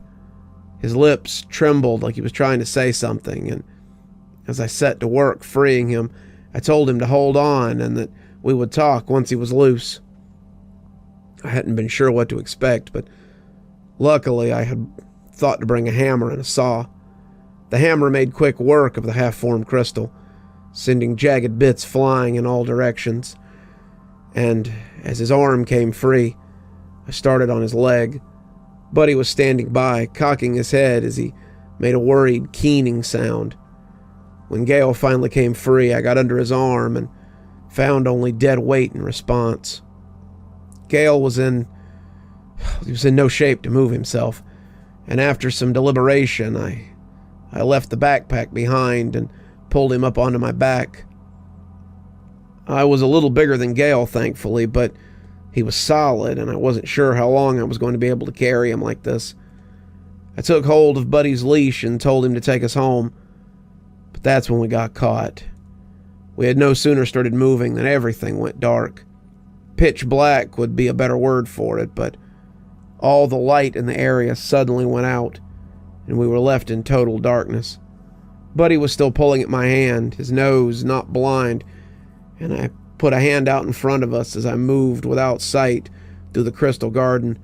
I had to be careful. Any one of those branches could have stabbed me through with a jagged length of rock, but it was the darkness that scared me more than anything. The darkness always meant miasmas were about, and though I couldn't see them, I was pretty certain they could see me. We came briskly to the shelves, me bumping my shin against one as we came out of the garden, and that was when I heard the scream of the beast. It was answered by another and another, and suddenly the ground shook with their passage. They were looking for me, looking for their prize that I had stolen, and as I followed my four-legged guide, I kept my hand out and a firm grip on my passenger. Buddy came up short a second before we heard a loud boom, and I felt the air rush past as something fell in front of us. Buddy barked in fright, and when he pulled me forward, something passed over my head, catching on the hat that I was wearing and taking it with it. I was never sure how close I came to getting my head swiped off by a miasma, but it had to be pretty damn close. We kept moving, Buddy taking us down one corridor after another, and the sound of loud footsteps was constantly behind us. When we stopped for a minute, two of them passing on the aisle behind us, I heard someone grunt and felt movement as Gale squirmed a little. "What's going on?" he rasped. "I can't see anything." I breathed a sigh of relief and put him shakily onto his feet. He had been getting pretty heavy. "It's me. I came to rescue you, but the lights went out after I got you out. We gotta be quiet. They're looking for us." He made a sound somewhere between a chuckle and a sigh. Just my luck. As the thunderous footsteps passed, I grabbed his hand and told Buddy to lead us on. We daisy-chained our way through the aisles as we avoided the loudest of the footsteps, and after a while the lights came on, as suddenly as they had gone out. We were standing in the middle of a home decor section, and it was a mishmash of wall signs and those little shelves people use for knickknacks. Buddy seemed a little lost, running in circles as he tried to find whatever he was looking for, and I had time to take a real look at Gale. He wasn't looking great. His skin was pale and his muscles were slack as he stood sagging beside me. He looked like he hadn't slept in days or eaten a good meal, and he was utterly drained from whatever the crystals had been doing to him. I hope you know the way, 'cause your dog looks a little lost." I looked at Buddy, but was far from reassured. He was scratching at the floor and hopping around excitedly. I started to get nervous. We had to get back. Gale needed a couple of meals and about a week of sleep. Until we got out of the ceiling, we weren't likely to get either. I tried to get Buddy back on track, but he just kept barking and scratching at the floor. I bent down to try to calm him a little, and that's when I saw it. There was light peeking up through the little slits in the floor. It wasn't the weird track of lights here either, but a harsher, more real light. It was coming from the floor, and when I poked a finger through it, I looked down into a familiar burnt-out store. It was near the front, where the ceiling tiles were broken up, and I rubbed Buddy's head as I realized what he was trying to tell us. "Good dog," I whispered into his fur. "Very good dog." When I looked up from the petting, though, I saw that we had found the hole just in time. 50 feet down the aisle, looking at us as if not able to believe what it was seeing, was a huge miasma. It had taken 3 big steps, eating up the ground, and I scooped up Buddy and told Gale to follow me. I jumped on the opening and grimaced as I landed badly on my ankle when I hit the tiles. I was back in the Dollar General beyond, and as Gale landed heavily beside me, I helped him up and we made a run for the bathroom. The miasma had jumped, missing us as it lunged by seconds later, and as it tried to slide out of the ceiling and into the store, we were already booking it for the exit. I pushed the door open, grabbing Gale's hand as I thought about Celine's safe house. Buddy was whining against my shoulder, Gale staggering a little as we passed through, and we all fell in a heap inside the well-lit safety of Celine's home store. We laughed as she came running over, realizing that we had made it. We had been in the ceiling and lived, and I'd come back with Buddy and Gale. Gale's resting now. He ate enough food for 5 people and then promptly passed out. He hasn't said much about his time up there, but I'm sure he will. He was exhausted, and I watched him start to fall asleep into his dinner a few times as he ate. I gave him my pallet for the night, started building another one when Celine came over. She had the hermit's journal in her hand and looked a little unsure how to start. "I owe you an apology, kid." Told her it was fine, but she shook her head. "No, really. I told you that there was no end to this place. Belittled you for thinking that there was, but I was wrong." She opened to the part of the journal where he talked about the snowy store that came before the midnight store with all the miasmas in it. "I've been here before. It was near where I found Buddy, and I remember stopping at that door like it was a physical barrier. I never went through it, but it sounds like Jasper did. Whatever is beyond that store is likely our ticket out of here, and I think it's where we should go to check." I nodded, but when Gale's voice quavered up from behind us, I felt a cold chill run through me. "I've seen it too, that place. It's where you rescued me from. It's where the miasma store the power source for this place. The people they take into the ceiling are being used to power the Dollar General beyond."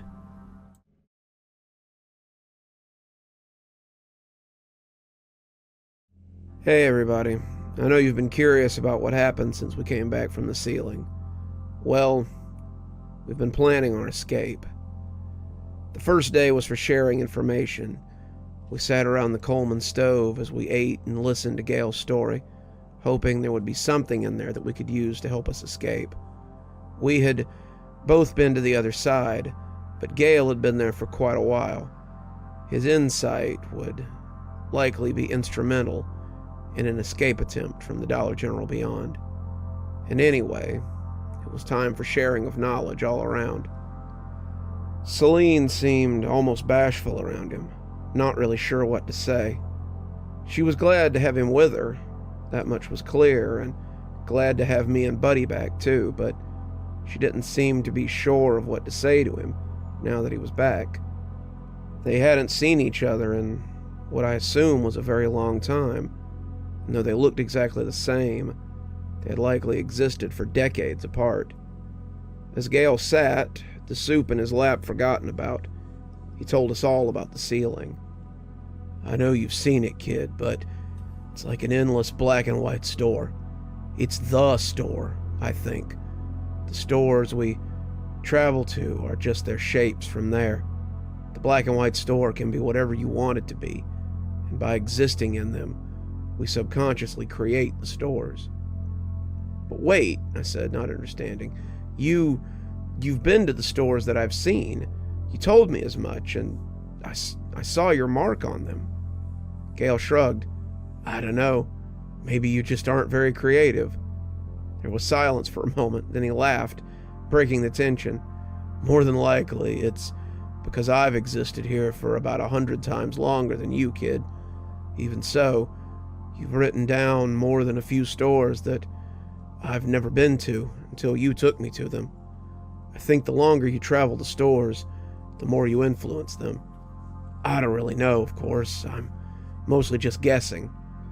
But I do know that the stores are taking more people than we thought." He took a sip of his soup then, but it seemed like it was more to wet the pipes than to fill his belly. While you were up there, did you run into any of the black and white people?" I nodded. Yeah, to me, they looked like photo negatives, but I guess I could see them being black and white. Gale nodded. To me, they reminded me of the old Tex Avery cartoons I used to watch, especially the ones that played towards the end of the lineup, the ink and paint sketches, the ones that looked kind of unfinished. That's what these places looked like to me, like unfinished ink tests from some production company. They moved strangely, back and forth like angry ghosts, and when I first encountered them, I thought they might be part of the miasma's defenses. Once I got to the crystal cocoons, though, I knew what they were. Those are the ghosts of the people that have been used to power the beyond. We thought we were alone, but they're just saving us for a rainy day. These stores are just their pantry, the maze they keep the rats in until they need more food for the snake. How many of the ghosts did you see while you were there?" he asked suddenly. I thought about it. 2, maybe 3. I saw about 30 while I explored, and most of them were children. He let that sink in for a moment as he took another sip of his soup. It was chicken noodle, something name brand tonight, but it had turned to ashes in my mouth. Suddenly, I knew what had probably happened to Jasper's missing grandson, what had happened to Rudy and Margot, and what had befallen so many other nameless kiddos who had gone to the bathroom and wound up somewhere else. "You called them cocoons," I said. "To me, they looked like trees." Gale nodded. "They did to me too at first, but once I realized what they were, I couldn't think of them as anything but cocoons. They hold them there after the miasmas get them. They hold them there and they drain their life away. I say they take mostly kids, but I don't think they're very picky. They want life force, and they take it where they can get it." Then Celine began, looking up from her soup as if unsure she wanted to continue. "Why don't we break those cocoons? We could smash them up and mess them up for the miasmas or whatever they are." Gale had started shaking his head when she started talking about busting them up, and it only got more pronounced the longer she went on. "Nah, Celine, if we did that, we'd be trapped here just like them. They'd have us cornered then, and it'd be all too easy to just use us as a power source till we were used up. No, best chance is to just escape and never set foot in one of these stores again. It's the only way to be truly safe. Once we escape, if we escape, we never go near one again." "No worries there," Celine said. "I think I've seen enough Dollar Generals to do me for a lifetime." "Yeah," I added, and Buddy barked as if in confirmation. After Gale finished with his story, I laid out everything I had seen outside. I told them about how the miasma had been there, too. I told him about the mushroom forest and the brackish water. I told him about the strange creatures I'd seen there, and how I had found the remains of Kenneth. I told him about the hermit's journal, and about the rain that had hurt me. Then finally, how I'd come to be back inside the Dollar General beyond, and how I'd found Celine. They both listened, though Celine had heard it all before, and Gale just laughed as I wrapped it up. into the ceiling and into the outside. You've just broken all the rules, haven't you, kid? I shrugged. I guess so. Celine then told us everything she knew about the journal and about her experiences with Jasper, the hermit. When I met him, he was barely hanging in there. I got him some meds. There's a store that's basically just a pharmacy, and for a while it helped him. He told me about a place after the snowy store, a place where the darkness hid something. He said there's a lot of shadowy creatures there, the miasma, and that he believed it was an important place. He thought they guarded it because there was something special there, but he was too afraid to go and see what it was. I think that's our way out. The miasma are there, but maybe if we're sneaky, we can find out what they're guarding and see if it'll help us. Gale nodded. Agreed. I think I'm more than ready to be out of this place. It's been a long time since I saw trees and grass and something other than these goddamn shelves. Well then, Celine said, we're in luck, because I might have an idea on how to fight the miasma. Gale and I stared at her like she was crazy. Even Buddy looked a little skeptical. This would have been valuable information to someone going into the ceiling, I said, a little perturbed. The place where the miasma live. Celine shrugged, looking a little sheepish. Yeah, well, it didn't seem like the time to test it. And believe it or not, I haven't really encountered a lot of miasma in my time here. I've taken steps to avoid them, actually. But while reading Jasper's journal, I remembered something that he had given me while he was in a semi-lucid state. He wasn't writing very clearly by then, and the pills didn't seem to be doing a lot for his dementia, but one day when I came to visit, he presented me with a sheet of paper and said it was a first-hand account of how to fight one of the shadow creatures, the ones that lived in the ceiling. I put it away, thinking it was nonsense, but I looked over it again while you were gone, and I think he might have something. The logic is sound, at least seems to be, and I suppose if we're going to take the fight to them, then it'd be nice to have a little surprise for them. Quit stalling, Gale said, humor and intrigue at odds with each other. Let's hear it. Well, he claimed that any light source could disrupt them, but only the point that the light was touching. He speculated that this was why the lights always go out when they come in. It's easier for them to move in low light or total darkness, which makes them more substantial. He had a diagram here too, though it looks like a bunch of flashlights taped together. He's pretty clear that it won't kill the miasma, just make them less substantial. If it isn't solid, then it can't hurt you. At least, that's what he thought. We were both nodding, but I was still a little miffed that she hadn't shared this with me before I went into the ceiling. Tested or not, I could have used that upstairs.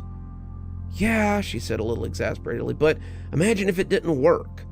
You're counting on this Hail Mary, and it doesn't work. I don't want to give you false hope. Hell, I'm still not sure it'll work. I'm with Gale. Our best bet is to sneak into this place and hope to be missed. The miasma here are supposed to be absolutely massive. Maybe they'll miss us if we can move quietly and find the doorway or portal or whatever it is that takes us back to our world. This just, I don't know, gives us options or possibilities. Something that might give us an edge. I nodded. Her logic made sense. It was definitely something I might have tried after being cornered by one of those miasma, and if it hadn't worked, it would have drawn a lot of attention to Gale and I. We would have likely not survived if they'd seen us, and not knowing had probably stopped us from doing something desperate. Buddy stuck his head under my hand then, taking away a little of my irritation as I petted him. Okay, so we need to have a look around, it seems like. If we get the lay of the land, then we can make a plan. Get there without being seen. Gale nodded. That seems like a solid plan. We can figure out what's in there and form a plan of attack. I'd really like to test that theory about the lights, too. I think I know the perfect place for a test. Celine looked lost, but I nodded as I realized what he was talking about. The burned-out store. Gale wanted to use the burned-out store to test a hypothesis. A hypothesis that had the potential to go very badly. We don't have to, Celine said, but Gale cut her off. No. If it can help, then I'd like to know how much. If we're going to get out of here, then we might need every trick in the book to manage it. That was when we began preparing to test Jasper's theory.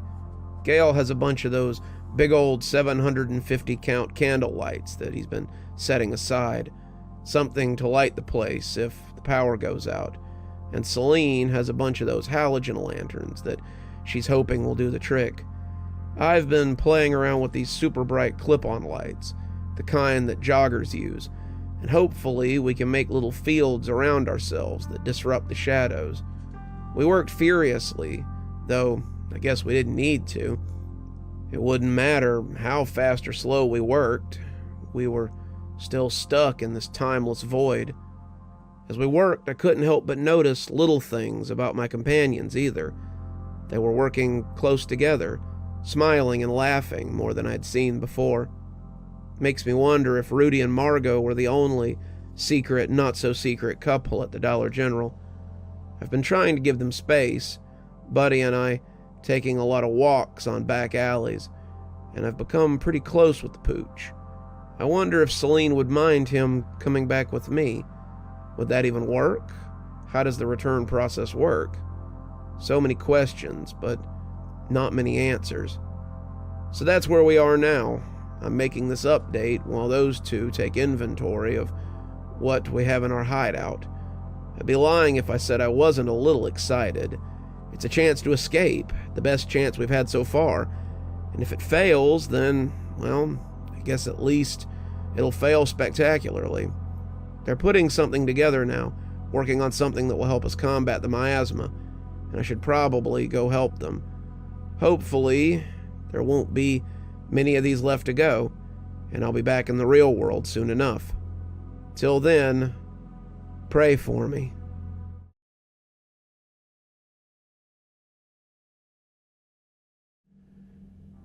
I'd like to say that today I got the closest I've ever been to a miasma, but for you guys who have been reading this for a while, you know I've been way closer. I was nervous as I saw the thing come sliding out of the ceiling, looking around as if confused by the lack of prey.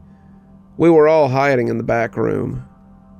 Gale, Celine, Buddy, and I, and just watching as it stomped around and looked for us. "Get ready," Gale whispered, hitting a button and tossing the collection of lights and duct tape. Gale had rigged them all together somehow, and they glared out at the miasma as it roared and turned to try to find the source of its discomfort. We were all strapped with reflectors and little blinking bike lights, including Buddy, who clicked and jounced with all the lights he wore. We were hoping it would protect us from the creature, but there was only one way to find out and test the theory. When it turned to look for us, we all charged, brandishing our lights and hoping for the best. We had planned to run if it appeared to be going badly, and when the thing turned and took a swipe at Gale, I prepared to flee.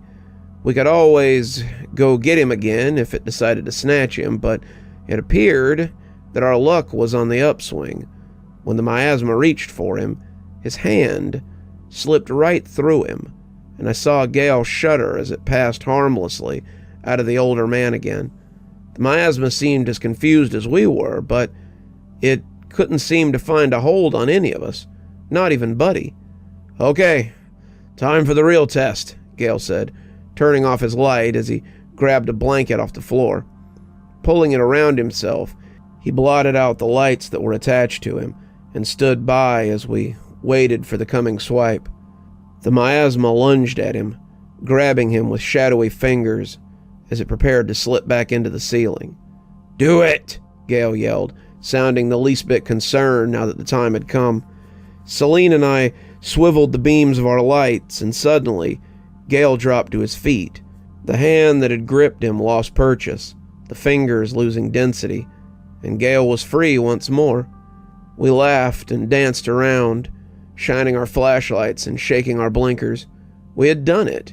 We had won a real victory over this boogeyman who had haunted all of us in different ways, and it felt good to show the monster in our closet that we were no longer afraid of it. Then the miasma loosed a loud roar that shook the rafters and quenched some of that excitement. Suddenly, there was a lot of weird movement from the darkness overhead. The ceiling was mostly gone up there, and the shadows were moving like an old man trying to catch his breath. There would be no rescue attempt if one or more of the miasmas came out to get us, and I grabbed a hold of Buddy's harness as we made our escape. They had started taking shape as we stepped into the bathroom, and we were all glad when we stepped out into the fluorescent lights of Celine's safe house. "Excellent," Celine said. "Now we know that we can fight them." "If," Gale said ominously, "it works wherever we're going." Celine gave him a stony look, huffing loudly. "I can't think of any reason why it wouldn't. Must you always be so gloomy?" Gale gave her a look, but I thought it might have been more sad than angry. "You haven't been to the ceiling. Things work differently there. If this end of the line is anything like that, then we could be in for some real trouble." "Then let's get going," Celine said. "We tested Jasper's theory and it worked. Let's go see what we're dealing with, now that we have a weapon." Gale opened his mouth to say something, but closed it again when he realized that there was nothing to say. Celine was right.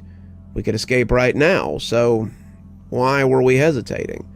I wondered if maybe it was a hesitancy to throw ourselves in without thought, but if we could be back in the real world, then why not jump? The worst that could happen is that if we failed, we were no longer sure that that was such a bad thing. The thought of just existing here for the next however many years sounded like hell to me.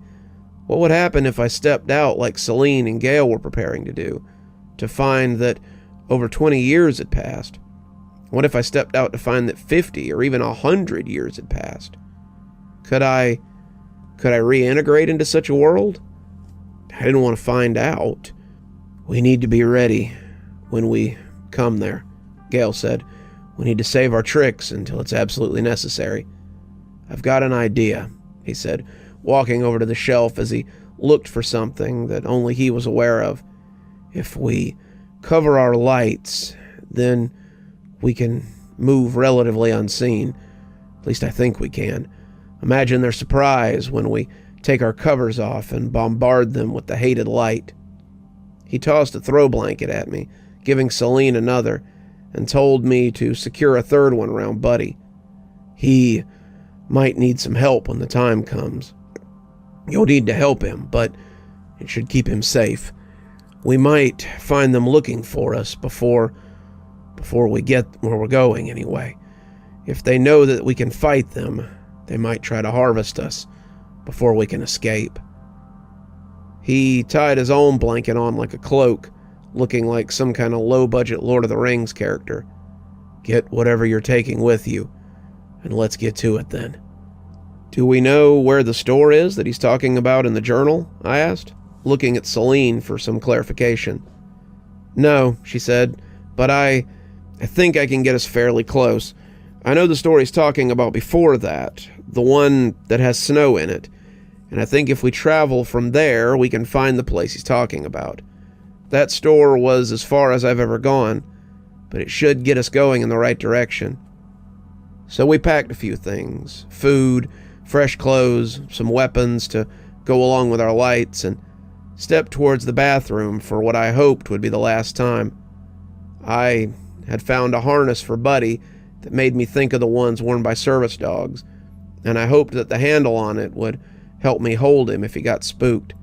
Celine reached for my free hand, taking Gale's with her other, and before she stepped through, she looked back as if to take in her home away from home one last time. The store had been her sanctuary and her respite for a long time, though she hoped to never see it again. She also looked thankful for the comfort that it had brought her. We gave her the moment she needed, and when she turned back to the door, I could already see the snow building on the other side. We stepped into a winter wonderland, and I smiled as the wet flakes hit my face. Everything there was made of snow, and from the shelves to the products to the workforce, everything was nothing but glistening white. The hermit hadn't been wrong. I could see several androgynous-looking snowmen with red vests that turned to look in our direction. The effect wasn't altogether inviting, and their dead-eyed faces reminded me of a horror movie I had seen when I was a kid about a creepy-looking snowman that hadn't been terribly friendly. Buddy clearly didn't share my trepidation. I had to hold him by the harness to keep him from running off to play in the snow. We stepped through again, and this time we were in a perfectly normal-looking store set for St. Patrick's Day. We traveled for a while, going through about 20 stores before stopping to take a break. We found Jasper's underwater store, a store made of concrete, and the store where Celine had filled Jasper's prescription, back when he was still semi-sane. We found a store covered in thick fog, a store that was a pet supermarket, and then we finally came to rest in a store that resembled a park. Buddy facilitated our rest more than any desire to stop, and as he ran and sniffed, we took a seat and talked. "How many more do you think before we get there?" "Who's to say?" Celine said. "Jasper wasn't very clear on how far he traveled before he got there, and really just named stores he saw at random." Gale had his knees up against his chest, and he looked broody. This was abnormal for him, Gale usually being so gregarious, and Celine slid over next to him and put an arm around him as she leaned against him. He smiled, clearly appreciating the closeness, but some of that melancholy persisted. I rolled a diet soda at him and another to Celine, and as it bumped his foot, he smiled and reached down to get it. "What's the first thing you'll do when you get back?" I asked, trying to steer the conversation towards something more upbeat. "I want a nice long bath in a real tub," Celine said. "If I never take another camp shower again in all my life, it'll be too soon." "I want to eat food that I don't heat from a can or take out of a package," I said wistfully. "There's a Japanese steakhouse down the road from my apartment, and I feel like I could easily spend the rest of my life savings in there eating sushi and eel and still not get enough." That got a laugh out of both of them, but only until Gale really thought about the question. "I don't know," he said, after a long moment of thought. "You told me you stepped into that bathroom in 2023, he said, turning it into an accusation. "If that's true, it means that 25 years have passed since Celine and I came through the bathroom. When I stepped out of reality, Bill Clinton was in his second term. The internet was still kind of a fad, and the cell phone I had was about the size of my wallet. I've seen that thing you plink around on when you have downtime. By the sound of it, that thing is more powerful than any computer I've ever seen. I still had 5 payments left on my Camry, the one I left sitting in the parking lot. By now, it's probably been towed along with your little Gemini, Celine. My apartment has long since been leased. My bank account and my house likely went to my ex-wife when I was declared dead after being missing for so long. Let's face it, kid, while you might have something to go back to, Celine and I are likely looking at bleak prospects." I wanted to refute this, but I really couldn't find any evidence to the contrary. How did I know that 20 years hadn't passed while I was here too? I could be stepping out into the future as well, like Fry stepping out of his cryotube. The thought of all 3 of us, well, 4 I guess, if I counted Buddy, stepping out into an uncertain future was more than a little scary, but I knew it was the right choice. "What's the alternative then?" I asked Gale seriously. "Stay in here and Wait to be scooped up by miasma? Live every day wondering if you're going to wake up being fused into a crystal? I can't live like that, Gale. And I don't think you can either. He started to get angry. You could see it on his face, but he settled as the weight of the statement settled over him. As to where you'll stay, all of you can stay with me for as long as you need. You'll have to sleep on the floor most likely, but I can guarantee there's less of a chance that a shadow monster will come out of the ceiling and try to get you. Gale laughed, but he looked like he was trying not to cry as well. It was the same old Gale, the one who had rescued me from the miasma and taught me how to navigate the landscape of the Dollar General beyond, that came out in that laugh, and I was glad to see some of the darkness that had surrounded him since I had pulled him out of the ceiling dissipate.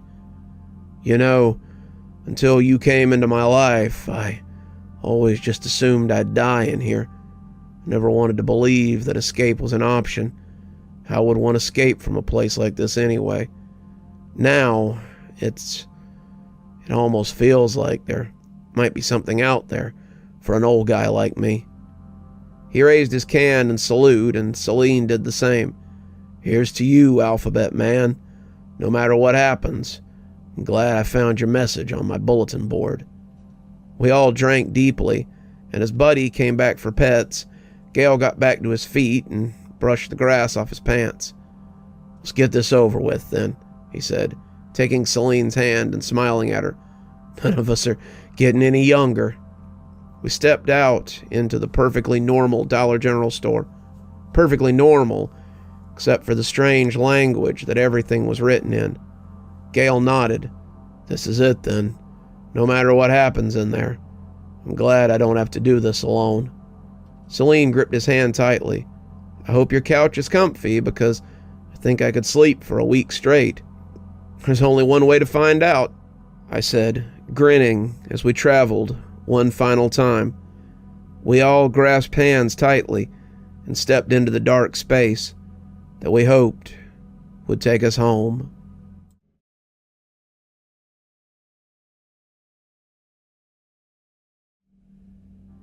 The final beyond. We had truly come to the final beyond. We came out in an unfamiliar monochrome landscape, and I could already hear Gale having a small panic attack. We were back in his nightmare, the place he had nearly been trapped for until he was used up, and when Celine hissed at me to help him, I tried to catch Gale as he went down. Buddy barked a little, confused and unsure of what was happening, but I quieted him down as Celine tried to get Gale moving again. He was mumbling to himself, at odds with what he knew he had to do, and when I yoked him up beside me, I think it surprised him as much as it did me.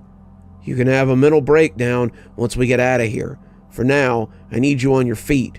You've lived through too much of this place to let it snatch you at the very end. He shook himself, my words getting through to him, and after a few more reassuring pets to let Buddy know it was okay, we headed into the blank and endless aisles of the final store. This place was just as ghoulish as I remembered it. The shelves seemed to hold the ghosts of old products, and it wasn't long before we encountered the ghost of explorers who'd come before us. Buddy made a whining noise as we skirted them, the hollow after-images troubling him as they went about the last moments of their lives in silent monotony. Celine looked troubled too. This was her first time in the miasma's home, and watching the quiet ghosts as they went about their time seemed to make her anxious. We were reminded that we weren't the only residents of this place a few minutes later, as the rumble of a miasma grated against our ears. It was on the next row over, thankfully, but we pressed ourselves against the shelves like it still might be able to see us through the slab. If it sensed us at all, it gave no sign. It just kept its course and moved down the infinite aisles on whatever work it was about. I was already sweating under my covering, the lights getting a little hot beneath it, and I was hoping this wouldn't take too long. The last thing we wanted to do was catch fire. "I can't believe you came here by yourself," Celine said to Gale. "You either," she added after thinking about it. "I didn't," I said quietly, ruffling Buddy's ears. "I had Buddy with me." He looked up happily, nuzzling my hand. "We better get going," Gale said. "Who knows how many of them there are around here." We went faster then, taking departments at random as we tried to find the exit we all knew had to be here. I think, even then, I suspected it would be in the crystal area, but we couldn't use Buddy to find it this time. I'd been using Gale's scent last time, but Buddy didn't have anything to fix on this time. He was flying as blind as we were, looking around frantically as if expecting to see something that would help us. If he was finding any landmarks, he kept them to himself.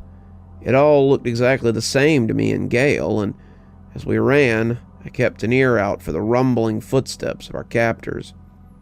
The miasma always sounded gigantic when they walked. They were pretty huge, I suppose, and it made them easy to hear in the otherworldly quiet of this place. For such a huge place, the silence that surrounded us was almost deafening. Nothing seemed to exist in this place, aside from us and the miasma, and I was very aware of the noise we were making as we beat feet. Given what I've told you, it must sound odd to hear that nothing seemed to exist here, but it's all I can do to describe it. The ghosts made no sound, the store had no ambience, and even the music that was present in many of the others was silent here.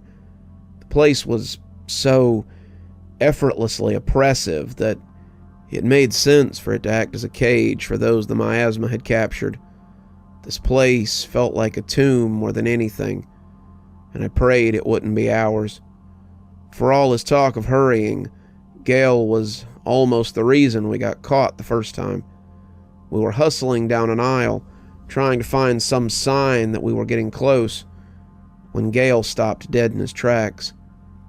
I'd seen the ghost guy, the one holding hands with the woman as they ran, but when Gale stopped and Celine put her hand to her mouth, I knew who we must have found. I had to admit, there was a resemblance between the two of us. No wonder Gale mixed us up so often. He was young, probably in his early 20s, with thick hair and glasses. He was on the heavier side, but not fat. His face was round and boyish, and I imagine he had an infectious smile. I would have to imagine because the look on his face was full of terror. The girl was younger than him, probably 19 or 20, but she looked no less terrified.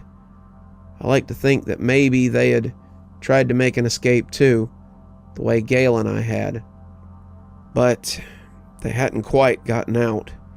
In the end, he had managed to find her, but it had gotten him caught too. "Rudy," Gale said, reaching out and wincing as his hand passed through the kid's face. Rudy was saying something to the girl, Margot, I assumed, and he took no notice of Gale as he stood, stuck in his last moments of freedom. "Gale," Celine said, her own hand resting on his shoulder, "I know it's rough, but we have to go." "How?" Gale asked, his eyes locked on his lost son. "How can I just leave him here? He's my son, Celine. How can I just abandon him?" Celine was crying, but as she tried to comfort him, I could already hear the rumbles getting closer and closer. "You didn't abandon him. He's been gone for a long time. Even if we found him, it wouldn't be him anymore. He's been used up by now." "You don't know that. You can't know that. He could still be here, just trapped in the crystal. We could still save him. We could..." The slow rumbles were building, like thunder on the horizon. "He's gone, Gale. As much as I wish it were otherwise, he's gone. We have to get out of here. We have to get out so we can ensure that no one else gets trapped here and suffers the way he did. If we escape, then we can warn people, but if we stay, We'll be gone too. Buddy whined deep in his throat, and I turned to the two of them as Gale seemed to dither before the image of his precious son. Guys, one of them's coming. We've got to move, or we're gonna get caught. Gale couldn't seem to pull himself away from the image of his lost son, but as that terrible darkness appeared at the end of the row, I took him by the arm and led him all the way to the end of the aisle as it turned in another direction. Peeking from the other side of the end cap, I could see it looking around, clearly expecting to find something here. Maybe it had heard us, maybe it had sensed us, but either way, we had escaped again. As it moved away, I turned and finally realized something from my previous trip. The older woman in the floral print dress was still hunched where we had left her, and I grinned as I realized I knew where we were. "Come on," I whispered, and the four of us set off. If Gale looked back, I missed it. All I knew was that the four of us were off like a shot. I took corners as I remembered them. Buddy was also moving with an ease that made me hope that he too remembered where we were going. The rumbles never got very close, and as we came to the edge of the crystalline garden, I felt a surge of joy rush through me. If there was an exit, it had to be here. Celine's eyes went from the flinty fear of a hunted animal to the bright sparkle of enchantment. The crystal forest, while mostly sharp angles and strange geometry, was still hauntingly beautiful. It was hard not to look at it as a thing of beauty until you realized its purpose. The ones on the outskirts wouldn't have more than bits floating in them, I assumed at least, but the ones in the middle could have mostly whole people in them. As we walked amongst the giant crystals, I clutched my wooden club a little tighter. The miasma would definitely come if we started smashing them, but how long would that take them? One look at Gale told me he was thinking the same thing, and was barely containing the urge to start swinging. Do we know what we're looking for?" Celine asked, keeping her voice low. She seemed afraid to talk too loudly, afraid of what might hear her, and I leaned down a little so I could whisper too. "I'm guessing it's something we'll know when we see it." "Maybe," Gale said as we trudged. "We might have already walked past it and not realized it. I can't imagine it's here for them, or they'd be all over our world." "Then why is it here?" Even as I asked it, I knew it was significant. It had to be in the DGB for, I don't really know, but its purpose had never really occurred to me. It was like that thing in the backyard my mom used to catch wasps in. You just sort of stopped thinking about it after a while and kept existing. You knew the wasps in there were suffering before they died, but they were just wasps after all. Was that maybe how the miasmas saw us? We were just humans after all. Why not trap us in their version of a jar until they were ready to shake out all the corpses and start again? Hell, they wouldn't even have to do that. They, much like the Native American hunters, used all the parts of their prey. These things were efficient, if it was their doing in the first place.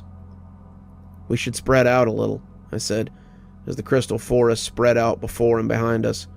"We could cover more ground that way."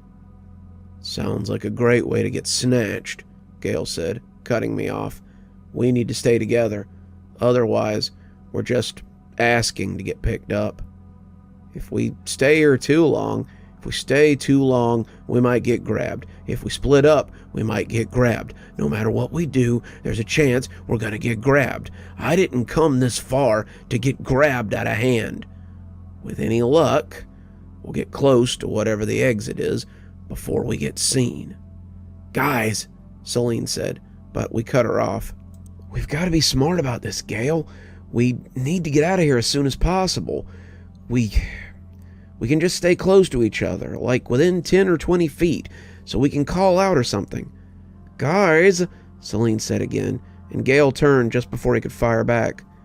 We were deep in the grove, strange crystal trees all around us, and the black door that floated a few feet off the ground was hard to miss. It was about 6 feet tall, the surface made of dark wood with a handle of blackened metal.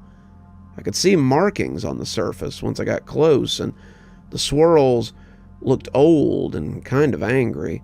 The door stood out like a sore thumb amongst the alien plant life, and I felt like it might be a little too obvious. "Think this is what we're looking for?" I asked, reaching out shakily to touch the surface. "Only one way to find out," Gale said, reaching for the knob and twisting. "Wait," Celine said. "What if it's a—" But Gale had committed to the action now, and as the door came open with a harsh grind, a shriek arose from deep inside the monochrome store. It was a noise I had heard before as I lay in the outside and tried to make myself as small as possible. "They're coming," I told him, taking my flashlight in my other hand as Celine threw off her cloak. "We gotta get out of here." I turned to find Gale struggling with the heavy door, the muscles in his arms standing out as he strained at it. "I can't imagine how that old man got this open by himself. This thing feels like it weighs a ton."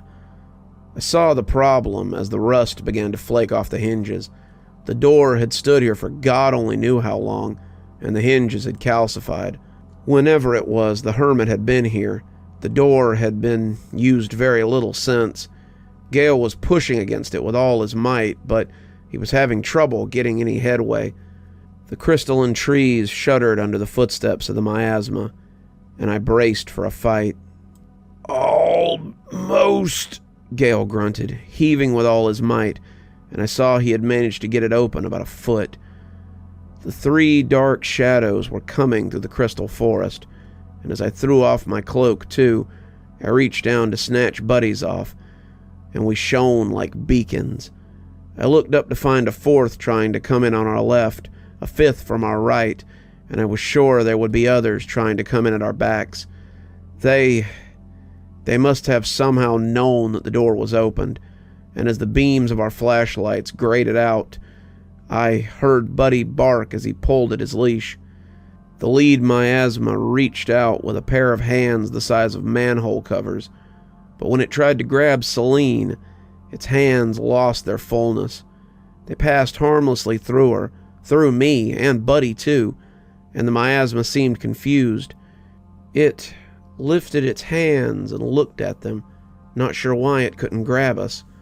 The 5 of them seemed unsure of how to approach us, and when the door creaked open with an almost painful grinding sound, we all turned to find Gale waving us inside. "Come on, before they—" but stopped as something grabbed him from the other side of the portal. It was a hand made of living darkness, a black so dark it made the black of the monochrome look dull. It snatched Gale inside before we could take so much as a step towards it. "Come on!" Celine yelled, barreling inside as Buddy and I followed afterward. I stopped long enough to catch the door, not wanting the miasma to follow us somehow, and we stepped into a strange new place. As the door slammed behind us, Celine, Buddy, and I found ourselves in a place we had only read about. It was dark, like a child's room without a nightlight, and the only light seemed to come from the slightly glowing floor tiles. They were the same pattern as the linoleum in the Dollar General stores, and they floated in the air like phantom stepping stones. Everything floated here, as a matter of fact. The shelves, the floor, the weird glowing fungus that grew on everything. It all seemed to float in the void that hung around us. Amidst it all was something else, something different. In the midst of the floating space was a green glowing stone, and it pulsated with unknown power. We looked around, trying to find Gale, and saw him hovering amidst a cloud of deep midnight. The cloud had fixed 2 large eyes on us, smoldering coals the size of meteors, and it wafted towards us with boundless confidence. Gale was struggling, trying to tell us to run, but he was shivering with every labored breath. Whatever the cloud was, it was cold, and that cold was slowly killing our friend. It billowed towards us right up until it hit the lights we held, and then it flinched away with an angry hiss. We reached for Gale as it passed, but he was too far away to grab. Celine called for him, trying to get to the cloud, but I held her back as it swirled and moved about the space. It's clearly guarding that gem, which is probably how we get out of here. If we go towards it, it's likely to come down and try to stop us. When it does, we can get Gale and the gem and get the hell out of here. Celine thought about it for a minute, taking another glance back at Gale before nodding and following behind me. The way wasn't easy, especially not while being menaced by the cloud, but we hopped from one tile to the next as we made our way towards the gym. I wasn't much help, carrying Buddy and still jumping, but Celine had her light out and was on guard for the cloud as we traveled. The cloud, the true form of the miasma, I'm sure, just kept trying to dive bomb us off the tiles, but the lights we wore and our flashlights kept it far enough back that it never really got close enough to do more than buffet us with cold air. We kept an eye on Gale, his shivering letting us know that he was still alive, and as we came within 2 easy steps of the platform, I started making my plans to rescue him. "Grab the gem," I shouted, and as Celine made a break for the last 2 squares, I watched the cloud. It made a beeline for her, swarming like a fog bank of angry birds, and as it got close, I made a break. Buddy made a nervous sound by my side, seeming to understand the importance, but not liking the jostling, and as the cloud passed over the platform, Celine rushed for the emerald. I jumped and passed into the cloud. It was like plunging into a cold shower, and for a moment I just floated inside that chilly abyss. When I bumped into something solid, however, I locked my free hand around it and carried it with me as I fell out the other side. Gale and I both gasped as we landed in a heap on the platform, and I could see the cloud retreating into the murk. Too many lights, I supposed, and I ripped off Gale's covering as I added his lights to ours. Celine helped us up, Buddy shaking off imaginary water as we got our bearings. I had eyes only for the gem, however. It was right there, sitting 5 feet away, pulsating dully on its pedestal. It was our ticket home. I could feel it. "What now?" asked Celine, her hand already inching towards it as she tried to keep that hand at her waist. "Well," I said without much assuredness, "if it's anything like the door inside the stores, we can use it to travel out of here together. We just have to be touching." "Do you think destination is important?" Celine asked, readjusting as she hefted Gale. He was shivering and coughing, the cloud really having done a number on him, and Celine had thrown an arm around him as she tried to keep him on his feet. "I don't know," I said. "I don't think I could picture the store I came in from. Could you?" She shook her head. I lifted Buddy into my arms, my other hand reaching for Celine's as we stepped forward. I took some of Gale's weight onto myself, the two of us looking like friends carrying a drunk home, and it freed up one of her hands for the gem.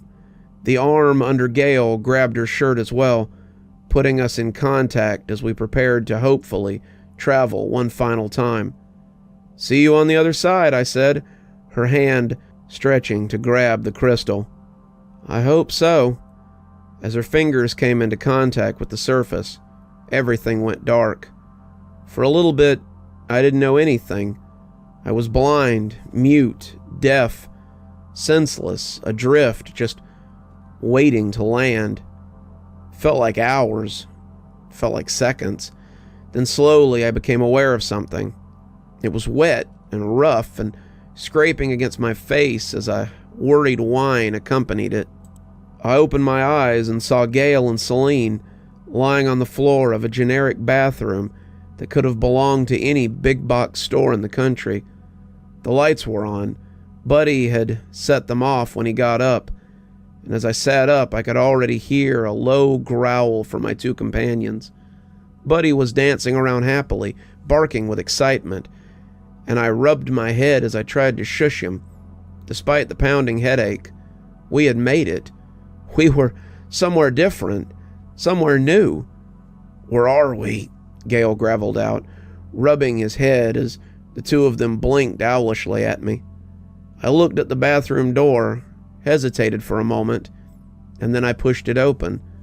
I couldn't help but laugh as the signage for the new location came into view. It's the farthest place from Dollar General, and also usually the closest." Gale looked out the door, and after a few seconds, he began to laugh. We walked out onto the floor of the very closed Family Dollar and found ourselves stepping back into our world at 11:17 on December 4th, 2023. I'd been gone for less than 6 months, Gale and Celine for a little less than 25 years, but we were home at last.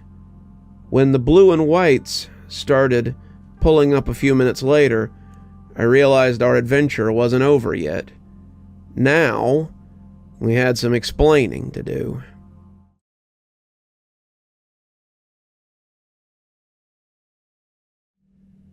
So I guess this is kind of a follow-up, but it also answers a few questions I know you've all had. First off, yeah, we got arrested. Well, no, not really arrested. But the police were not pleased to find us in the Family Dollar.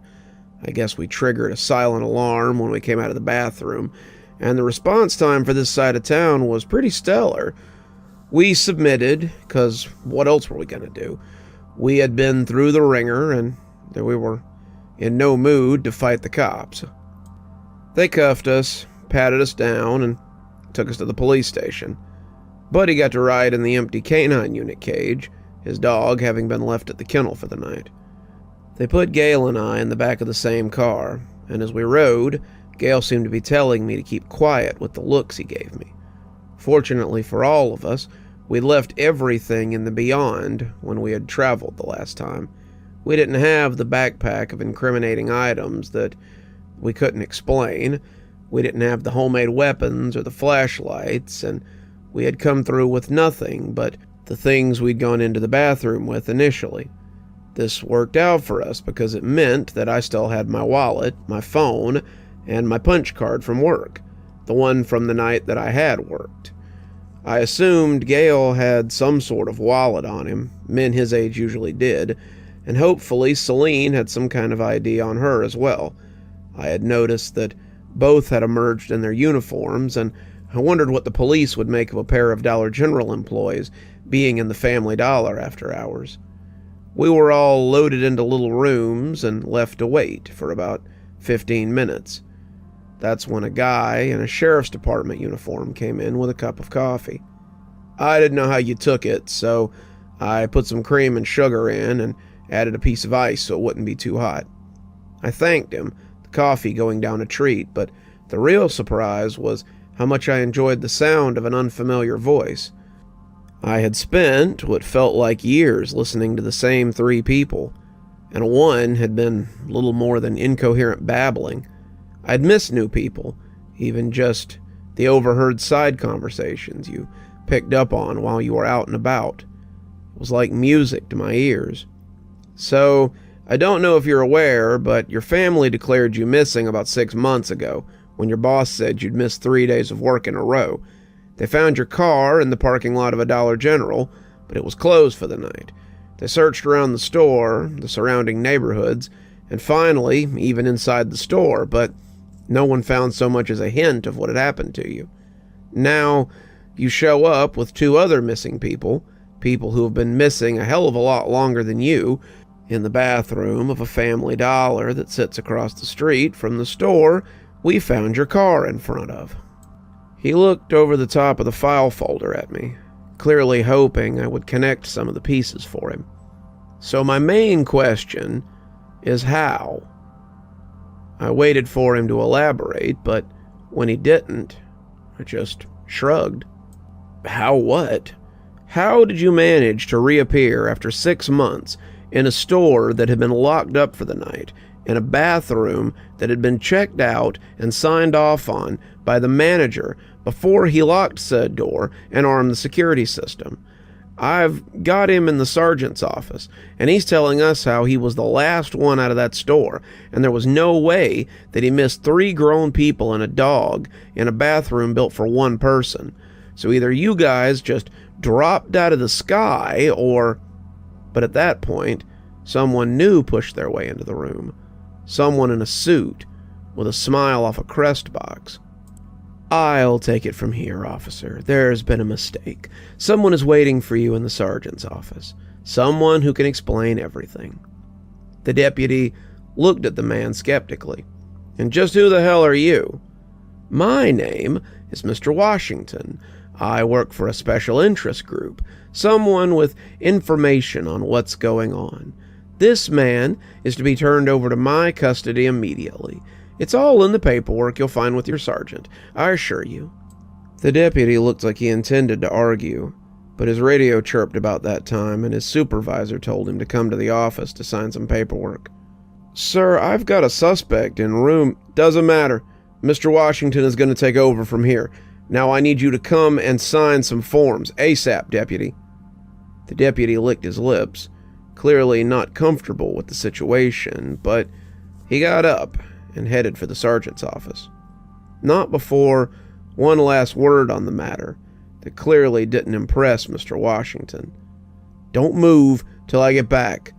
I want to make sure this paperwork is on the level before I just let you walk out of here with a potential suspect." Mr. Washington smiled, but it never reached his eyes. "Of course, we'll be right here." The deputy left then, but he never came back to make good on his threat. Mr. Washington watched the door for a count of 5 before turning back and gracing me with one of those smiles. "You have been to the beyond, haven't you?" I started to tell him I didn't know what he was talking about, but when he reached up and pulled out the wire to the closed-circuit camera, I got a little scared. Anything could happen without the cameras watching. "I hear it's nice this time of year. Always such a nice place to visit, though you likely wouldn't want to live there." I watched him move about the room, his movements precise and contemplative, like a predator stalking prey.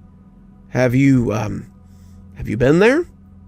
He smiled wistfully, but whatever he was thinking of didn't seem to strike him as completely happy. "Not for many, many years. Congratulations on escaping, by the way. You're one of about 8 humans to escape the beyond in the whole time it's been in operation. The number was significantly smaller until tonight, though we aren't counting your furry friend towards that number."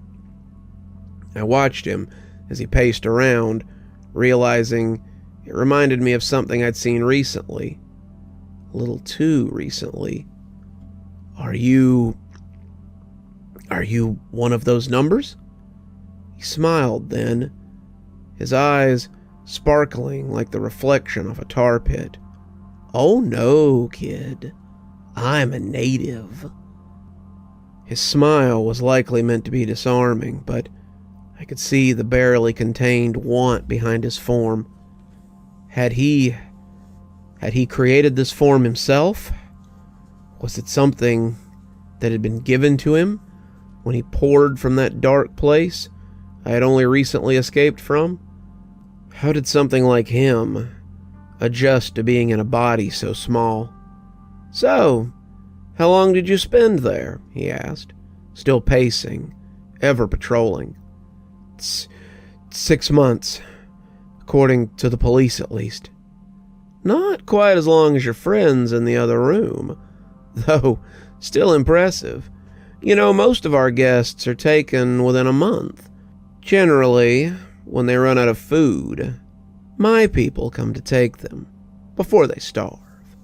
Then they reset the store so no one questions why they're suddenly arriving in an empty store. Most of our guests never leave their own store. Fewer than 10% travel to more than a few stores, but You and your friends, you found the secret. By continuing to move, you eluded our notice. Oh, and that trick with the home store, he laughed, like he had said something terribly funny. That was brilliant.